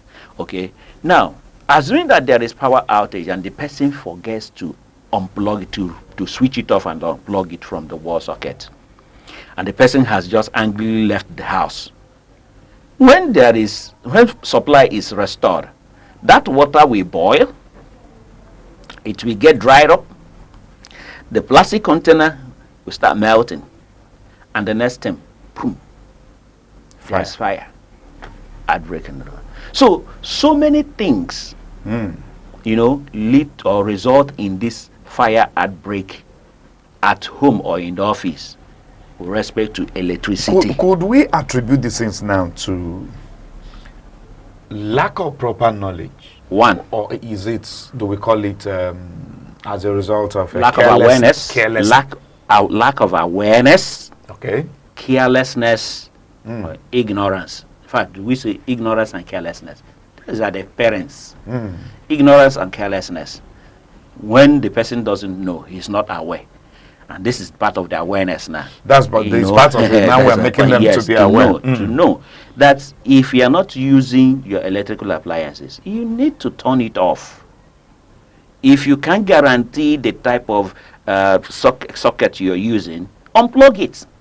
If it doesn't have on and off again, unplug it. Do you know that there are places that there are some homes and offices you go to, the wall socket, that cover, is no longer there. What they do is to use wire, 2 wires, negative and positive. They will just put the plug, they tie the thing, and they use it to do what they are doing. Yes, there are some fan regulators that are now missing. They are off, they are damaged. What people do is they use 2 wires, breach the 2 wires, bam, and the fan will start rotating. It's there in some offices and in some homes. There are some sockets, that is extension cords.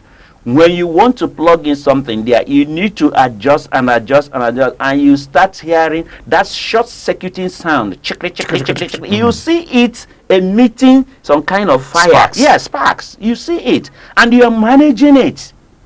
And that thing that is sparking like that, when you eventually plug in something there, it will be heating up. That's why sometimes when you want to unplug, you see that the thing has stuck with sometimes yes.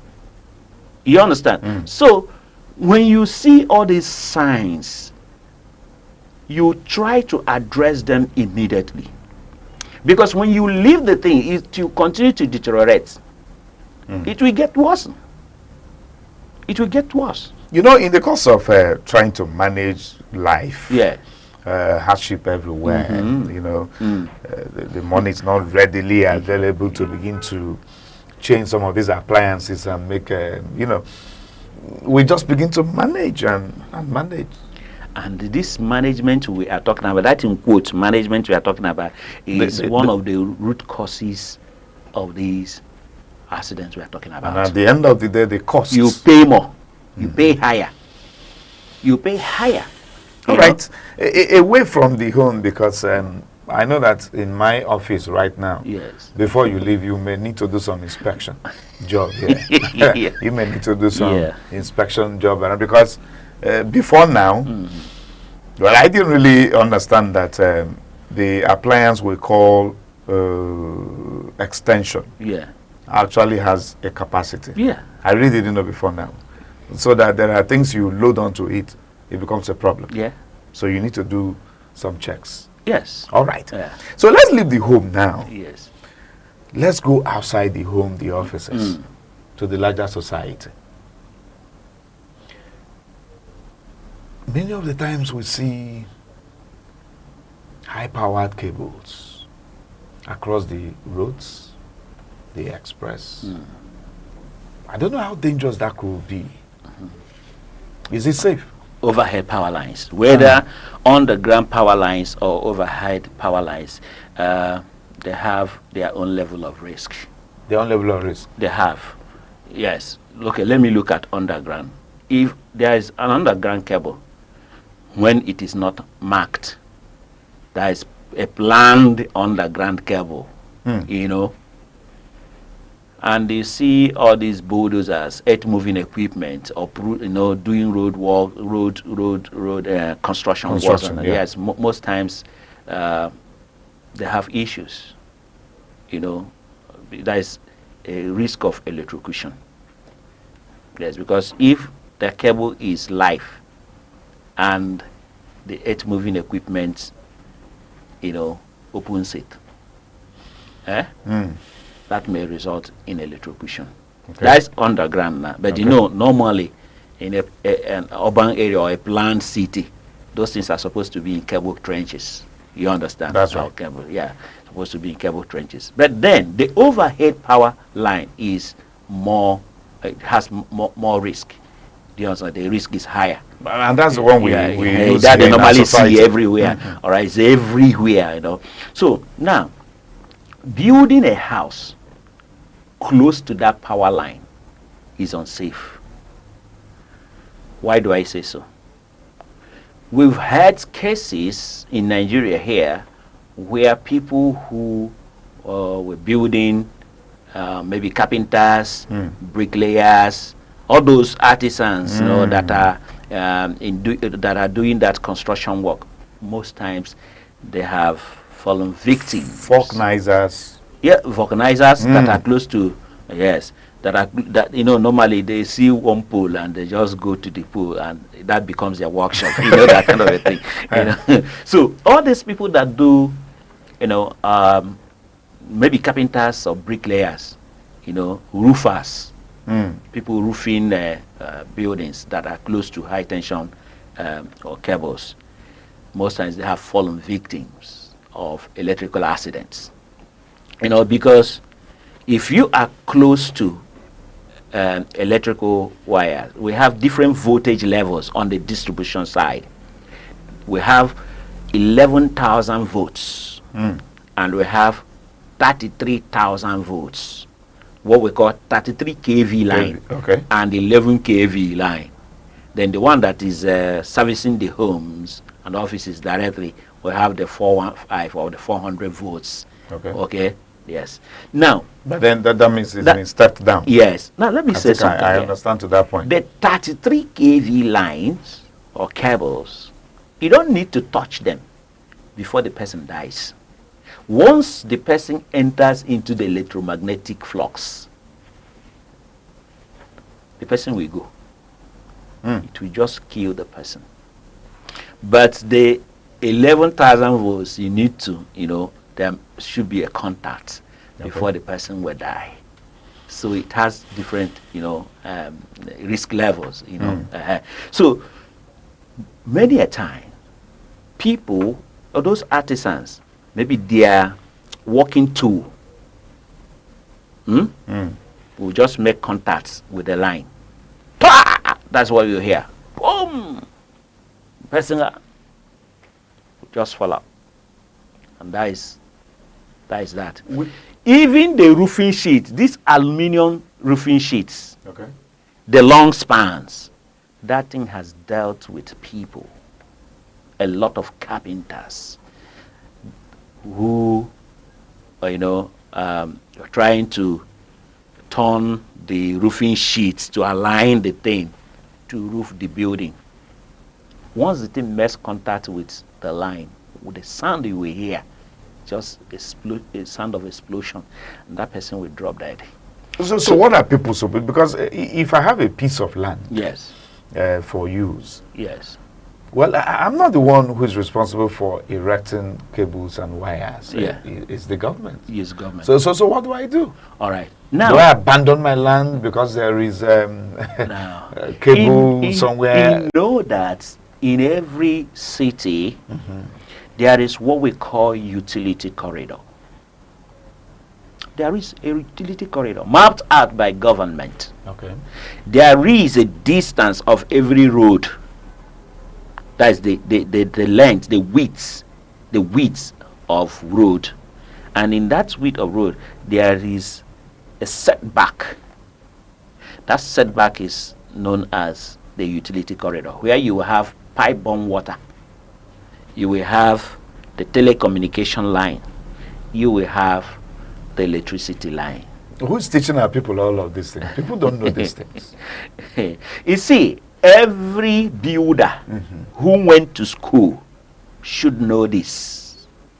Every architect that went to school should know it. The town planners, they know it. The town planners, you say? They know. The only time I think we see them doing their job is when to mark X, whenever a structure is under construction, you just come and say remove with the red sign. But at the end of the day, do they remove those buildings? The moment you see remove, that means the structure is about to be completed. You see, it's like it's an advert. There is a problem because the law, the regulation is not being enforced. This thing borders on enforcement. There are some roads now or streets that two vehicles cannot pass through at the same time. One will have to wait behind Why the other one will pass, then this one we just negotiate and then move. We are creating problems. We are creating heavy problems. And we say we want to be like the West. How? Because we have streets that cannot, two vehicles cannot pass through. Then if you want to now extend supply to such areas, what happens? Power supply. Yes. If two vehicles cannot pass at the same time, and they are talking about utility corridor, where will the wires be constructed? Where will that network be constructed? Where will the poles be mounted? You understand what I'm talking about? Where will be the gutter? And we are talking about flood prevention. Where do we have drainage system? It becomes a problem. That's why sometimes if rain falls, you don't have any place to. Everywhere will be flooded because we have failed to do what we are supposed to do first. Urban planning.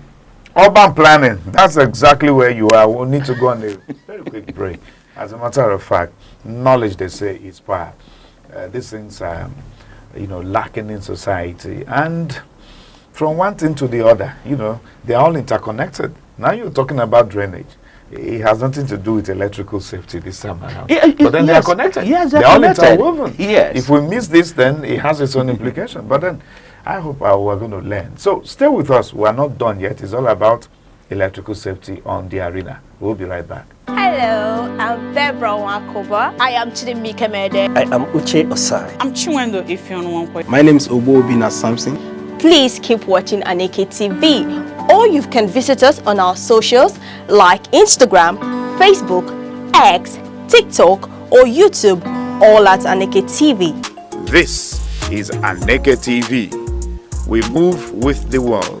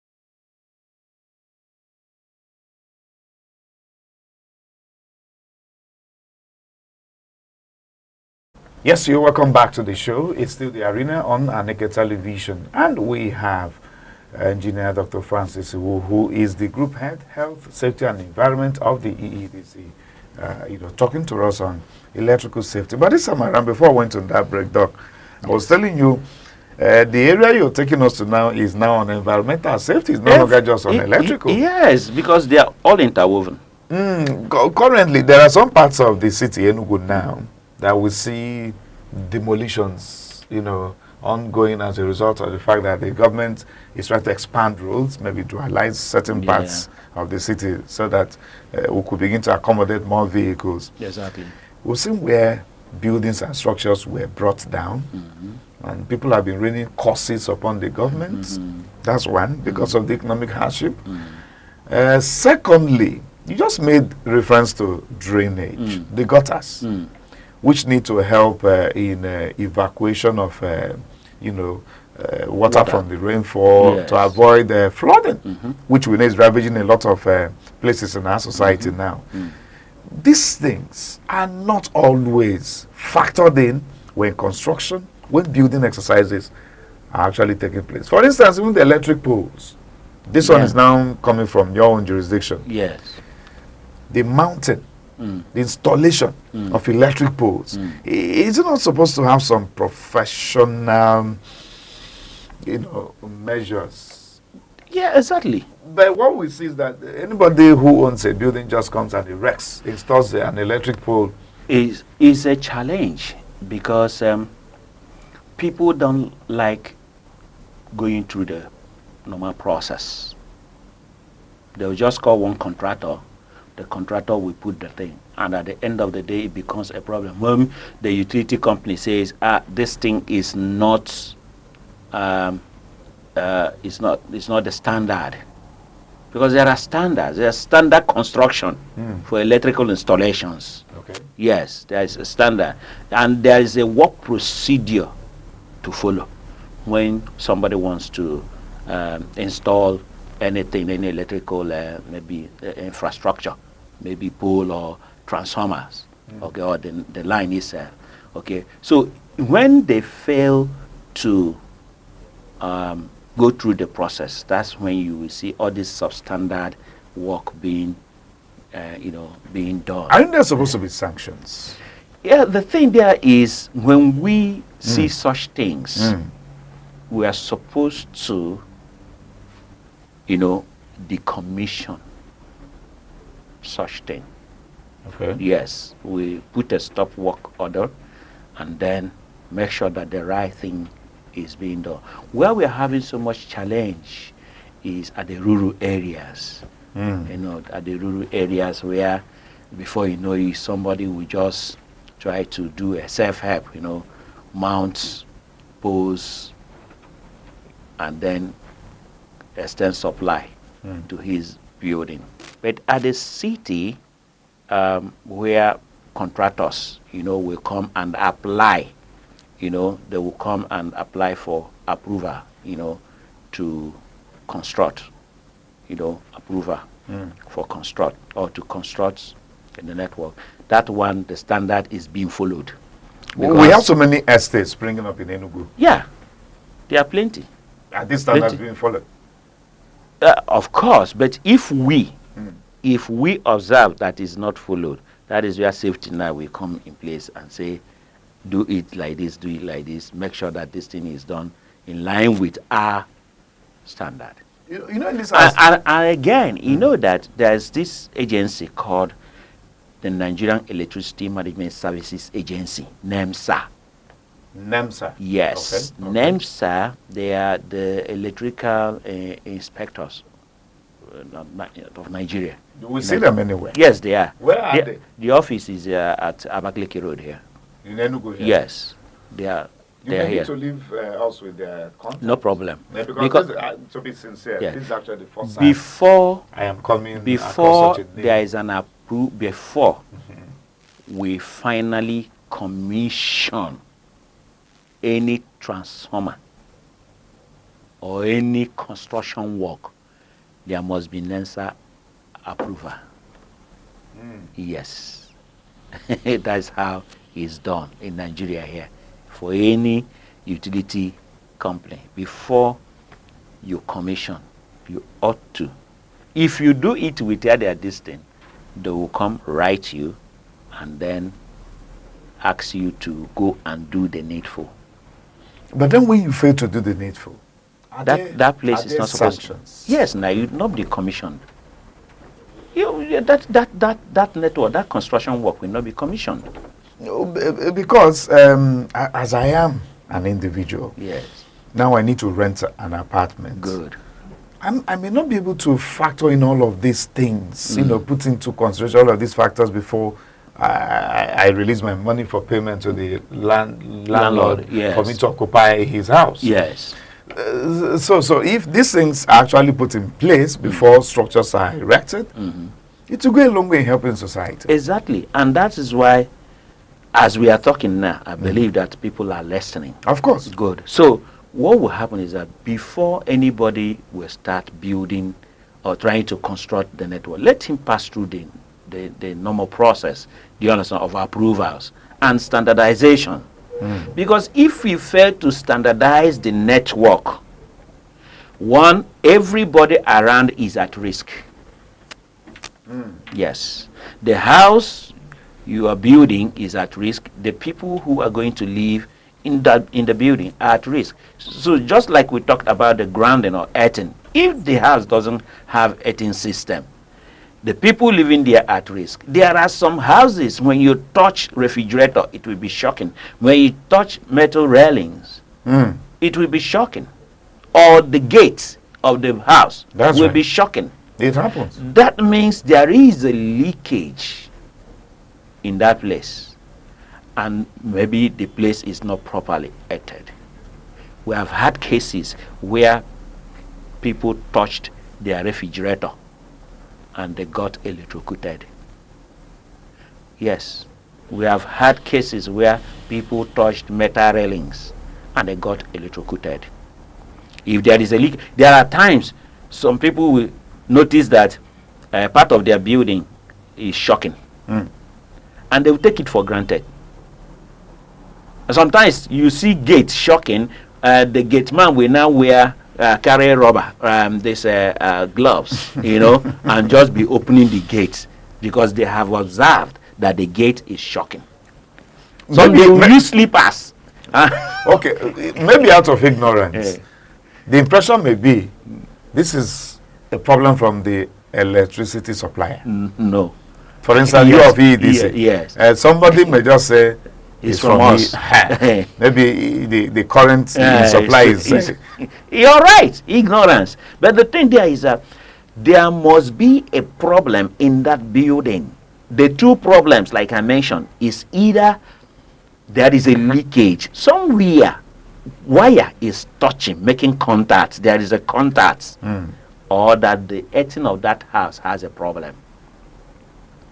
Do you understand? Now, if you touch, it will be shocking. So then the best thing for the person to do is to call a competent electrician, that will come and check for leakages and its improvement.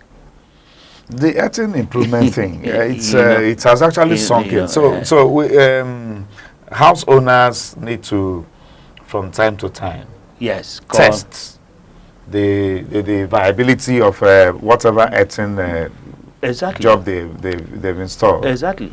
It's very important. All right, before we round off, I don't know. We also begin to see where business activities begin to take place. I think we've hinted that, but then I need us to dwell more on it again. Business activities, you know, taking place very close to electrical installations. Very close. It's a violation. People who tread on the high tension wire or close to facilities like transformers. There are people who are selling one or two things close to distribution substations. It is unsafe. That place is not a place for selling things, for doing businesses. Or people who are treading under high tension. There are some joints where they drink and eat that are sited under high tension wires. What if there is a wire snap? If that wire snaps, if it cuts and falls on people, they are at risk of electrocution. I don't know whether you heard about the case that happened some time ago, I think in 2017 in Calabar, where a wire snapped during Man U match. People who were at the viewing center, 7 persons dropped dead instantly. Some other persons were injured, seriously injured. You know, so citing such things close to high tension wires or under high tension wires is not ideal. Whether trading, recreation, that is where people are playing, eating, drinking, or playing even football match, is unsafe because there may be a wire snap. More especially windy periods. You know, when the wind is blowing, the wire can cut and then it will fall. If you build a house under high tension wire and that wire snaps, if the wire falls on that roof, and you know that most times is aluminum or corrugated iron sheets, the people who are in that building are at risk of electrocution and there is risk of fire outbreak. It can burn the entire building. Yes, it is as risky as that. Now, what do people need to do? I don't know if your area of coverage will be able to avail us the response to this question. I've had the Chief Fire Officer of Enugu State Fire Service in one or two other engagements where he has told us their challenges. There was a time there was a fire outbreak at Ogbete, market. Yes. And he said when they came, they found it difficult accessing the points of concern because they refused to give them access. Because he said before you erect a major market, there should be an access road. Emergency. Yes. But then we don't know these things, and our people we joke with it. There's something I mentioned before. Urban planning is very important. It's key. You know, these days, every little space is money for our people. It's money. I think it's money. But you have to plan for emergency. Yes, it's very key. We must, as a matter of fact, plan for emergency. What if this thing happens in future? What do we do? Or what will we do? That is planning. You put these things in place. There should, in fact, all these major markets, there should be a fire, maybe station? Yes, fire station in major markets. Because if you look at the traffic is building up in towns. Do you understand? So if you look at the time it will take for the fire truck to move from the fire station to that market, something must have happened, disaster must have taken place. And most of the time we end up blaming them for not arriving on time. So the thing there is that it all boils down to money, investment. So government will also help in making sure that we have such emergency like fire station in major markets. Sometimes it even begins to appear like the government itself is not, I don't know. They are trying. I won't say they are not trying. They are trying. It begins to look like we don't have experts. It's progressive. Just as we are discussing now, I strongly believe that people are listening. And a whole lot of things are some things are being put together. Some people are thinking now. Yes, because let's assume that in the time past we have not been thinking in this light. But now, because there is information, there is need for us to, to think, to reason out something that will help us in future. And then, isn't it necessary that we should begin to organize periodic sensitization, apart from what we are doing now through the media? For instance, you just made reference to the markets, bigger markets we have in town. A market like Onitsha main market in Anambra State keeps encountering fire outbreak almost season in, season out. Yes. If you come to Enugu here, there's a timber market somewhere in Enugu town here. It has become a tradition that every year, the Harmattan season about coming, there's going to be fire break. It becomes a tradition. So I don't know. Shouldn't we be planning around sensitization? Yes. And on then a larger scale, from point A to point B, from time to time. Maybe you go into synergy with the government to further drive home this campaign. Yes. Or even with collaborations with the leadership of these major markets. Yes. The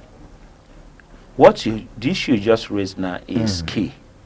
We will see a way around that where we can collaborate with the fire, the Enugu State Fire Service, even the Federal Fire Service here in Enugu now, this region. Then we team up and begin to do consistent sensitization, consistent sensitization. And then make sure that the government puts in the infrastructure that is needed. Very key. So finally, yes. Assuming there's a fire outbreak. Yes. In a place like this. Yes. In homes. Yes. What should people do? All right. The first thing you need to do, depending on how, the fire starts from incipient stage. What we call incipient stage is the small stage. You understand? Now, the fire emergency says, on seeing fire, raise alarm. You raise alarm. Here now, if there is fire in this place now, like in this office now, there should be an alarm. Is either manually or electronically. What I mean manually, physically, shout fire, oh fire. People around here will know that, see, in this particular place where we are, there is fire. Would that not be causing more panic? No. Like what happened in Lagos? where we saw people jumping down from how many story building because there was smoke, you know, and you know? Yes. See, is it better for them to die inside there, or for them to evacuate the place? It is better they know that there is a problem. Okay. And then they will evacuate. In fact, it's panic. You are not supposed to panic. You are supposed to walk out of this place briskly, not running. You are not supposed to run. Yes. You know, buildings like such building in Lagos is supposed to have exit ways, not elevator.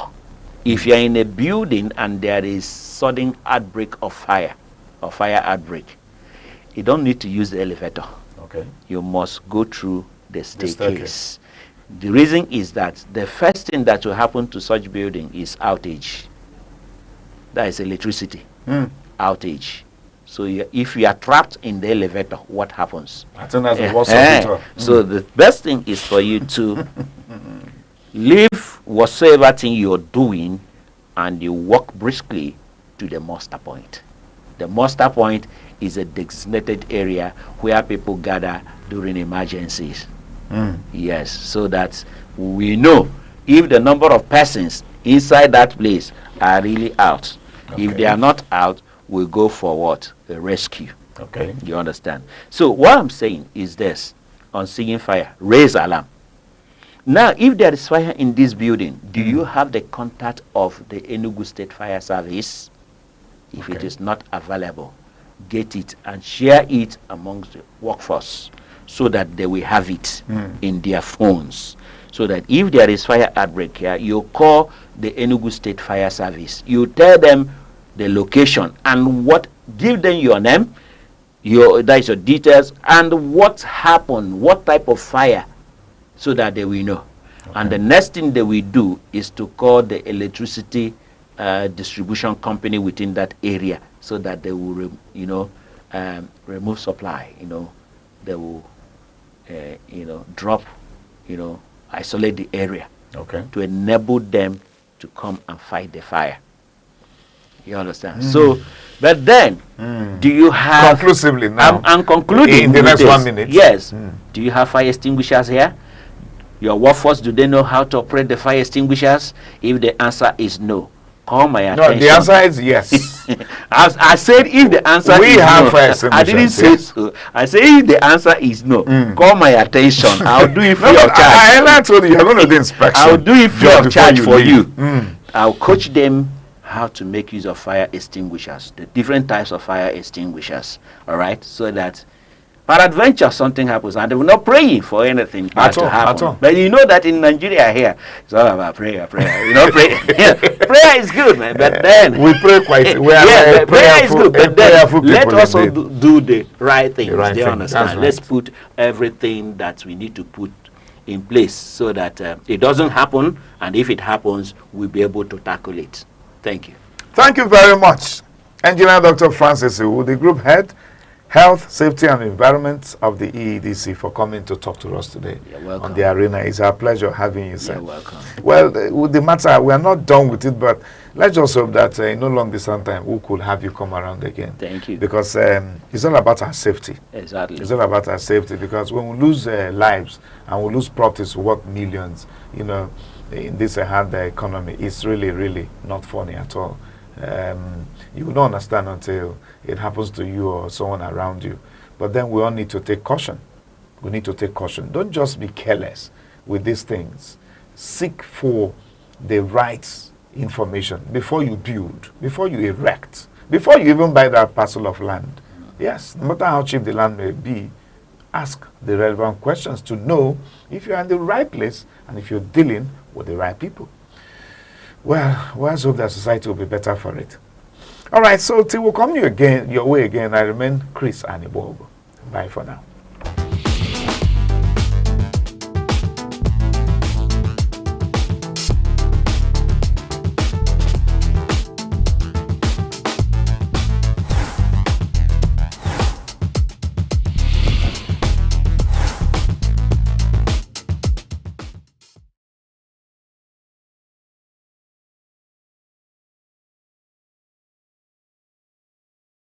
Hello, I'm Bebra Wakoba. I am Chidimike Mede. I am Uche Osai. I'm Chinwendo Ifeanyi. My name is Obobina Samson. Please keep watching Aneke TV, or you can visit us on our socials like Instagram, Facebook, X, TikTok, or YouTube, all at Aneke TV. This is Aneke TV. We move with the world.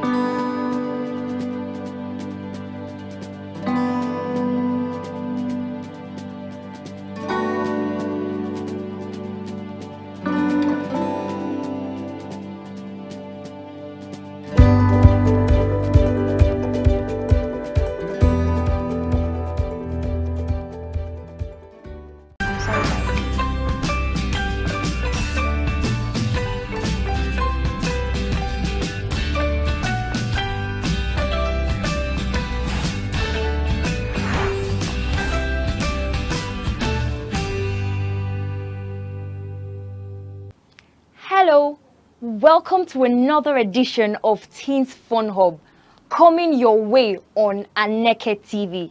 At Teens Fun Hub, we discuss matters concerning teenagers. We interact, we have some fun, we vibe, and we learn. I am your host, your favorite auntie, Auntie Onyi. Remember to follow us on our social media platforms, Instagram, Facebook, X, TikTok, YouTube, all at Aneke TV. But before we continue, Kanu Promise is standing by to entertain us with his beautiful songs. Kanu, over to you. Aqua, water. Water is life. Ancient, sacred, pure. It remembers creation and carries cleansing. It can be calm or it can rage, but it always moves. Aqua teaches us to be soft yet strong, to adapt. Hello guys, my name is Carl Promise and I'm here to entertain you with one of my beautiful songs.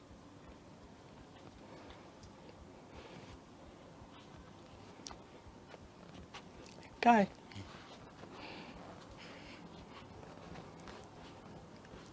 Yeah. Omo na wetin I see be they make me shout sky, and the way she dey whine be they make me want buy. Baby come to my place, make me whine and die na. Yeah. Even if na money I go pay for your body, and we fit today like Romeo and Julie. If loving you na crime, wallahi I go commit yo. Oh yeah, permit me to be your lover. I swear wallahi I no go make you sober. Even if na rubber, I go spend them on you. And if I offend, baby be go forgive. Because now only you they make my pain relieve. Anything you want, I go do one for you. Even if na Jalingo, baby we go follow go my love. And we go ride until we can.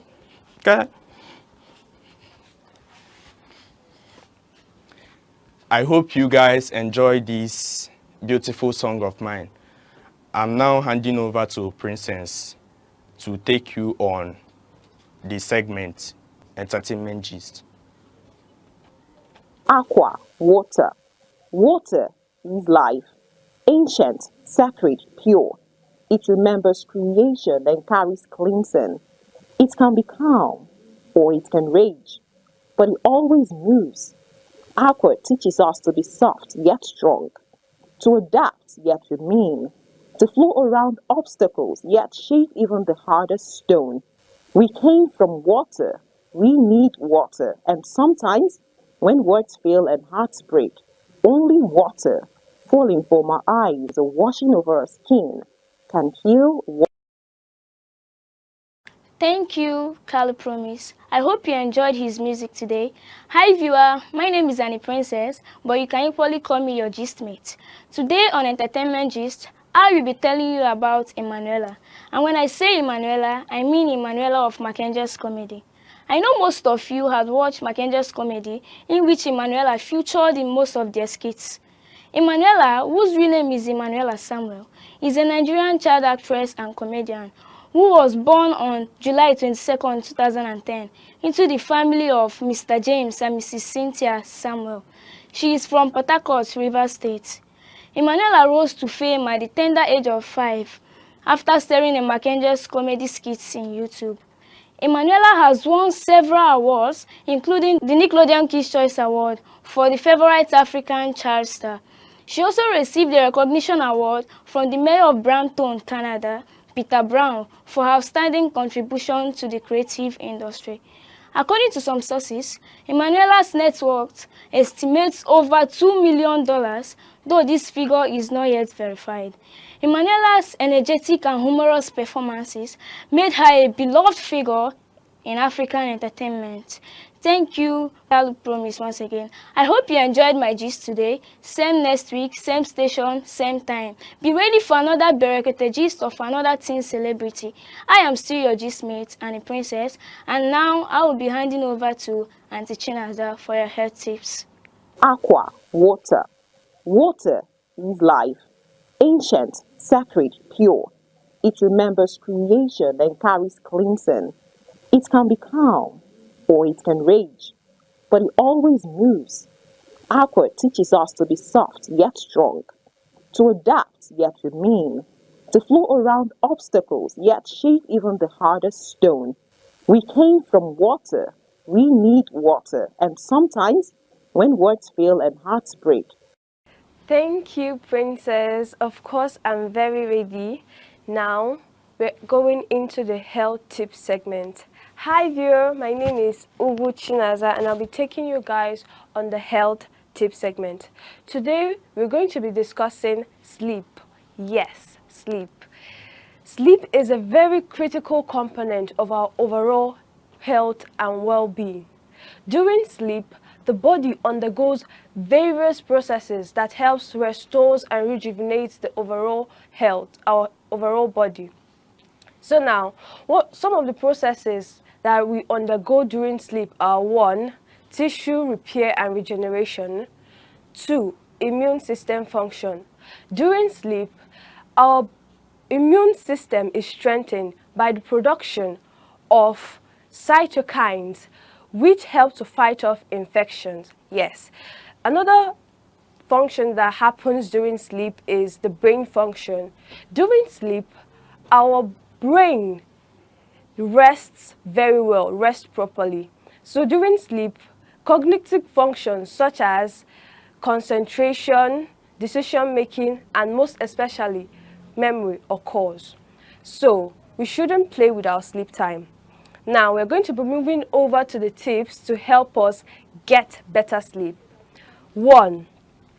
We must avoid screen times before bed. Yes, I know a lot of us like playing video games and all that, but before sleep time, make sure you avoid screens because the blue light from screen reduce the melatonin production and makes it harder to fall asleep.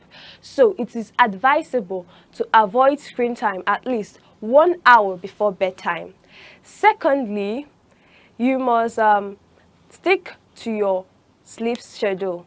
You must sleep and wake up the same time every day. When you do so, it helps to regulate your body's internal clock and improves your sleep. Thirdly, you must limit caffeine and nicotine consumption. These stimulants disrupt sleep patterns and makes it harder to fall asleep. 4. You must avoid heavy meals before bedtime. Eat a light dinner and avoid going to bed hungry or stuffed because this makes it harder to fall asleep and disrupt our sleep patterns. And finally, relaxation techniques. Techniques such as deep breathing exercises, mindfulness, meditations, and stuff like that, they really help to reduce stress and improve the quality of our sleep. So, as I said earlier, sleep is very, very essential. It's very important to our body. So, make sure you prioritize your sleep time by creating a conducive environment for sleep and sticking to your sleep schedule. By doing this, you wake up every day strong and healthy to face the day. So, until I come your way next time, I still remain Miss Chinaza. Remember that your health is wealth. Prioritize it. Now, I'll be handing over to Miss Onye to take us on the rest of the show. Aqua, water. Water is life. Ancient, sacred, pure. It remembers creation and carries cleansing. It can be calm or it can rage, but it always moves. Aqua teaches us to be soft yet strong, to adapt yet remain, to flow around obstacles yet shape even the hardest stone. We need water, and sometimes, when words fail and hearts break, only water, falling from our eyes or washing over our skin, can heal what language cannot. Thank you so much, Nada, for that lovely health tip. And I'm sure you have learned to drop your phone at night. It's not when it's time to sleep, that's when you remember that there's a text you need to reply to. Well, today you have learned to drop that phone and sleep. That is a very beautiful health tip by Tinaza. Thank you so much, Tinaza. And now, this is the discussion segment. Joining me in the studio today, by my immediate left is... Hi viewer, my name is Shidembe. Welcome to the show. And Good day, everyone. My name is Chigole. Thanks for joining us. Hi, I'm Kalista. Stay tuned. Alright, you guys are welcome to the show. Alright, diving into what we have today. I don't know if you've been in a situation where you feel like you're not enough. A situation where you feel like you're not able to do those things you want to do. Well, if you're in that situation, then you are at the right place. Today's topic will be directed towards building self-confidence. And I do not know what that means to you. What does self-confidence mean to you? Okay, self-confidence means believing in yourself, trusting your abilities, and knowing your worth. And I would want to say a little about knowing your worth because when it comes to this topic, it's something that is very crucial. So, knowing your worth means understanding that you have value, you deserve to be respected, you deserve to be treated well. And when you understand this, you won't give people the chance to treat you anyhow, and you won't feel inferior or intimidated when you are with a particular group of people. Okay, from what you said knowing your self-worth is self-confidence. No, I'm saying that knowing your self-worth helps you to build your self-confidence. Okay, rating yourself from 1 to 10, how would you rate your self-confidence? I would say a solid 7. A solid 7. Okay, why is that? Yeah, because I've learned to believe myself even when things doesn't work out the way I plan. I believe that self-confidence isn't the total absence of fear. It's about doing it even in the midst of fear, trying it out in the midst of fear. And I've come to that extent. Wow, that's beautiful. Chidewe, what about you? Rating yourself 1 to 10, where would you rate yourself, your self-confidence? I will rate myself 8 over 10 because I will like to recognize the areas where I can improve and also learn. So 8 is actually a big mark. Are you aware of that? My own is 5. My own is 5 because self-confidence, like she said, building, let's not forget the topic. So do you think self-confidence is inborn or do we build self-confidence?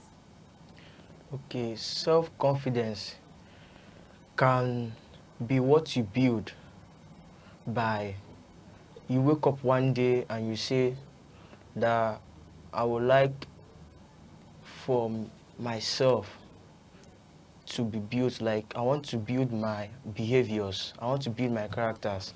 That is, I want to build my esteem. I want to have a self-esteem. And emphasizing on the other part, self-confidence can be also what you are brought up with. That is what you are born with. Okay, you believe that self-confidence is also inborn? Yeah, yeah. It's not something you just come out and say, okay, but there are actually people that do not have self-confidence, like they don't trust themselves to do things. I've been in a class, they'll say, who can answer this question? And I will shrink. Those days, I used to have zero self-confidence, like, you cannot find me anywhere. I don't know about you, but I did not grow having self-confidence. All right, it's not something I grew up with. I don't know about you, but I feel self-confidence is more like building. Though we have people who are, when they are so agile, actually, even though it's kind of like their temperaments. So for you now, well, we have already created this broad space that you said, according to you, it's not me that said, according to you, you said you build your self-confidence. And your perspective is you build it, and you are agreeing with them too. Yeah, yeah. That means all of us, they did not born any of us with, Okay, using your experience, how would you tell us, what will you describe self-confidence as? Maybe just one scenario. Okay, growing up, I grew up so timid. Okay. Yes, I was a timid girl. When my parents take me to a birthday party, I can't even stand up because I'm always shy. I feel like other children, they are much better than me. I feel like, I'm ugly. These children are very beautiful. They are wearing bunch shorts because growing up, my parents didn't get all those stuff for us. We just wear skirts, gown. So when I go out, I see little children wearing those kind of clothes, and I'm like, oh God, these girls, these kids are higher than me, and it killed my self-esteem. It really did harmed my self-esteem. So when I discovered how important self-confidence was when I entered secondary school, then my sister was the president of the debating club. So I saw how she debated, I saw how she spoke audibly, I saw how she came up to the assembly ground to speak, and I'm like, I really like this. I'll start building my self-confidence. Wow. Yeah. Oh, that's beautiful. How did you build your own self-confidence, Chidibubi? Hold on, let me not judge you. I hope you have self-confidence. Yes. Okay, tell us how you built your own. I remember when I was called to represent my class in a quiz. So it's not like I couldn't represent my class, but I didn't know how to face the crowd and everything. So, but one thing in me made me, I was like, those people that used to represent one school or the other in any competition, I'll be like, did they have two head? So I have to try this. I have to give it a try. Then that's how I. That's where you picked up. Wow. It's the realization for me. There's always a point in somebody's life when you realize that this is very important. And today, anyway, not today, but today again, I'm realizing that self-confidence is very, very important. Imagine being in a place where you are actually open to a lot of opportunities. Like you are faced with maybe a big a celebrity who can actually change your life, and you're supposed to do something. Shyness. and you're supposed to do something. Shyness might want to like finish you there. But imagine before that scenario, you had already built self-confidence. You come out and you give it a try. You might not really get it, right? But you just give it a try. Okay, moving ahead. Chigozie, rating yourself from 1 to 10, where would you rate your self-confidence? Actually, I will rate my self-confidence at the point of 7.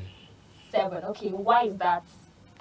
The reason is because in my life, there are many things that I cannot do public, and there are some things that I can do public. Oh, there are many things you cannot do publicly. I think 7 is actually a big number if you can't do some certain things publicly. 7 is a big number for a shy person. Please reduce your number. I'm sorry, go ahead. Okay, emphasizing on the singers today. Okay. Some may sing to a point and, remove their clothes. Okay. Not feeling shy or, not feeling somehow. How will people say, I'm starting to get your points now. You actually drove me out of the part. Continue. Okay. Me saying that there is some things that I cannot do publicly is that I cannot allow myself to be shamed publicly. That is, I cannot come on the road and dress like a madman. I cannot come to a stage and sing to a point or talk to a point of bringing out my shoes out or removing my clothes. Okay. Then things that I can do publicly is I can come up to the stage and say a word, even though not hearing about the murmurs that comes from the crowd. I can be sure that even though I made a mistake, that I will somehow cover up the discussion or what I'm saying about. All right. Let me have your own rates. From 1 to 10, rate yourself. I'll still say a solid 7. 7. Okay. Yes. Another big number. Go on. I say 7 because I'm still training my self-confidence. And I also say 7. 7 might sound big, and that's because I've learned how to believe myself. I've learned to believe myself no matter what. I really love this topic because growing up, I dealt with timidity. It got to a point during I think I was 16 then, where I needed people's approval so much. For instance, then, if I have something to post, maybe a write-up or a content, maybe just a video, if a particular set of people don't like that video, I will delete it immediately. Because I feel like if this person doesn't like this video, it means that I did rubbish. It means that this video doesn't make sense. So it affected me a lot. But at the point, I told myself, I don't owe this person. Self-confidence is a journey. You build it. I see it as a seed that you water with practice and other necessary things. So it doesn't start in a day. It's a gradual process, something that you build gradually. And I had to tell myself, if you post anything, you are not deleting it till it just goes up by itself. So that's why I chose 7. Yeah. Okay, she said something. She said there are some people who she's looking up, like there are some people she wants their approval. Yeah, exactly. Whenever she posts a content on her social media platforms. So I think that is an effect, something that pulls down your self-confidence, don't you think? Yeah. So can you tell us about something that pulls down your self-confidence? I think I could remember when a test is given in class, then I would know the answer. I would know the correct answer to that question, but I won't have the confidence, courage to answer the that. question. Yeah. What about you, Chigozie? What pulls down your confidence rate?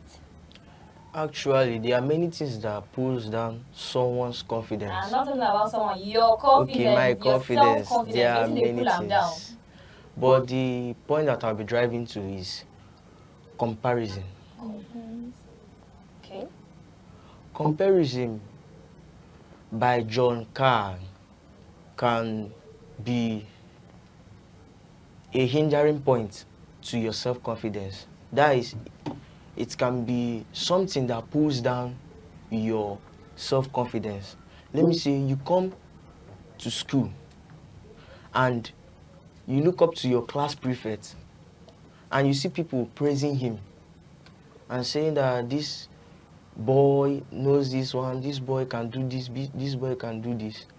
But if a teacher asks a question in a class, you cannot answer the question, because you know that if you answer the question, people may start comparing you with your class prefect.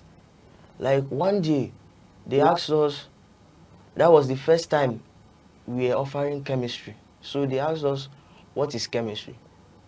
Although that I know what is chemistry, but I would not like for me to be like, I would not like to be compared with my class prefect. But what shocked me that day was, it hit me that I answered the question, and the boy answered too, but they rate me higher than him. So comparison can also hinder. So for you think that comparison pulls down your self-worth, your confidence rates? Thank you so much, Chogozi. But before we continue, let us join Ugu Ifoma on the streets as she lets us know about the teenagers' view about this topic. We'll be right back. Can heal what language cannot.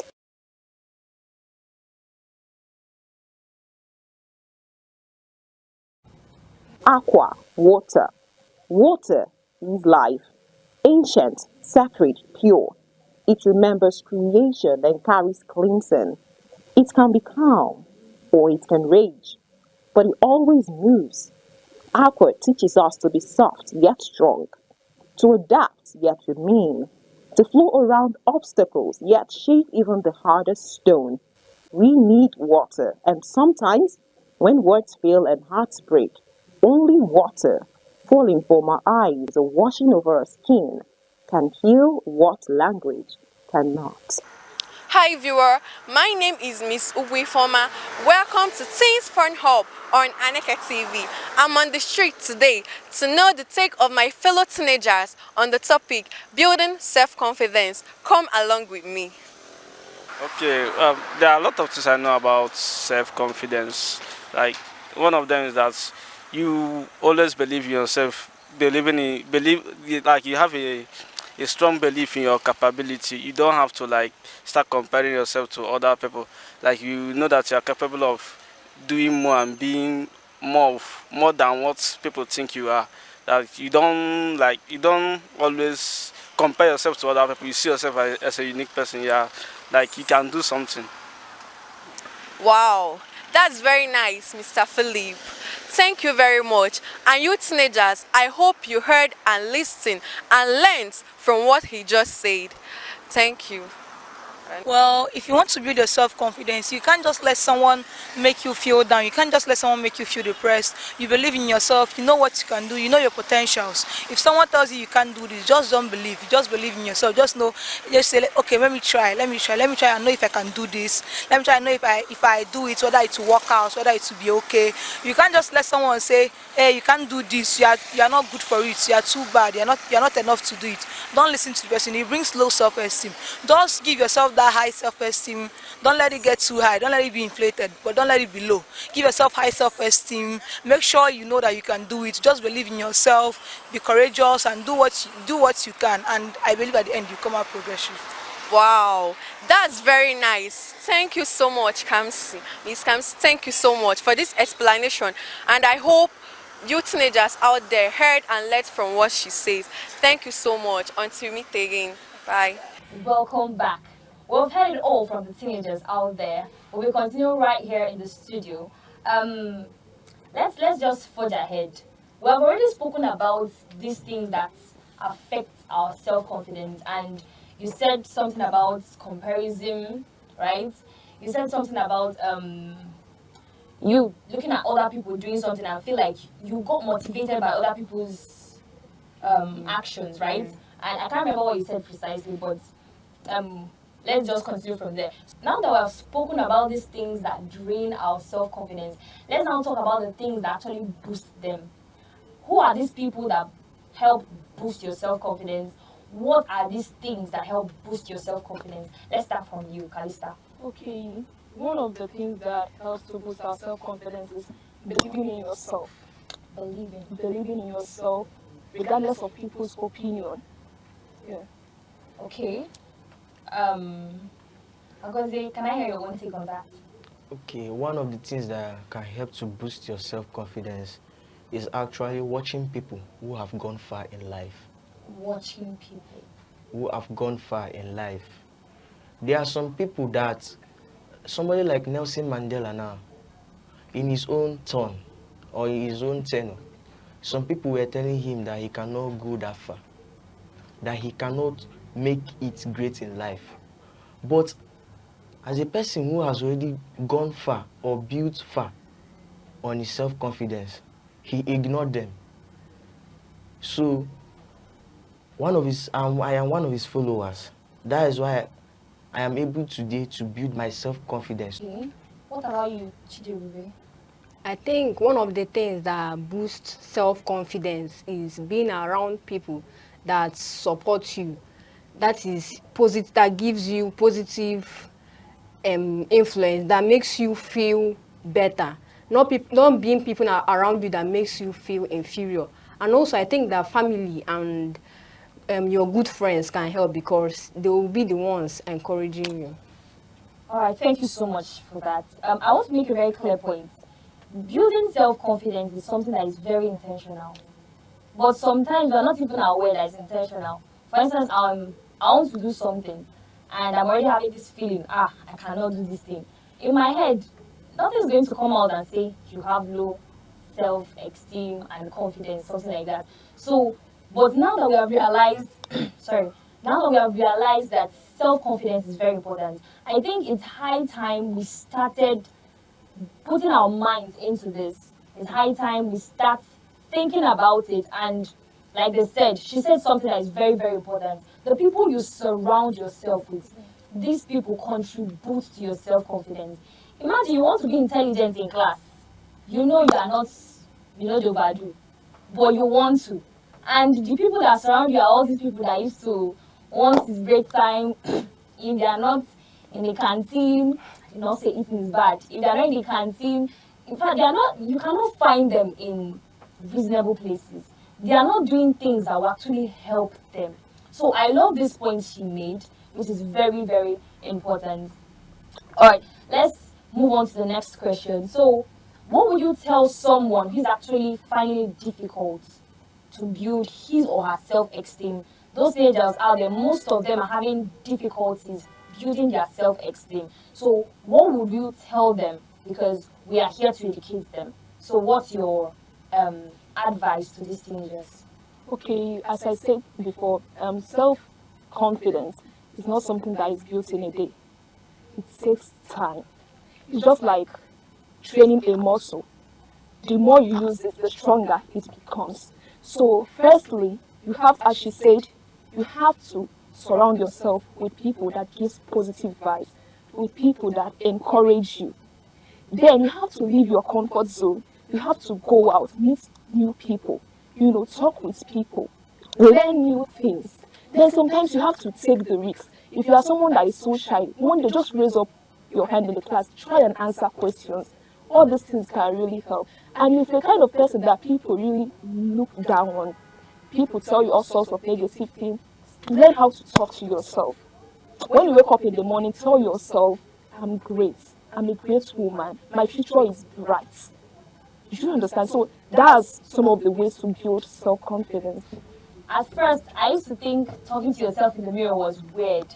But I finally found out that that's one of the best things you can ever do to yourself. Look yourself in the mirror. I mean, somehow coincidentally this morning I was watching a video. I can't remember the woman's name, but she said something and I actually appreciated it so much. She said, every day look yourself in the mirror and appreciate what you see. What do you see? Yourself. That brings a consciousness to your mind that you have value, you are somebody. It helps you to build your ability. Okay, let me just bring it down now. Let's say that okay, what do you do in your church? Okay, I'm a lay reader. Okay, let's say you are a lay reader, right? And you just entered for the first time, right? How was your first rendition in church?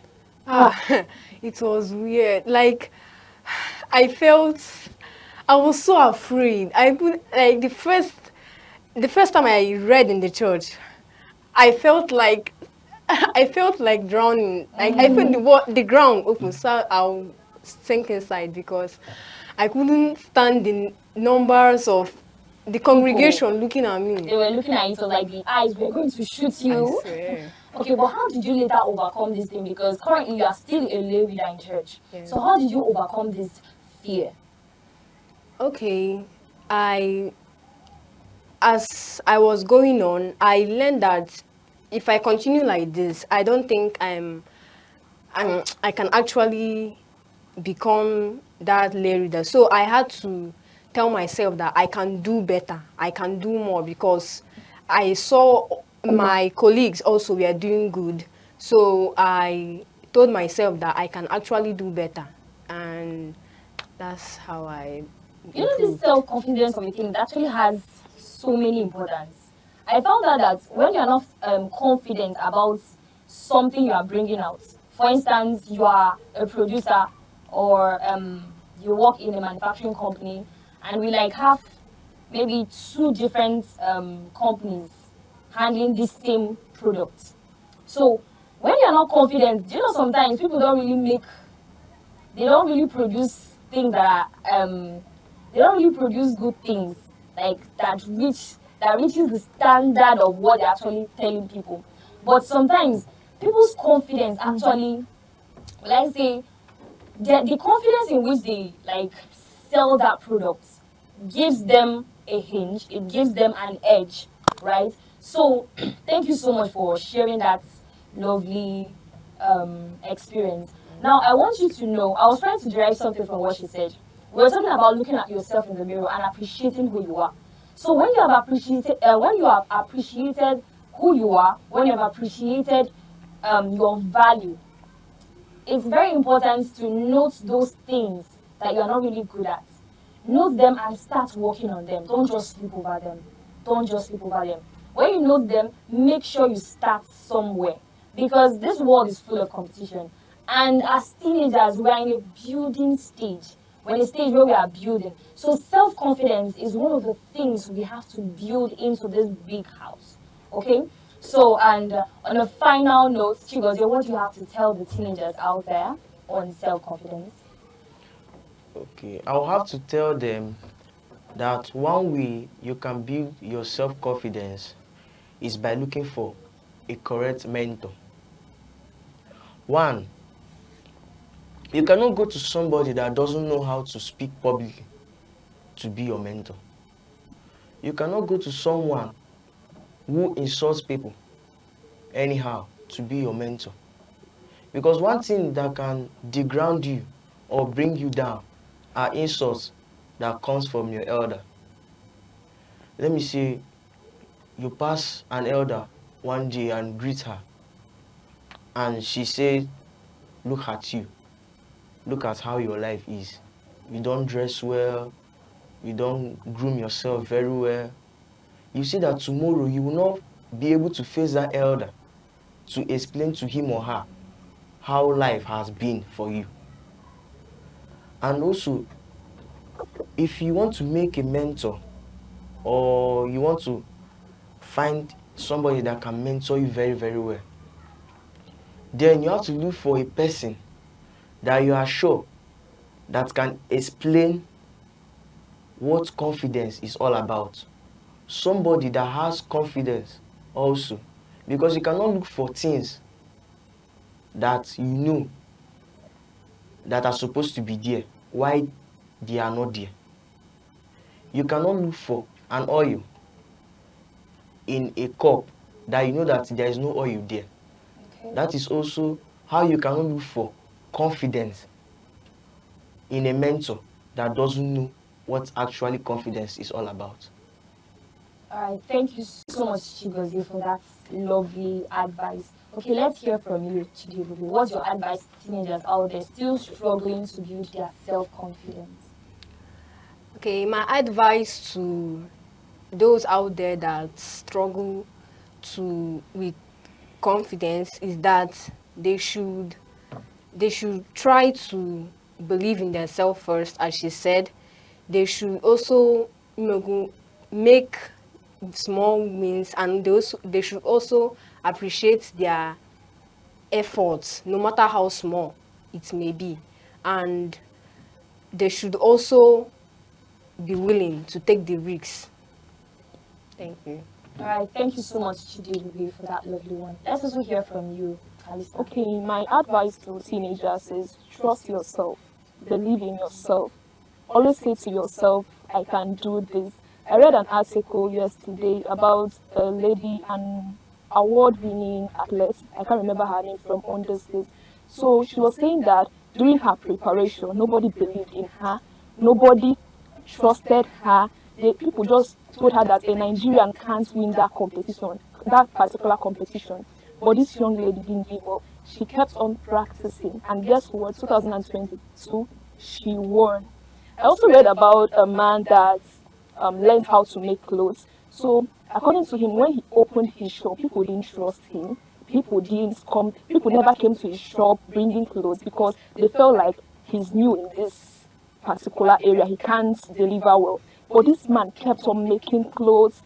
That's confidence. That's an evidence of confidence in what you are doing. And one of the heartbreaking thing about self-confidence is that parents, friends can also bring pressure.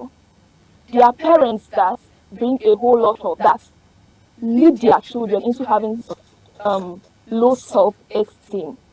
Some kids are lucky to be born in a very supportive family where your parents, they praise you in every little thing you do. They encourage you to do more even when you make little mistakes. But on the other hand, there are people that saw themselves in families that are not encouraging at all. They are not encouraging, they don't believe in you. They always abuse you, they always insult you, any little mistake you make. And one of the effects is that such kids, they don't like trying new things because they always like, if I fail this, my mom will shout at me, my dad will shout at me, and I will even feel down. So, and to keep a balance, sometimes it's not the parents' fault. I feel like this is a mindset something. So parents, you are born in, maybe, imagine a mother who was raised up in a wretched family. She struggled to go to school. She struggled so much growing up. There is something that it does to the mindset. Some parents, they don't believe that their children can go to an extent because of the past experience they had growing up.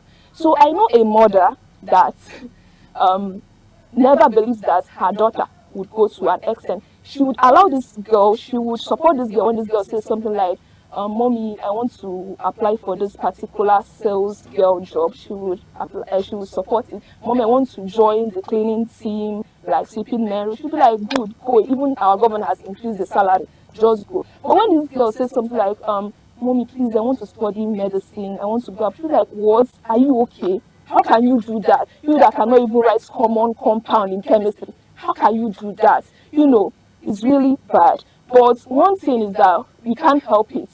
You can't change her. So you need just to tell yourself, always remind yourself, that self-talk.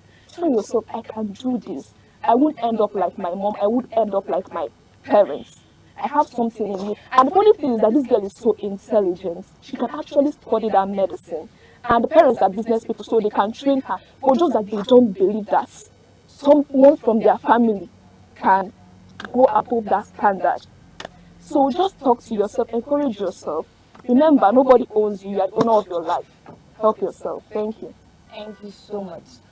Remember, like she just said, nobody owns you. Self-confidence is not a perfect game we play here. Self-confidence is a daily thing. We build ourselves every day.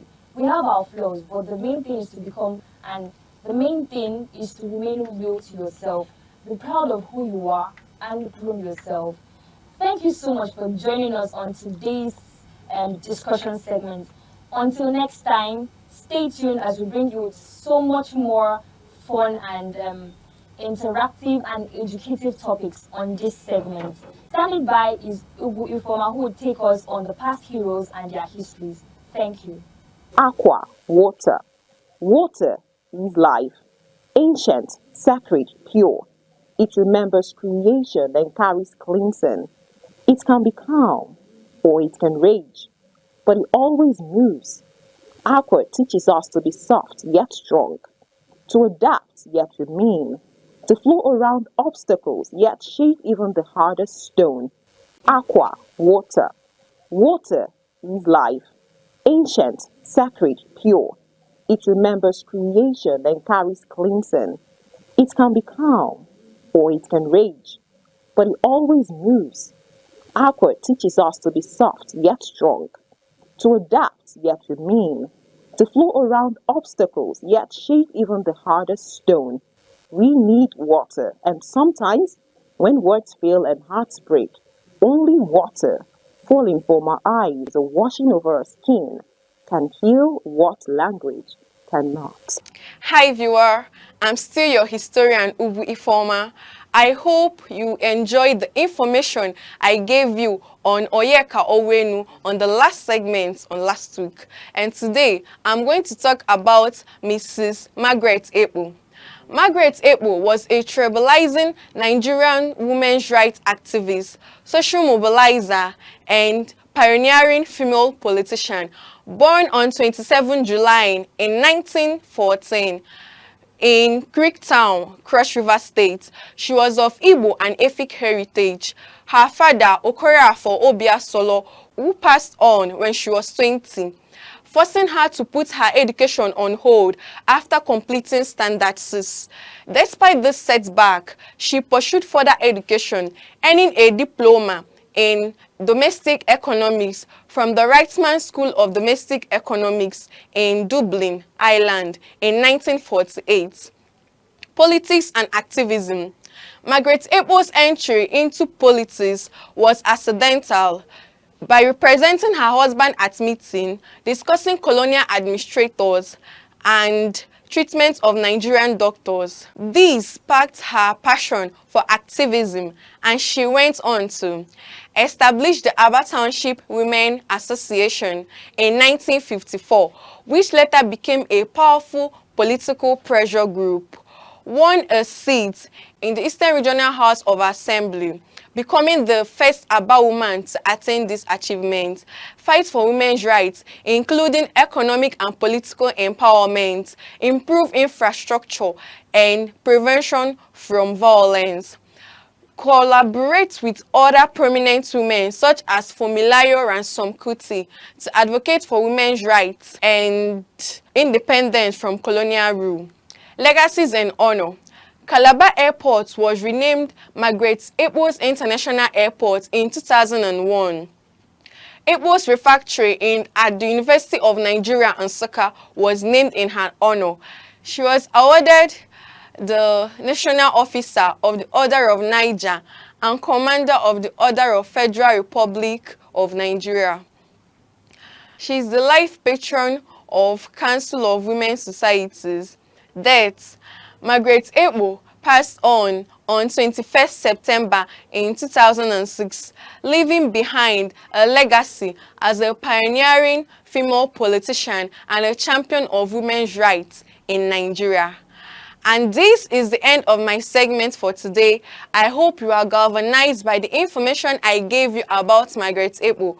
Until next week, stay tuned on this segment, Do You Know, on Teens Fun Hub on Aneke TV. Now, I'm going to hand over to Ms. Chidebube, who is going to take you on Do You Know segment. Over to you, Ms. Chidebube. Water. Water is life. Ancient, sacred, pure. It remembers creation and carries cleansing. It can be calm or it can rage, but it always moves. Aqua teaches us to be soft yet strong, to adapt yet remain, to flow around obstacles yet shape even the hardest stone. We need water, and sometimes, when words fail and hearts break, only water, falling from our eyes or washing over our skin, can heal what language cannot.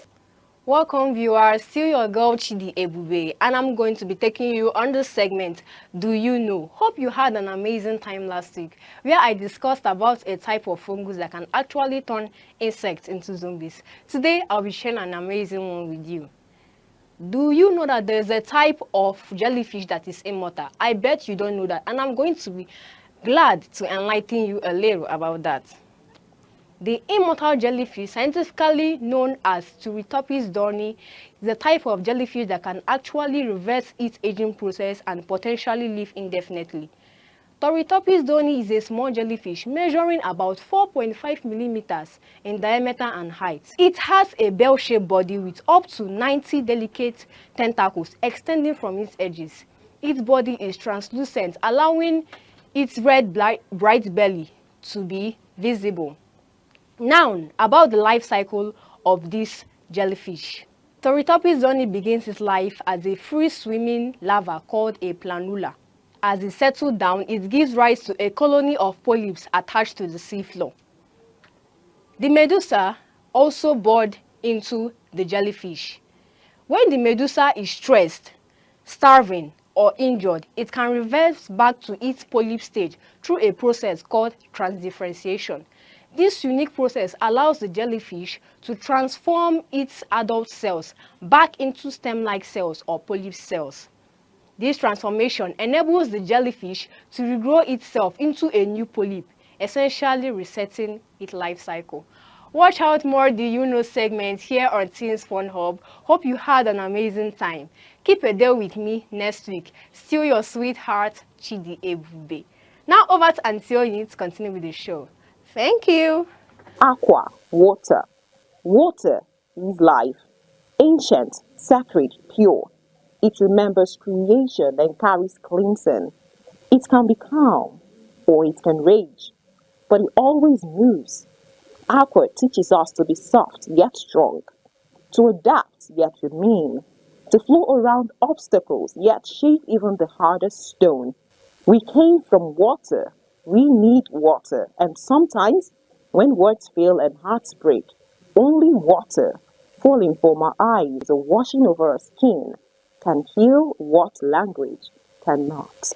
Thank you so much, Chidebube, for that wonderful rendition. I really enjoyed myself today. And that brings us to a wrap on today's edition 14th Fun Hub on Aneke TV. Please don't stop tuning into Aneke TV every Saturday as we bring you with loads of entertaining and engaging packages. Stay tuned to Aneke TV. Follow us on our social media handles: Instagram, Facebook, X, TikTok, YouTube, or at Aneke TV. Until then, I remain your host, Auntie Onyi. Remember to stay safe and be confident. Bye.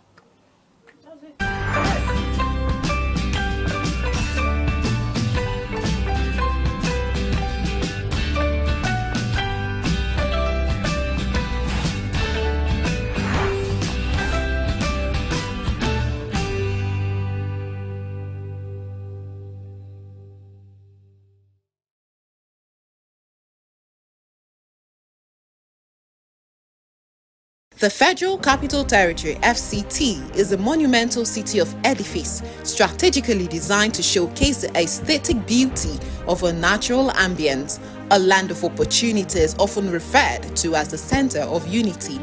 Abuja is the political hub of the nation, lying strategically at the center of Nigeria. It was officially designated as the capital in 1976, replacing Lagos, and formally became the seat of government in 1991.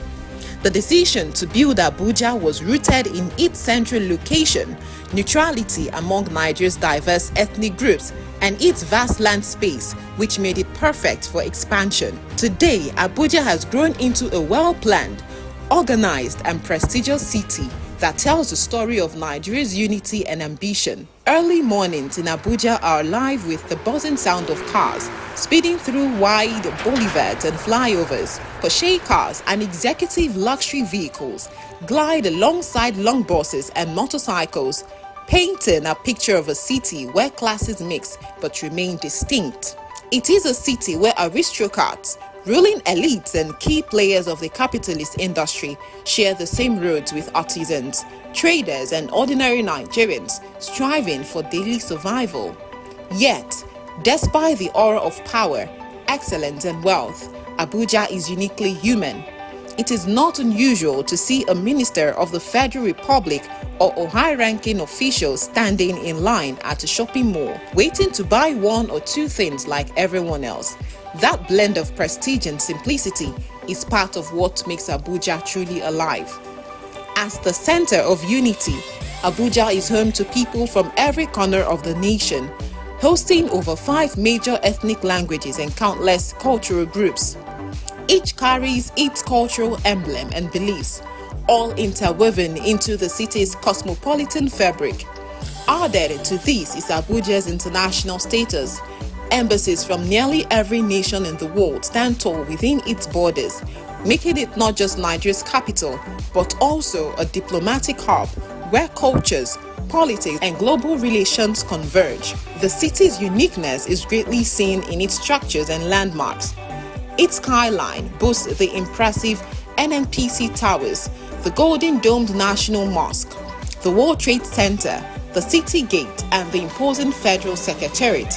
The Central Bank of Nigeria rises as a symbol of economic authority, while the National Assembly complex represents democracy in action. Justice is anchored at the Supreme Court, and other high courts and national pride gathers at the Bola Ahmed Tinubu International Conference Center, a hub for global summits and national dialogues. These monumental structures scattered across the city give Abuja its distinctive blend of power, beauty, and modernity. Abuja's districts are carefully planned and speak volumes of its identity. Maitama is mapped out as a residential haven for the wealthy, top politicians, and high-profile individuals. Asokoro is equally affluent, hosting ministers, governors, and ambassadors. Katampe Extension and Gazupe Estate are fast-rising luxury neighborhoods with scenic landscapes, while areas like Garki, Wuse, and Area 11 estates blend commercial activities with residential living. Each zone tells its own story, yet all are tied together by the city's larger vision of order and beauty. Infrastructure is one of Abuja's strongest assets. Unlike many cities that grew without planning, Abuja was designed with foresight. Its broad highways are lined with greenery. Its roundabouts are often adorned with fountains and sculptures, and its flyovers make navigation seamless. The city gate stands as a welcoming symbol of pride, while routes leading to Aso Rock Presidential Villa reflect the seat of Nigeria's authority. From the Nnamdi Azikiwe International Airport, travelers from across the world step into a city that is both modern and distinctly Nigerian. What makes Abuja special is not only its structures but also its spirit. It is a city where wealth and influence meets.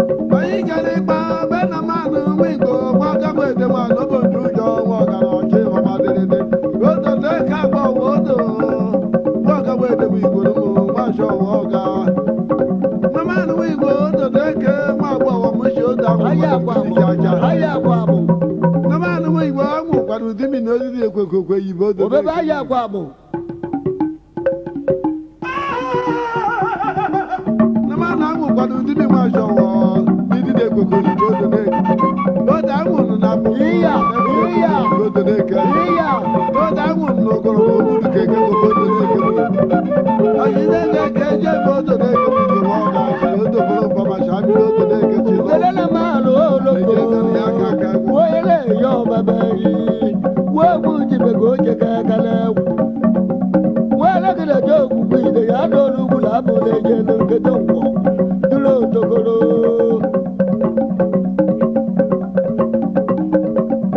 iya mata mwete mweku matush wana gide ni mweku mweku mata mwana kukota jeni dama choro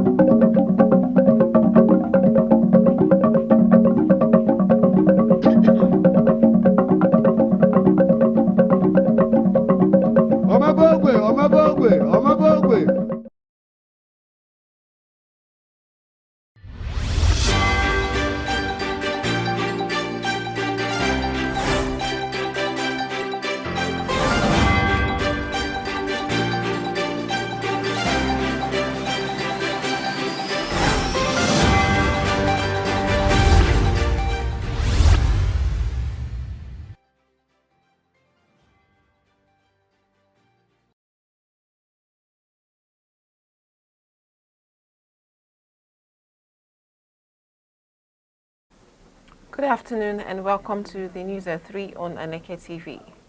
First, let's look at stories making the headlines. All the Enugu House of Reps defect to APC. Senate moves to establish autism centers nationwide.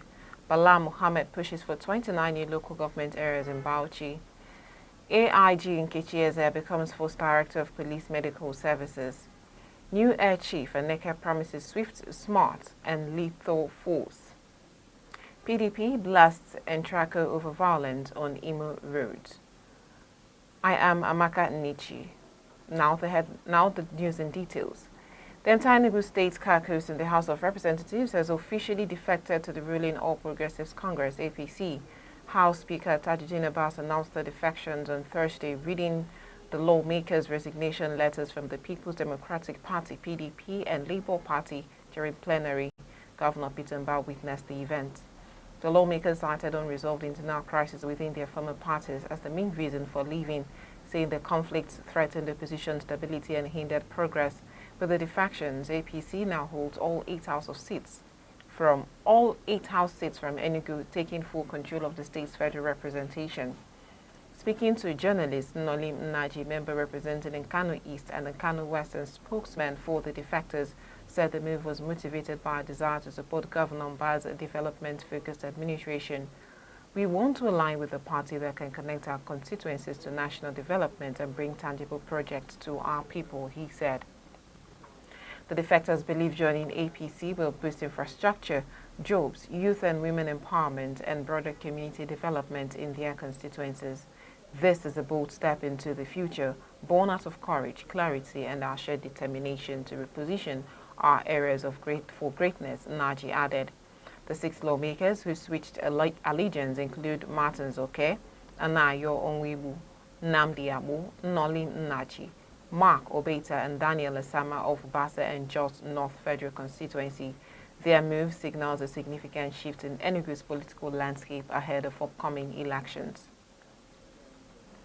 The Senate has begun moves to establish a national center for autism and 6 zonal centers across Nigeria. The bill, sponsored by Senator Natasha Wotidragon, seeks to improve early diagnosis, care and education for people with autism. Wotidragon said the initiative, with centers planned for Kaduna, Bauchi, Enugu, Port Harcourt, Ibadan and Abuja, would end years of neglect and promote inclusion for children and adults with autism. Citing WHO data showing 1 in every 100 children globally lives with autism, she said Nigeria urgently needs a national framework to replace the current reliance on poorly equipped private facilities. The Senate President Godswill Akpabio referred the bill to the Committee on Health for further legislative work. If passed, it will become Nigeria's first federal law dedicated to autism diagnosis, research and care. Bauchi State has signed a law creating 29 additional local government areas, expanding the state from 20 to 49 local government areas. Governor Bala Mohammed forwarded the proposal to the National Assembly for ratification as part of the ongoing constitutional amendment. Acting Deputy Clerk Musa Yerima confirmed that the new local government areas will become official once the National Assembly passes the required act in line with Section 8, Subsection 5 of the 1999 Constitution. With an estimated population of 10 million, Bauchi aims to enhance grassroots governance and development. The state's move also aligns with calls for local government autonomy and fiscal responsibility, with the Fiscal Responsibility Commission offering technical support for implementation. Governor Mohammed Umaru Bago of Niger State has declared Thursday, October 30 and Friday, October 31 as public holidays ahead of Saturday's local government elections. In a statement by his Chief Press Secretary, Bologi Ibrahim, Bago said the work-free days will allow residents to prepare and participate actively in the polls, though essential workers in health, banking and security are exempted. He urged citizens to vote peacefully and choose credible leaders committed to the state's development.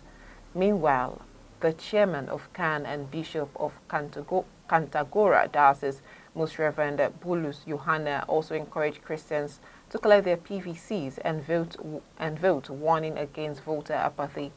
He reminded political parties to field candidates dedicated to serving the people and urged leaders to mobilize their communities for full participation. The Inspector General of Police, Kayode Egbetokun, has appointed Assistant Inspector General of Police, Dr. Aneke Eze, as the first director of the newly established Directorate of Force Medical Services. A statement by Force PRO CSP Olumuyiwa Adejobi said the upgrade from a medical section to a full directorate marks a major step toward improving healthcare for police personnel nationwide. Dr. Eze, a dental surgeon with over 27 years of experience, hails from Udi, Enugu State, and holds degrees from Obafemi Awolowo University and the University of Benin. Egbetoku congratulated her, urging her to use her expertise to make the Directorate a model of excellence. He said the new unit underscores the force's commitment to officer welfare and operational efficiency. Newly confirmed Chief of the Air Staff, CAS Air Vice Marshal Sunday Kelvin Aneke has vowed to lead a disciplined and intelligent Nigerian Air Force capable of keeping insurgents running without time to think or plan. Speaking after his Senate confirmation, Aneke said his leadership will focus on training, technology and strategic innovation because true military power lies in intellect, not brute force. Lawmakers hailed his record as Air Officer commanding Mobility Command, where he strengthened Nigeria's airlift and intelligence capabilities. Aneke, a graduate of the U.S. Air War College with over 4,300 flight records, pledged to build a swift, precise and professional air force defined by national pride and excellence. This news broadcast is coming to you live from Aneke TV. Remember, you can stay connected with us on all social media platforms on Facebook, X, Instagram, TikTok, and YouTube, all at Aneke TV. Now, a quick reminder of major developments in the news. All Enugu House of Reps defect to APC. Senate moves to establish autism centers nationwide. Bago declares 2-day public holiday ahead of Niger LG polls. AIG Aneke Eze becomes first director of police medical services. New Air Chief Aneke promises swift, smart and lethal force. Still to come. PDP blasts Entraco over violence on Imo roads. Food now cheaper by 75% as Oyo's agriculture booms. OT flags off a broadband infrastructure project in Abia. Please stay with us. Hello, I'm Bebra Wakoba. I am Chidimike Mede. I am Uche Osai. I'm Chiwendo Ifeonwankwe. My name is Obobina Samson. Please keep watching Aneke TV, or you can visit us on our socials like Instagram, Facebook, X, TikTok, or YouTube, all at Aneke TV. This is Aneke TV. We move with the world.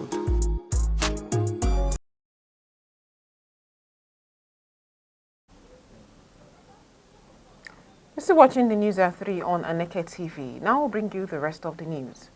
The Imo State chapter of the People's Democratic Party, PDP, has condemned the Environmental Transformation Commission, ENTRECO, claiming the agency has become a terror outfit under Governor Hope Uzodinma. In a statement, PDP spokesperson Lancelot Obiako said the recent incidents, including attacks on motorists and traders along Toronto and MCC Road captured on CCTV, amount to terror despite Ntraco's mandates being sanitation and beautification. The party expressed concern that the agency under chairman Mr.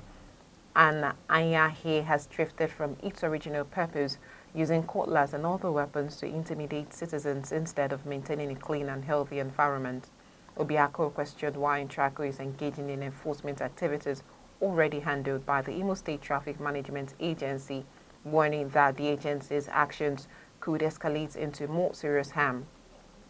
PDP urged the state government to intervene immediately to restore Ntraco to its intended role, ensuring citizens' safety while promoting a cleaner, greener and peaceful Imo State. In business, Oyo State says its massive investment in agriculture is paying off, with food prices dropping sharply across the state. Commissioner for Agriculture Olasukomi Olaleye revealed that deliberate interventions into mechanized farming, fertilizer support and seed distribution have boosted productivity and eased living costs. According to him, the price of cassava has fallen from 600,000 naira to less than 150,000 naira per truck, thanks to Governor Seyi Makinde's agricultural reforms.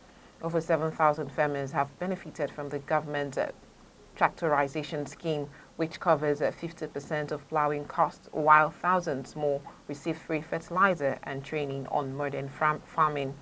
Olaleye said the initiatives, part of the state social and economic recovery program, are cushioning the impact of fuel subsidy removal and positioning Oyo as a major food hub in Nigeria. Also, Abia State Governor Alex Oti has launched the Abia State Duct Infrastructure Project in partnership with the West Indian Ocean Cable Company, WIOCC, aimed at expanding broadband access and driving digital inclusion across the states. Speaking at the groundbreaking ceremony in Aba, Oti said the project reflects his administration's vision to position Abia as a technology-driven economy. He noted that improved connectivity would attract investors, create jobs, and enhance the ease of doing business. The project, an underground duct system for broadband deployment, will serve as the backbone for digital services, innovation, and enterprise growth in Abia. WIOCC's chief executive, Dr. Ayotunde Koka, described the collaboration as a milestone toward bringing Nigeria's digital divide and advancing nationwide connectivity goals. Abia's Commissioner for Science, Technology and Innovation said the initiative marks the beginning of a new era of transformation and innovation, reaffirming investor confidence in the state's digital future. Still in business, President Bola Tinubu has approved a 15% import duty on petrol and diesel, a move expected to raise pump prices by nearly 100 naira per litre. The directive, contained in an October 21 letter signed by his private secretary, Damilotun Aderemi, was sent to the Federal Inland Revenue Service (FIRS) and the Nigerian Midstream and Downstream Petroleum Regulatory Authority. The approval followed a request from the FIRS to align import costs with current economic realities. Following the announcement, the NNPCL said it had begun reviewing operations at Nigeria's 3 refineries, with plans to engage technical partners to revive the facilities. Despite $3 billion spent on rehabilitation, only a section of the Port Harcourt refinery briefly operated before shutting down, while the Warri and Kaduna refineries remain inactive. In sports, Nigeria's Ademola Lookman reignited his Serie A campaign with a powerful strike in Atalanta's 1-1 draw with AC Milan, earning man of the match and rescuing a vital point for the host. The reigning African Footballer of the Year showcased his sharpness after a slow start to the season, overshadowed by transfer rumors and limited game time. Under new manager Ivan Juric, Lookman has reclaimed his place in the starting lineup, starting 6 consecutive matches and rediscovering the form that made him one of Atalanta's top performers last season. His return to scoring form signals renewed confidence and attacking intent for the Bergamo side. Atalanta remain unbeaten but inconsistent, with 7 draws in 9 games, exposing the lack of cutting edge in front of goal. Lookman's resurgence could be the spark they need as they prepare to face Maduka Okoye's Udinese in their next Serie A clash. In entertainment, Davido has chosen Adamawa State as a second stop on his 5 Alive tour following his opening show in Akwa Ibom The singer cited the state's peace, security and ability to host large-scale events as the key reasons for his visit. Meeting Governor Amadu Umaru Fintiria at the government house in Yola, Davido joked about finally catching up with his uncle and praised Adamawa's readiness for world-class performances. That evening, thousands of fans thronged Mahmoud Ribadu Square to enjoy hits like Feel, Unavailable and Over Them, with one lucky fan even joining Davido on stage for With You.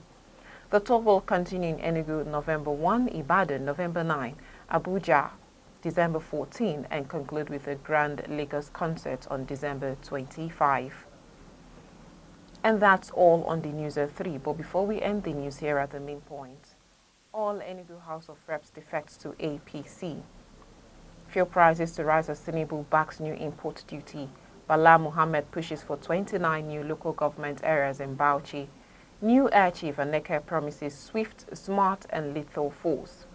And that's the News at 3.